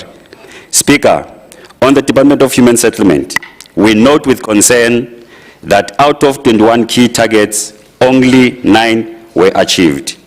These are not just numbers. It reflects continued failure to provide our people with the most basic human right, which is shelter. Speaker, it is not enough for the department to celebrate the issuing of over 2,000 title deeds, when at the same time the department admits it failed to electrify more than 1,800 target households, failed to provide water to hundreds of households, and failed completely to developing new sites. Yet the operational expenditure ballooned to over 100%. On JOSCO, we recognize the completion of 556 housing units and the creations of jobs under EPWP. But these achievements are overshadowed by the deficit of 525 million, reckless financial management, and a solvency of below half of the required standard. It is unacceptable for JOSCO to pay only 51% of invoices within 30 days, while small black-owned contractors and SMMEs wait endlessly to be paid, hence collapsing their businesses. This is not economic empowerment. Speaker, on oversight, we as the EFF strongly assess that hostels and flat rehabilitation must be prioritized because the working class cannot continue to live in conditions of indignity.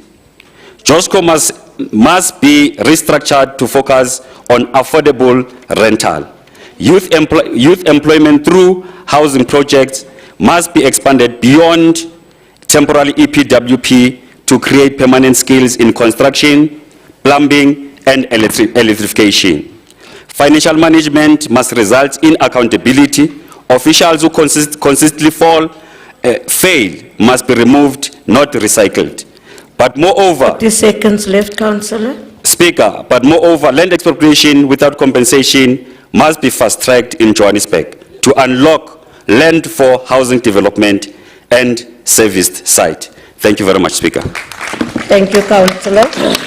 Councillor Brandt from the DA.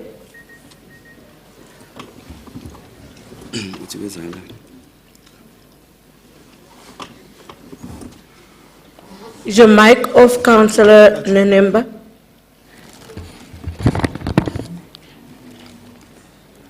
Good afternoon, Speaker. I'd like to address you on item 17, the JOSCO fourth quarter report 2024-2025. Department officials are often accused of cut and paste when drafting reports. The JOSCO reports are so similar, quarter after quarter, that one could be forgiven thinking that they'd merely changed the dates. Rental collections are always behind their budget, and the 200 million in bad debts that have been handed over to collection attorneys are being collected constantly at 4% per annum, which in real terms means some of these, and the majority of these, will never be collected over this 25-year project. Development projects have stalled, and it has been years since JOSCO has been able to pay their own way, while JOSCO expenses always exceed their income, and this quarter was no exception, with an annual total debt impairment of 137 million, while they had a budget of only 26 million, and security, with a small budget of 2 million, they spent an actual spend of over 81 million. And so on and so on. The list doesn't end. Despite JOSCO's talk of revenue from student accommodation and acting as project managers for others, neither of these are sustainable, and their main function is to operate as a social housing institution. And that model should be simple: find land, develop, rent out, and manage. In doing so, JOSCO receives a capital subsidy from the Cllr of somewhere between 425 and 480,000 rand per unit, but they're still unable to break even. This fourth quarter has now brought the year's total loss to 525 million, and their loan or overdraft, which is really a euphemism for spending other projects' monies, will stand at 1.7 billion once all the money is paid to JOSCO by the city that is owed to them. The overdraft at the moment sits at 3.4 billion. What this report does not show is that JOSCO is about to appoint a new CEO, the 10th CEO in the last 8 years. Also not recorded is the recent protests by EPW workers at the JOSCO head office over accusations of political influence in awarding employment contracts. Also not mentioned is the residents' protest in Kliptown earlier this year, where JOSCO has been battling to collect rent from an upset community. Initially, their rentals, set at 1,200 rand a month, included water and electricity. As tariffs spiked, JOSCO decided to dig themselves out of the hole by merely putting in prepaid meters, adding some 35% to the rental of a poor community. How does JOSCO get into this position, where they're not trading as a going concern, and the city, as their shareholder, seems to pay little or no attention to their plight and allows them to trade while they're insolvent? The answer is obvious. JOSCO is a microcosm of the city, and the city is in the same position, where they are both in a downward spiral heading towards collapse. The GLU was cobbled together as a survival mechanism for the ANC, and behind the bluster and empty promises, the GLU is sending a message to both the residents of Johannesburg and to taxpayers, and that message is quite simple. They do not care. Whatever they do is only about leverage, patronage, and survival. No matter how they package their plans and their statements, they have long abandoned any form of duty or responsibility. And for anyone who thinks... Councillor, your time is up. Thank you for the warning, Speaker.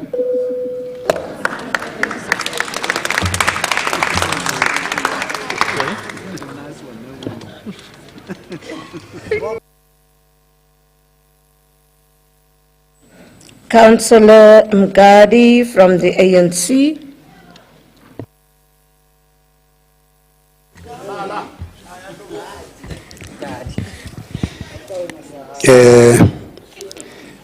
Greeting, Madam Speaker, Executive Mayor in his absentia, all MMCs, Chair of Chairs, the son of the hunter, Chairperson of committees, fellow councillors, officials of the city of Johannesburg in the absentia, some of them are not here, resident of the city of Johannesburg in the Cllr, I greet you all. Madam Speaker, I'm tempted to read a quote ever made by one of those who never wanted transformation in South Africa.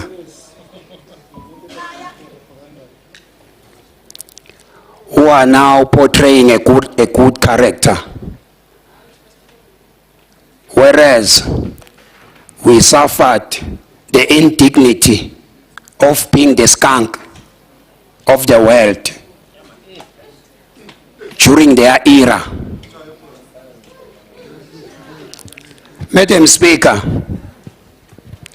the quote was made by an AWP leader, Eugene Tereplanche, who never wanted transformation in South Africa at all.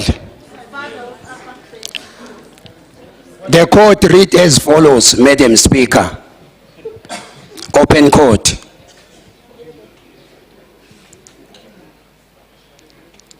Open quote, apartheid may be dead, but its worms will remain forever in the mentality of a black man, close quote.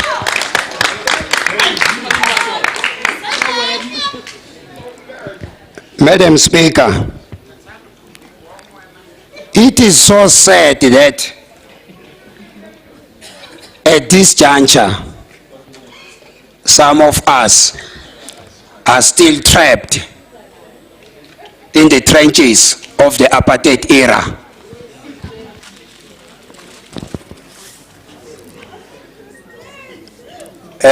Madam Speaker, I rise to address item number 16 and 17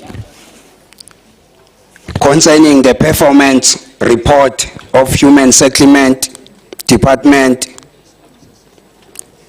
and Johannesburg Social Housing Company for period April and June 2025. Fellow councillors, Madam Speaker, the financial challenges facing the city of Johannesburg are evident in the Human Settlement Department report, which shows less than 50% achievement of target due to budget constraint, resulting in project delay and discontinuation. However, Madam Speaker, the department has made notable strides with the launch of Southern Farm Mega City project and the signing of Tangani Development Zone Agreement, promising over 60,000 housing units in the coming years. These initiatives, Madam Speaker, are crucial in addressing housing needs for the residents of the city of Johannesburg. Madam Speaker, in contrast, Joburg has demonstrated significant progress with a notable improvement of over 5% from previous quarter, particularly in maintaining and upholding existing infrastructure.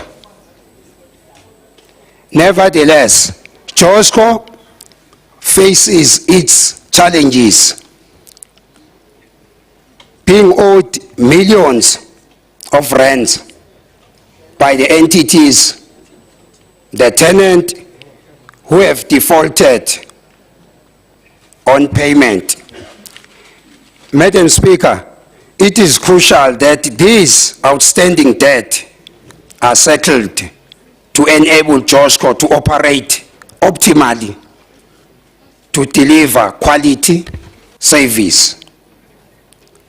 The government of local unity is working diligently to resolve financial issues affecting the Department of Human Settlement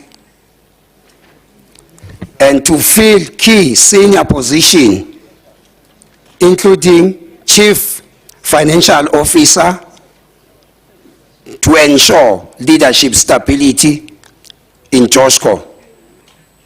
Madam Speaker, African National Congress acknowledge the effort of both Human Settlement Department and JOSCO in providing affordable and dignified housing to the residents of the city of Johannesburg. Madam Speaker, as I'm sitting, the ANC note this report. I thank you. Thank you, Councillor. MMC Mabaso.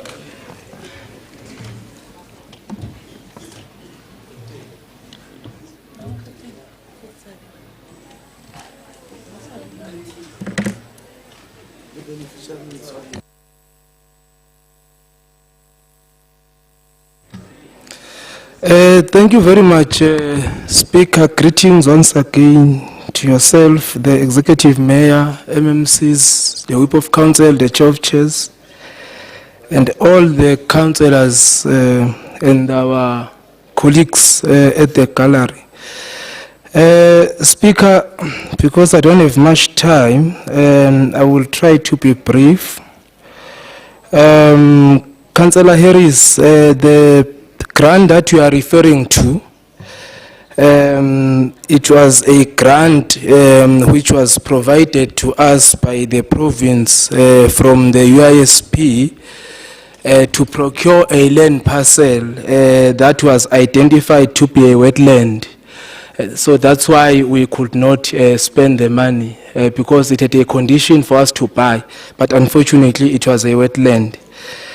Councillor Zikebe, Councillor Kanyil and Councillor Mngadi, thank you very much for acknowledging the work that the department is doing with the challenges that we have encountered, especially around the budget cuts in the department. Speaker, I think it's imperative also to acknowledge that, you see, in South Africa there are two reports. There are reports that you will find in the media which will provide a certain picture, and there are those that you find in meetings which talks to the realities of what is happening on the ground.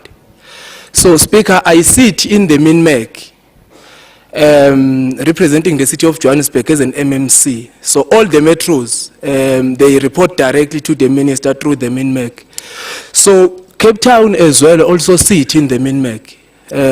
So when it comes to human settlements, you can't really deceive me with what is being said in the media about how the DA is performing on human settlements in Cape Town. So I'll just leave it there, Speaker, because Johannesburg has 352 informal settlements, and Cape Town has more than 800 informal settlements. I will just leave it there.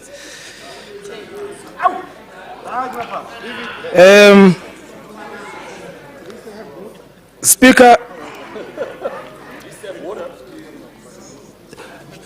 on before the end of this week, Councillor Mkwena, I will be going to Helen Joseph to introduce a contractor that will deal with the issue of the sewer spillages and the issues of water. So Johannesburg has finalized its procurement processes, so the contractor is there. So I will be going there before the end of this week. Councillor Matabane, we share your sentiments. I think we do need to improve the living condition of our people. But what we have done as well, we have went into the market to identify an alternative sanitation so that we eradicate the chemical toilets in Johannesburg. So the report was prepared.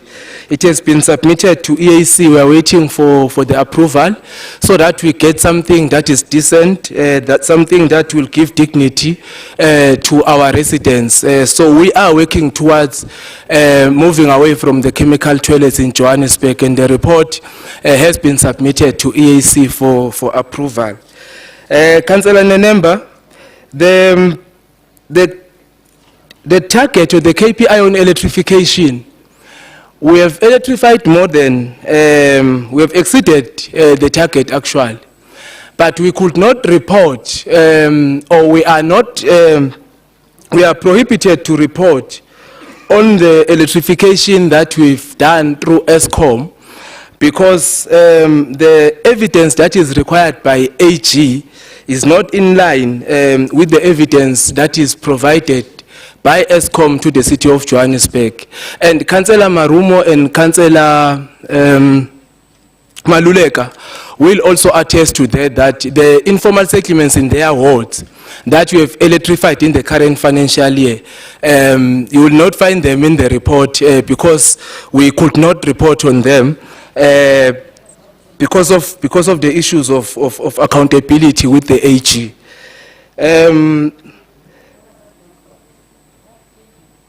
Yeah, so I think, the last one, Speaker, is that if you look into the report of Joshco, from the first quarter to the last quarter, they've improved on their rental collection. They went from 56%, now they are above 70%, and they are improving. And it's because of the enforcement that they are putting, the engagements as well that we are conducting to our tenants. So there is an improvement in terms of the rental collection. And I've looked into their reports. We are heading towards 80% rental collection, and that is the improvement that we should appreciate. So, Speaker, I will ask the colleagues to note the report, but we welcome all the contributions that have been made by colleagues. We are working towards improving because we understand that each and every transaction that we make in the department must actually change someone's life. Thank you very much. Thank you so much, MMC Mabaso. Member in charge, Councillor Mpolobosho. Thank you very much, Madam Speaker. I ask the Councillor to note item 16 and 17, right together with item 18. The recommendation are on page 16.3, 17.8, and item 18 is for information. Recommendation are on 18.2. Thank you very much, Madam Speaker. Thank you, Councillor Mpolobosho. The recommendations are on pages 16.3, 17.8, and 18.6 are the items agreed to. Before we go to the next item, STC, I just wanted to convey condolences to Councillor Mabuke from all of us in the chamber. He has lost his sister and a child in the accident. Condolences from all of us, Councillor Mabuke. We would not say we understand your pain, but we know that it's difficult and you are still sitting through the meeting. Thank you.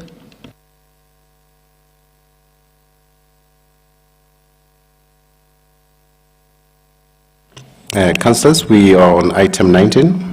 And that is the performance assessment report for the Office of the City Manager for the 2024-25 financial year for the period April to June 2025. read with item 20, that's an oversight report of the Governance Section 79 Committee on the fourth quarter performance assessment report of the Office of the Chief Operations Officer, Office of the City Manager, Group Strategy Policy Coordination and Relations, Group Governance, Citizens Relations and Urban Management, Group Communication and Marketing, Group Legal and Contracts, Group Risk and Assurance Services, and Group Forensic and Investigation Services for the period April to June 2025. Thank you, STC. Member in charge, Councillor Elma Winchu. Greetings, Speaker. All protocols observed. Speaker, I rise to table item 19, read together with item 20. Madam Speaker, the committee is responsible for oversight on the office of the city manager. The irony is that the city does not have a city manager.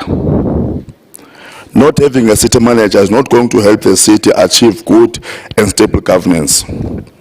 Keeping this position on acting capacity is very regressive and will lead to loss of confidence in potential investors. The city should fast-track appointment of city manager if it wants to demonstrate seriousness and commitment about good governance. We run a risk of being made a mockery of the world if we continue on this trajectory of acting stints. Speaker, the delay in appointing a city manager is a spit on the face of service delivery. How do you delay a permanent appointment of a city manager when the residents do not have water? Who accounts? We have repeat findings in the Auditor General report. Out of 13 entities, only 2 entities received a clean audit. Who ensures that there is consequence management? The Minister of Finance threatened to cut funding to the city. Cllr has seconded a city manager. The presidential task team is in the city. Majority of our facilities do not even meet safety standards. Who accounts on this when we do not have an accounting officer? No self-loving city can allow the continuation of the state of affairs as currently taking place in the city of Johannesburg. We need to confidently portray ourselves as taking the public seriously. To avoid instability and reduce confidence, we need to appoint a city manager as a matter of urgency. The public is watching us. The public is aware of the uncertainty that comes with acting arrangements. Let us be decisive and act with speed to allow the city to be back on a progressive and developmental path that will allow it to be the world-class African city that we all strive it to be. Service delivery requires confidence. It requires continuity and bold plans. We need a committed administration whose technocrats can be held to account. How do we hold to account a person whom we know is likely to be there tomorrow because he is likely not to be there tomorrow because he or she is acting? Speaker, the delay in appointing a city manager is Speaker, we cannot carry on this trajectory. If our government is serious about turning things around, we need to really appoint a city manager. I ask Council to note this report, Speaker. Thank you.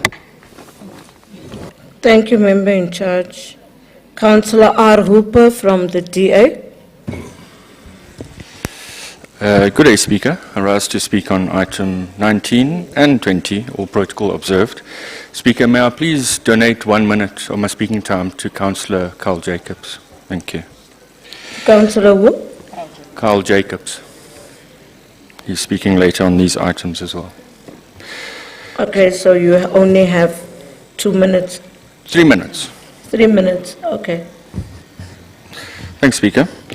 Speaker, we do note that Group Strategy and Group Risk in the City Manager's Office has flagged the worrying ongoing issue of many employees still not being on an integrated online performance management system. It is shameful that scorecards don't exist, much like many smaller parties in this council will cease to exist after 2027. When it comes to corporate governance of the city's service-facing entities, our mayoral candidate has made an interesting comparison. These municipal entities struggle to provide services as they are mismanaged by crony board members, much like state-owned entities at the national level. Speaker, where the DA governs, an organizational culture is cultivated that prevents employee abuse, poor accountability, and unfair cronyism. This is why senior members of the EFF's Cape Town caucus recently left to the DA, along with the caucus leader of the ANC for Cape Town. Imagine being a caucus leader, a Metro caucus leader, who publicly states that your former party is abusive and incompetent. Well, I'm sure one party in this council is familiar with that form of drama. When it comes to municipal governance, if you actively prevent mismanagement and corruption and foster a caring and innovative workplace, the residents get better service delivery and better facilities. This is exactly why over 100 members of various parties recently joined the DA in Cape Town at an event recently. Speaker, there is hope for the city's workers and the residents they serve, but only if the people of Joburg believe in Joburg and vote DA. I thank you. Oh, you did well with your 3 minutes. Councillor Mkonza, ACDP.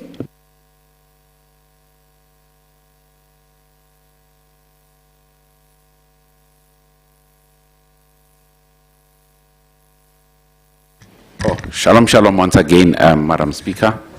Thank you very much. I rise to speak on item 19, performance assessment of the Office of the City Manager for the 2024-2025 financial year for the period ended April to June 2025. Madam Speaker,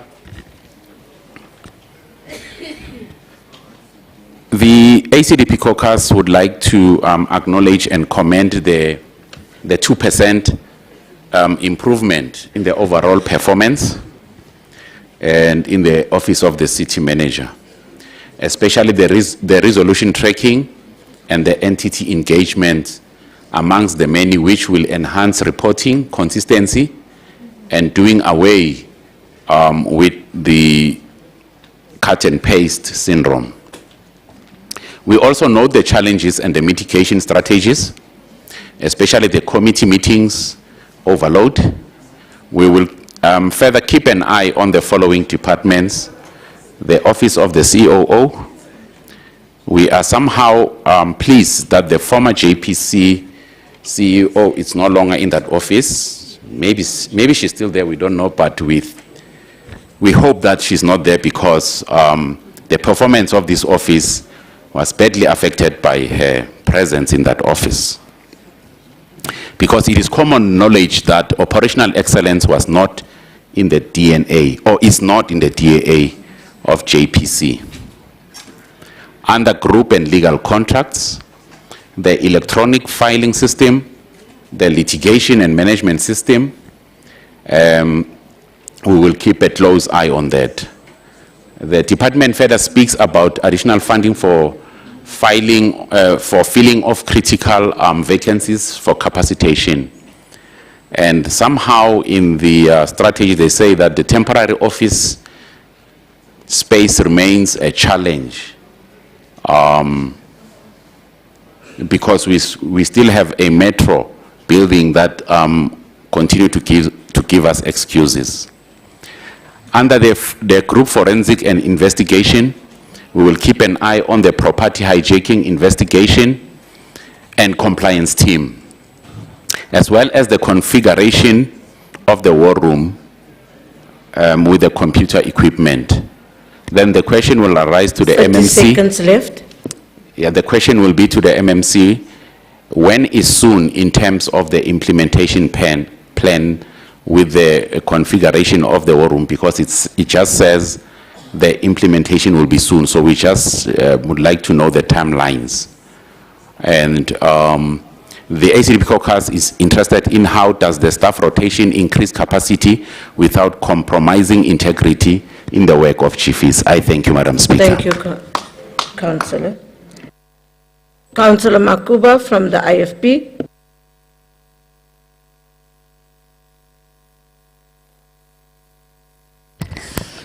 Thank you, Speaker, Executive Mayor, members of the Mayoral Committee, Section 79 chairpersons, councillors, the leader of the IFP, MMC Mabaso, and the IFP caucus, ladies and gentlemen. I rise to speak on item 19 and 20,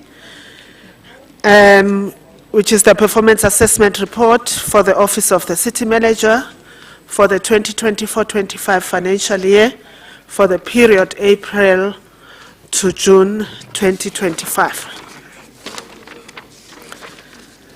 The City Manager is appointed by Council as the head of the municipal administration, responsible for the formation and development of an economically effective, efficient, and accountable administration. There are group functions that fall within this office.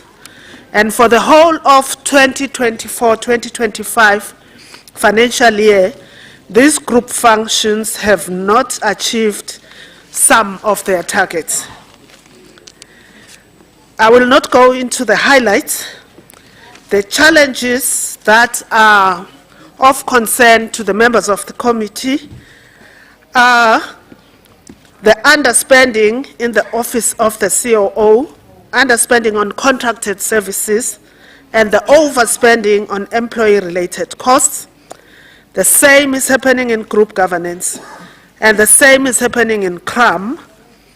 For group communications and marketing and group legal and contracts, they've underspent on employee-related costs, they've underspent on contract services, on operational costs, on depreciation, and on CAPEX. GRAS and GFIS both underspent on employee-related costs, depreciation, inventory, and contracted services. We appreciate the fact that we were told in the committee that certain mitigating measures have been put in place to deal with these challenges. But I want to emphasize on what the MIC said. Without the city manager, we don't see those improvements happening. But we hope that in the current financial year, there will be some improvements happening in the office of the city manager. I thank you. The IFP notes the report. Thank you, Councillor Makubu. Councillor Tabane from the ANC. Greetings to the Executive Mayor of the City of Johannesburg, Councillor Tata Morero. Greetings to you, Madam Speaker. Greetings to fellow councillors. Madam Speaker, as the African National Congress, we note item 19 and reaffirms that the Office of the City Manager plays a critical role in ensuring that the City of Johannesburg functions effectively with proper administration and operations taking place. We also wish to acknowledge the work being led by the Executive Mayor through the High Impact Service Delivery Program. It is our hope that this Council, together with the Executive, will continue to support these efforts to strengthen service delivery across the city. We believe that this marks a positive step forward in ensuring that the people of Johannesburg receive the services they deserve. With that, Madam Speaker, as the ANC, we note item 19. Thank you very much, Speaker. Thank you, Councillor Tabane. The PA, Councillor Cherry. Thank you, Councillor. Greetings, Honourable Speaker, Patriotic Alliance Caucus Leader Kenny Kunene, the Joburg 10 Caucus, fellow councillors, guests in the gallery. Councillor, can you please speak into the mic, please? Your voice is very soft. And the fellow citizens of Johannesburg. As the Patriotic Alliance, we note the report before us. While the results may look impressive on paper, they do not reflect the reality our people face daily. Numbers and graphs cannot hide the truth. Residents across Johannesburg still lack the most basic services: clean water, reliable sanitation, and stable electricity. The absence of proper electricity infrastructure forces communities into the dangerous practice of illegal connections. Every week, lives are lost and properties destroyed because people are left with no safe alternatives. Poor sanitation, on the other hand, creates unhygienic living conditions and exposes families, especially children, to waterborne diseases. This is not just a matter of statistics, it's a matter of life and dignity. As the Patriotic Alliance, we say, service delivery must not be a promise that exists only in reports. It must be lived. It must be a lived reality for every household. Our people deserve infrastructure that works, water that is safe, sanitation that preserves health, and electricity that is both legal and reliable. Let us not grab hands for figures that mask suffering.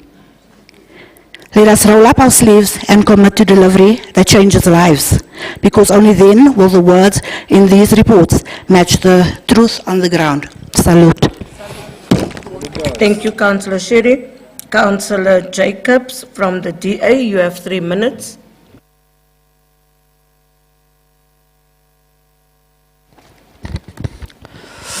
Thank you, Madam Speaker.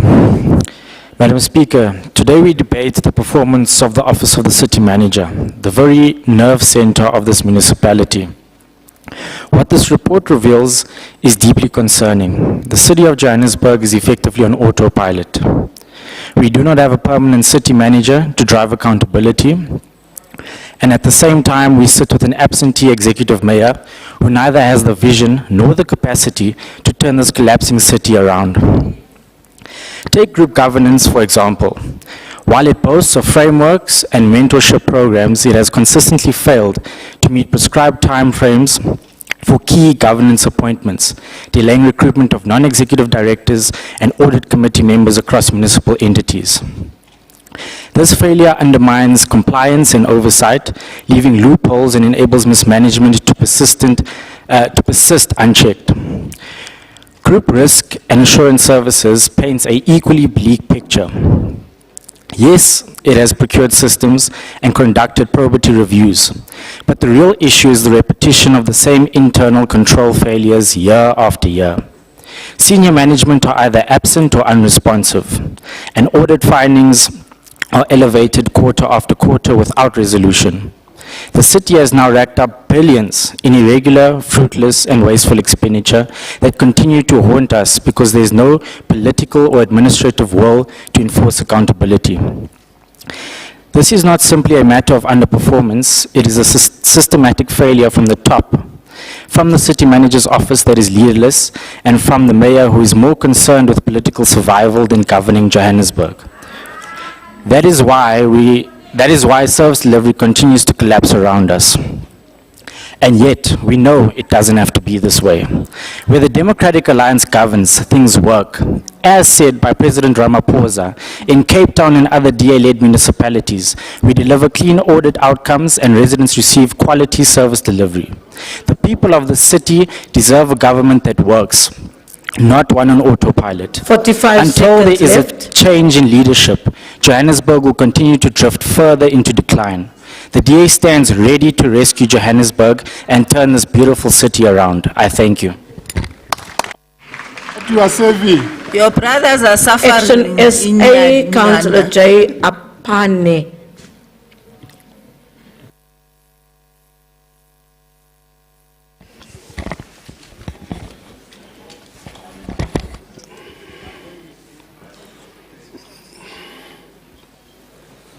Councillor, your time is moving.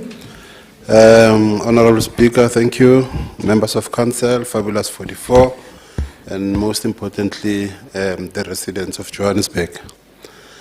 I rise to speak on item 19, performance assessment report for the office of the, item 19 and 20, Madam Speaker, performance assessment report for the office of the city manager for the 2024-25 financial year for the period April to June 2025.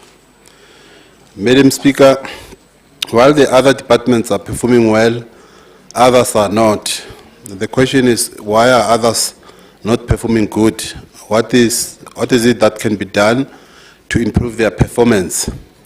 Are managers of those departments receiving bonuses, or is there consequence management for underperformance? Madam Speaker, as a city, we have a problem.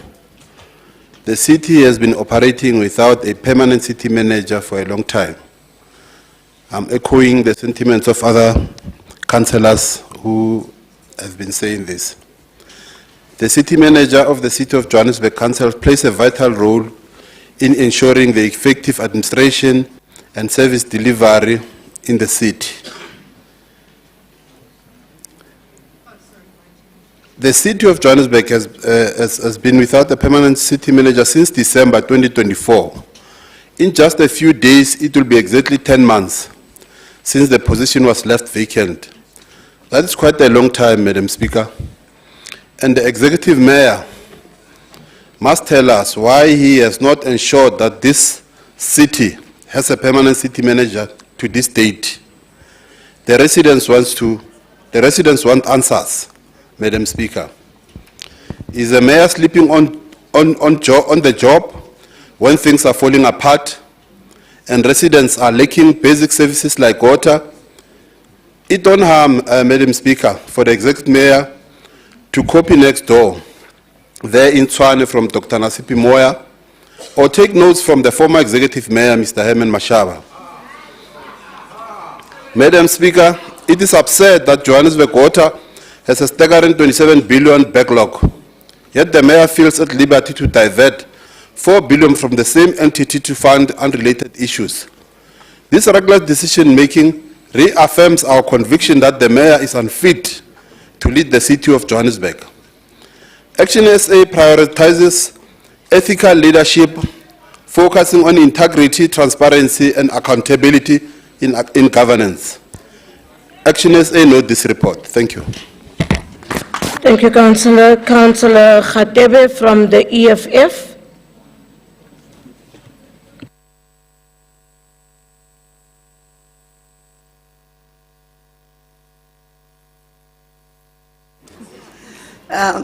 Thank you, Speaker. Greetings to the committed EFF battalions, fellow councillors, officials, and the residents of the City of Johannesburg at large. Speaker, we are presented with a performance report of the Office of the City Manager and the departments reporting directly to it. It is critical that we interrogate these reports honestly. While there are some achievements with noting, such as group strategy, policy coordination and relations, achieving all its KPIs and successfully steering the ITP and SDPIP processes, group governance meeting its targets while advancing mentorship programs for trainee accountants and preparing governance framework, group communication and marketing, delivering high-profile events including the State of the City Address, Youth Day commemorations. These successes are overshadowed by systemic weaknesses.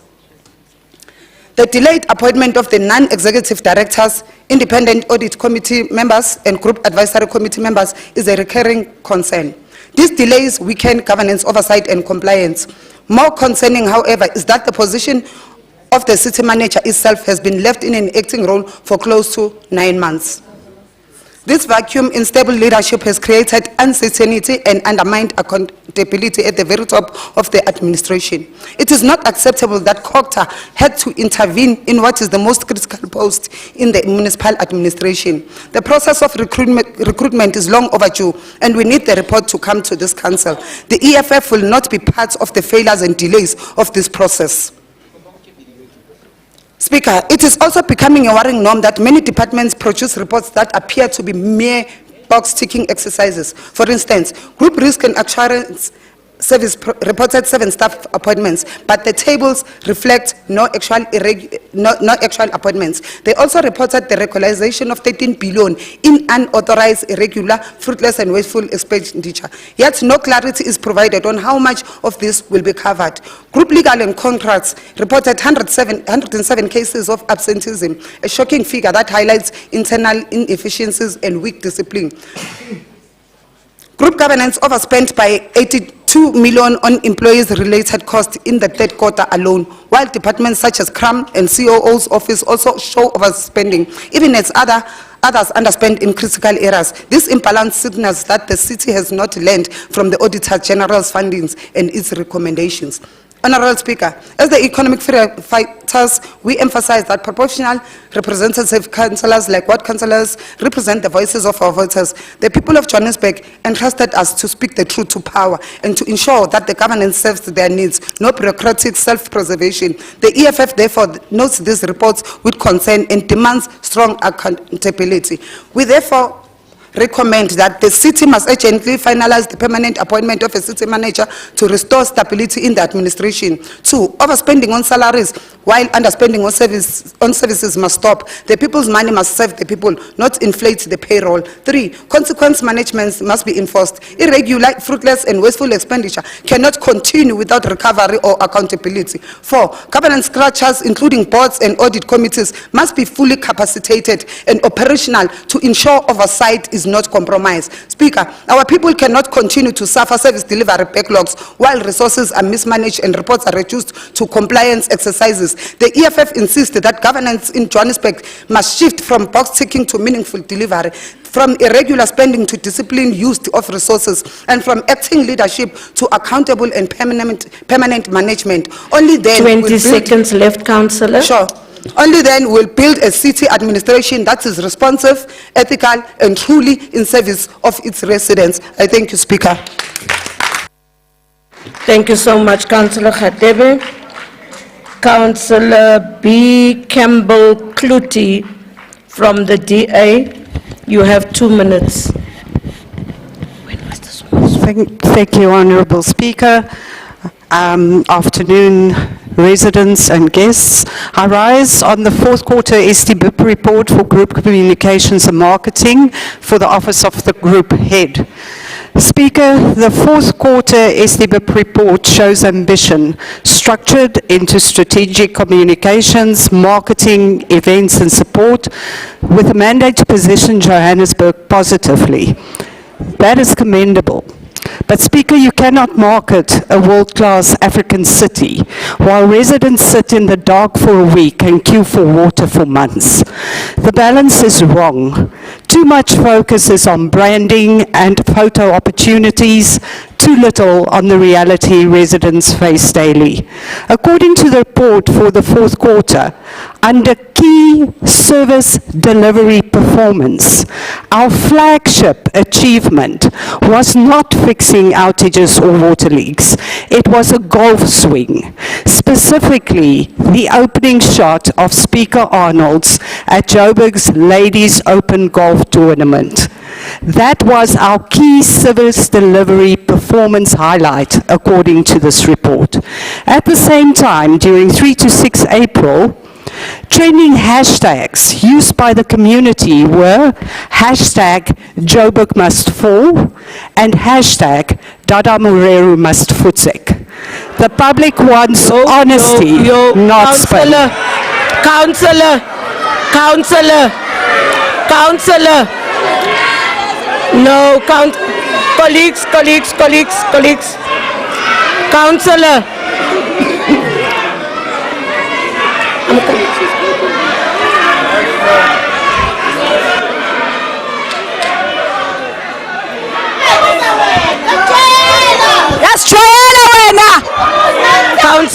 Councillors, can I take this? We are parties! Councillors, can I take this? Can I take this? Councillor.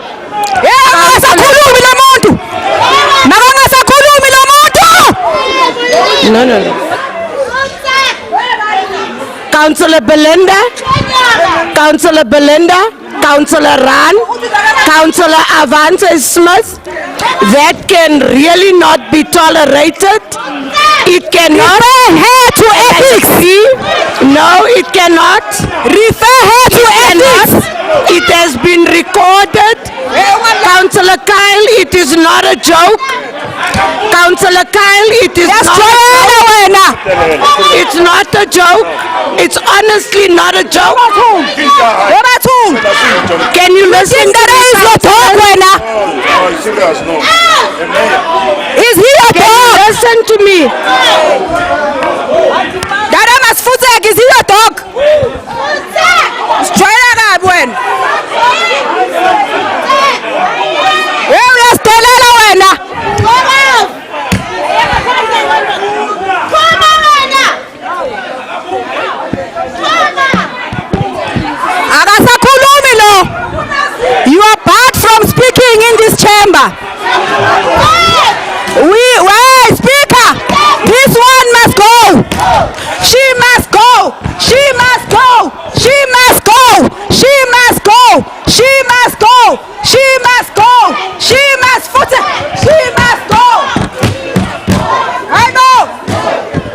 Okay, thank you, thank you.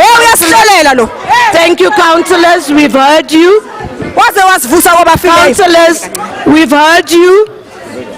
We've heard you loud and clear, and I agree that we cannot allow, it can't be, that can definitely not be, but I'm going to give Councillor Mofokeng, colleagues, I'm going to give Councillor Mofokeng, can we please, Councillor Mofokeng, can you take the podium?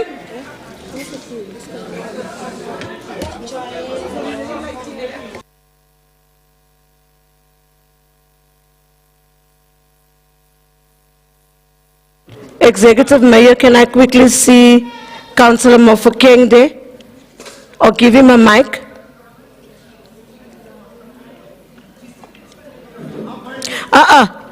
She is... No. You're not going to do that. You are not going to do that. Councillors, can you please, Councillor Mofokeng wants to address. Councillor Mofokeng wants to address us. And Chief Whip is asking you to sit down. Councillor Mofokeng, the stage is yours.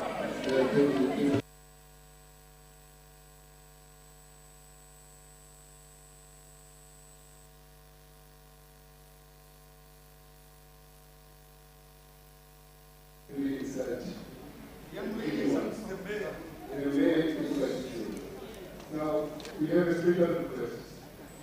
I don't think that has done. You allowed her to research us, research the mayor. No.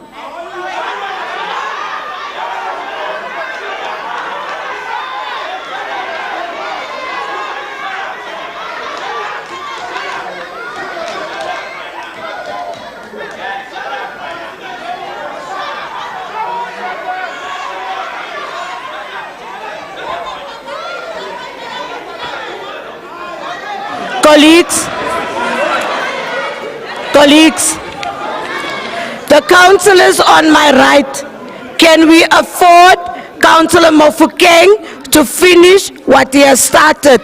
Councillor Belinda, can you not speak when Councillor Mofokeng is speaking? I've given him to speak. Councillor Mofokeng, can you speak?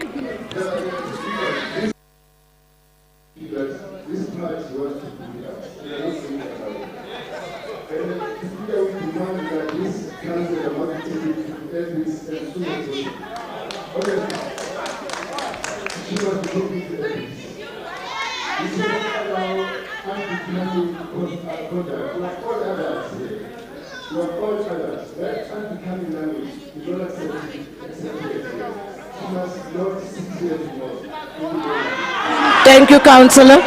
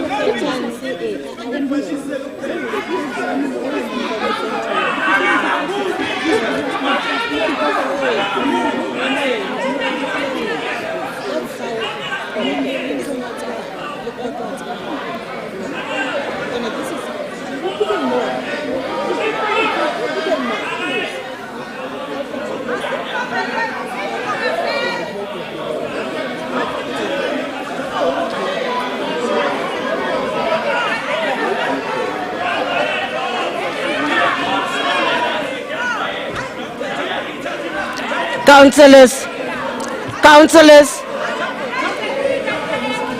councillors, councillors, MMC in Conco, councillors,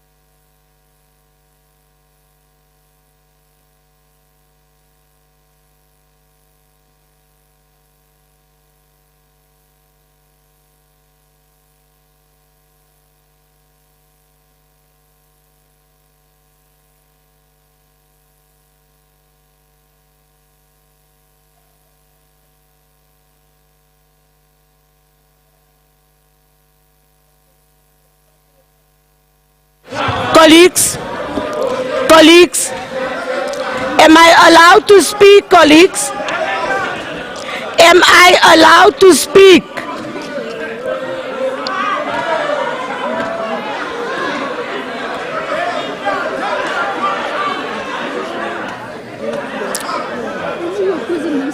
Colleagues, wait. Colleagues, I've allowed Councillor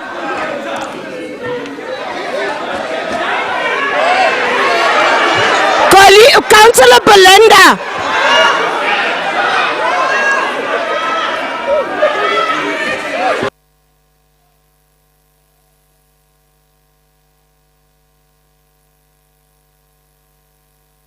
Colleagues, I'm going to ask, colleagues, I'm asking for a 10-minute break and we'll be back. I'm asking for a 10-minute break and we will be back.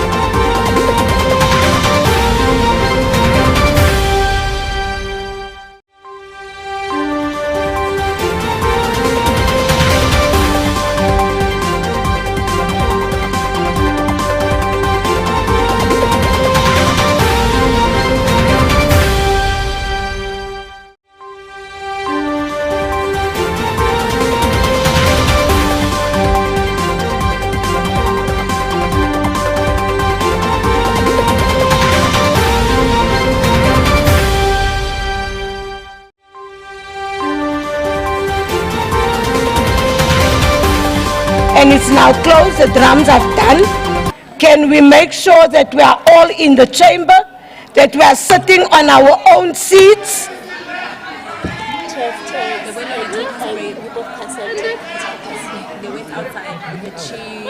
You see, this is what is happening. Every time, no.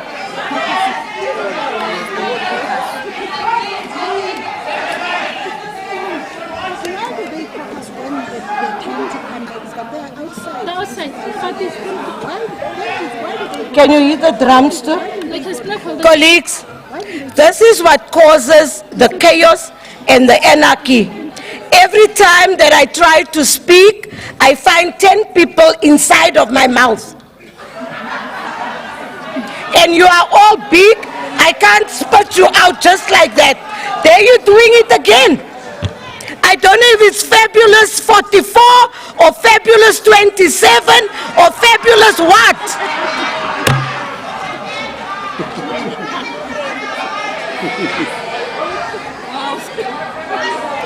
Ay man, asseblief toch.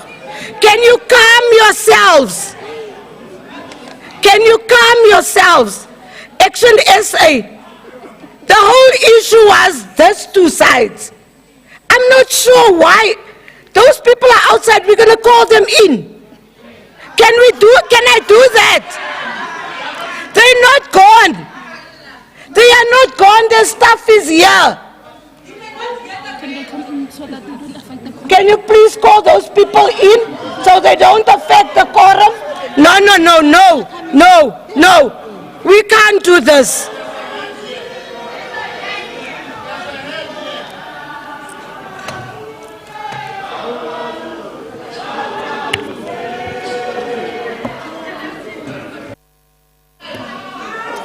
Yes, Councillor.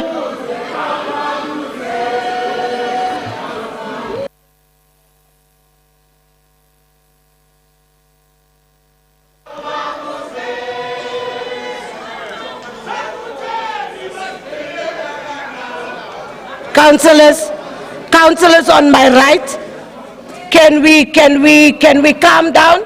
Can we sit down? We have 10 minutes to go and breathe. We've counted to 10. Can we do that? Miskien moet ek in Afrikaans praat. Kan ons asseblief sit?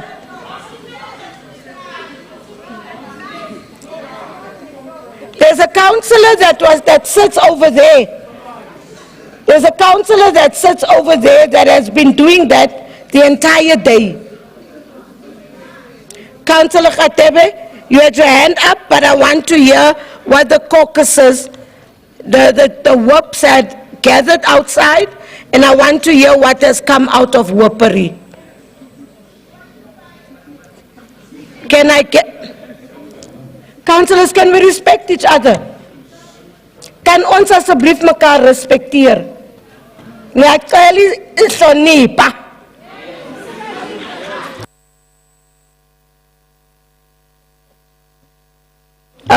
Whip, can I have a roving mic for the whip? For the chief whip? And can we ensure that the mics are working? Never ever a Monday meeting ever again. Never. Over my dead body. Never. Almal is gebabbeliseer. Thank you, Wop.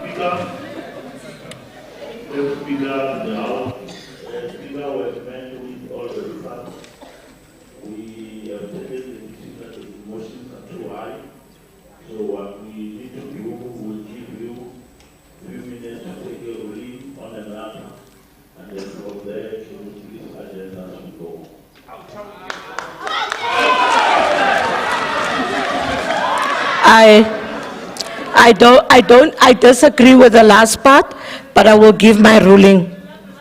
And I would ask colleagues that I'm allowed to say what I wanted to say when the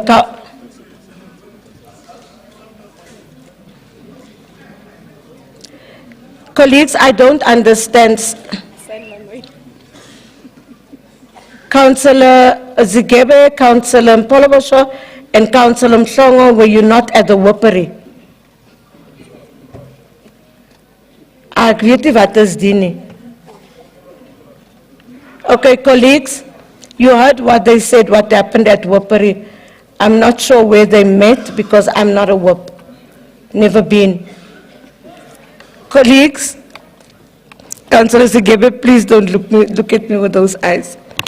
Colleagues, let me start off by saying, when the councillor stood up and she made a speech, when she got to where she got, before everybody's emotions ran, I was going to ask the council, I was going to tell the councillor that, councillor, there is strong language, which it is. It's unparliamentary, it's not supposed to be here. And I even saw Councillor Kyle smiling about it. And I said to him, you should not laugh about it, right?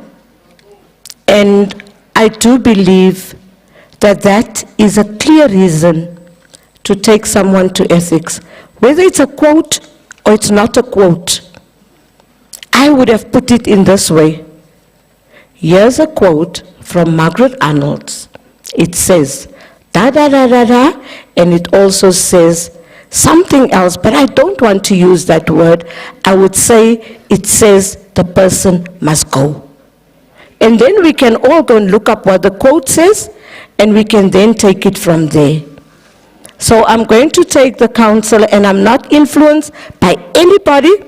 I'm going to take the councillor to ethics, and she will go and defend herself at ethics. So we take it from there. Councillors, we have wasted a half an hour, which would have taken us through 2 items. And we have not gone through those 2 items. We were going to stop and let council and adjourn council at 6. It's now 6:10. The item was not even finished. The item was finished. No, it wasn't, because we had Councillor Ngwenya of the ANC that still had to present, and Councillor Masuku has asked to leave at 5:30, so she's gone. And can we proceed tomorrow with Councillor Ngwenya, and we close the item, and we are going to adjourn? Councillor Ran, I stand on what I'm saying. We are going to adjourn. I'll hear you out, but it's going to make no difference to what I've said. Colleagues,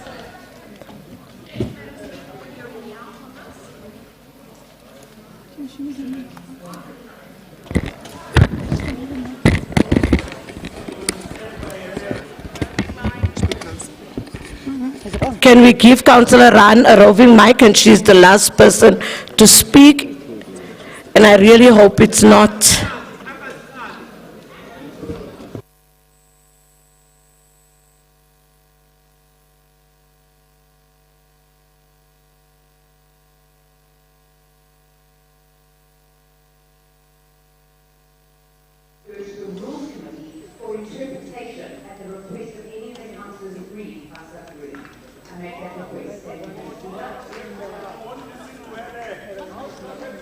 Well, I read the other rule that says if, yeah, the rules do allow, but anyway, we are adjourning, colleagues. We'll come back tomorrow.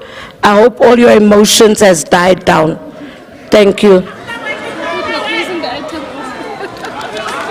It's useless, we're going to close it off. It's useless. Colleagues, Councillor Marema, please come down.